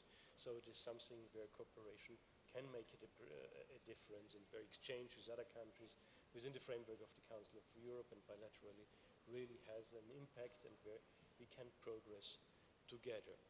This brings us to the end of this session, and I would like to thank you for your highly relevant and highly rich contributions on these topics. And with this, I would close this session and thank all speakers for your contribution. We would then move to the closing session, and I would like to invite Ambassador Vasilenko to come over and for the closing. Thank you. It will be so long, don't worry. I know that everyone is a little bit hurry.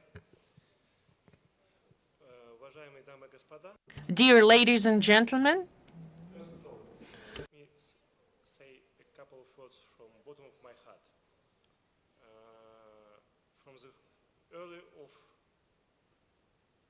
2000s, when I have arrived as the first representative to Council of Europe in 2004, more than 21 years ago, there were only two dimensions on cooperations between Council of Europe and Kazakhstan. It was Venice Commission, where you worked very brilliant. That's why you have, not only that's why, but I know that you earned this medal from my country. And the second dimension was parliamentary dimension between our parliament and Parliamentary Assembly of Council of Europe. What we have seen today, the whole dimensions of whole our life. So it's really, really appreciated, and for me personally and from my Ministry of Foreign Affairs, we highly appreciate what has been done and more appreciate what we should do. So one more time, thanks for all of our colleagues, thanks for all our speakers. Good luck to those who achieved, those agencies and ministers who achieved our Council of Europe invitation to accede on those and those conventions. I mean, Budapest Convention, Crime Convention, anti-laundering, etc., etc., etc., etc. But one more time, please correct me if I'm not mistaken. Council of Europe has more than 2,000 conventions, 200 conventions. But we are members only 5. So we have a lot to do. So please, colleagues, let's move forward. Thank you very much. Thank you very much for these personal words, and indeed we know each other for many years, and I think it's you have pointed out that we have started very narrowly, intensively with the Venice Commission, as you said, but in a narrow field. And what we have seen today is really that our cooperation has widened so much. We have covered so much ground today, and the NCP, the Neighborhood Cooperation Priorities, show that there is really matter and there is substance enough which brings us together and usefully. But what I would like to point out is that this also matters on the people. This broadening has also been your success. Your work in Strasbourg is really an essential part of that we have been able to go on, that you were our messenger. We were talking to you in Strasbourg and you brought this message of the Council of Europe back to Kazakhstan. And the result is that we had this conference today, that we had the visit of the Secretary General, that we are on a good path to work together. And therefore, I would like to thank you personally, Stan, for what you have done, but the Ministry, of course, and all the institutions which participate, everyone who was in the rule of law program, what we have achieved together. And I think we are on a good path to work together for the benefit of the people in Kazakhstan. As I said before, this is what we want to do. We work with institutions, but it's not for the institutions, it is for the people in your country. Thank you very much. And with this, I would... Last but not least, dear colleagues, this visit was only the second visit of Secretary General in Astana. In the whole, our history that has lasted more than 30 years. Thank you. It's good. That shows how important that we are really on the path, taking Kazakhstan more and more seriously as a strong partner, and we want to work with you. Thank you very much.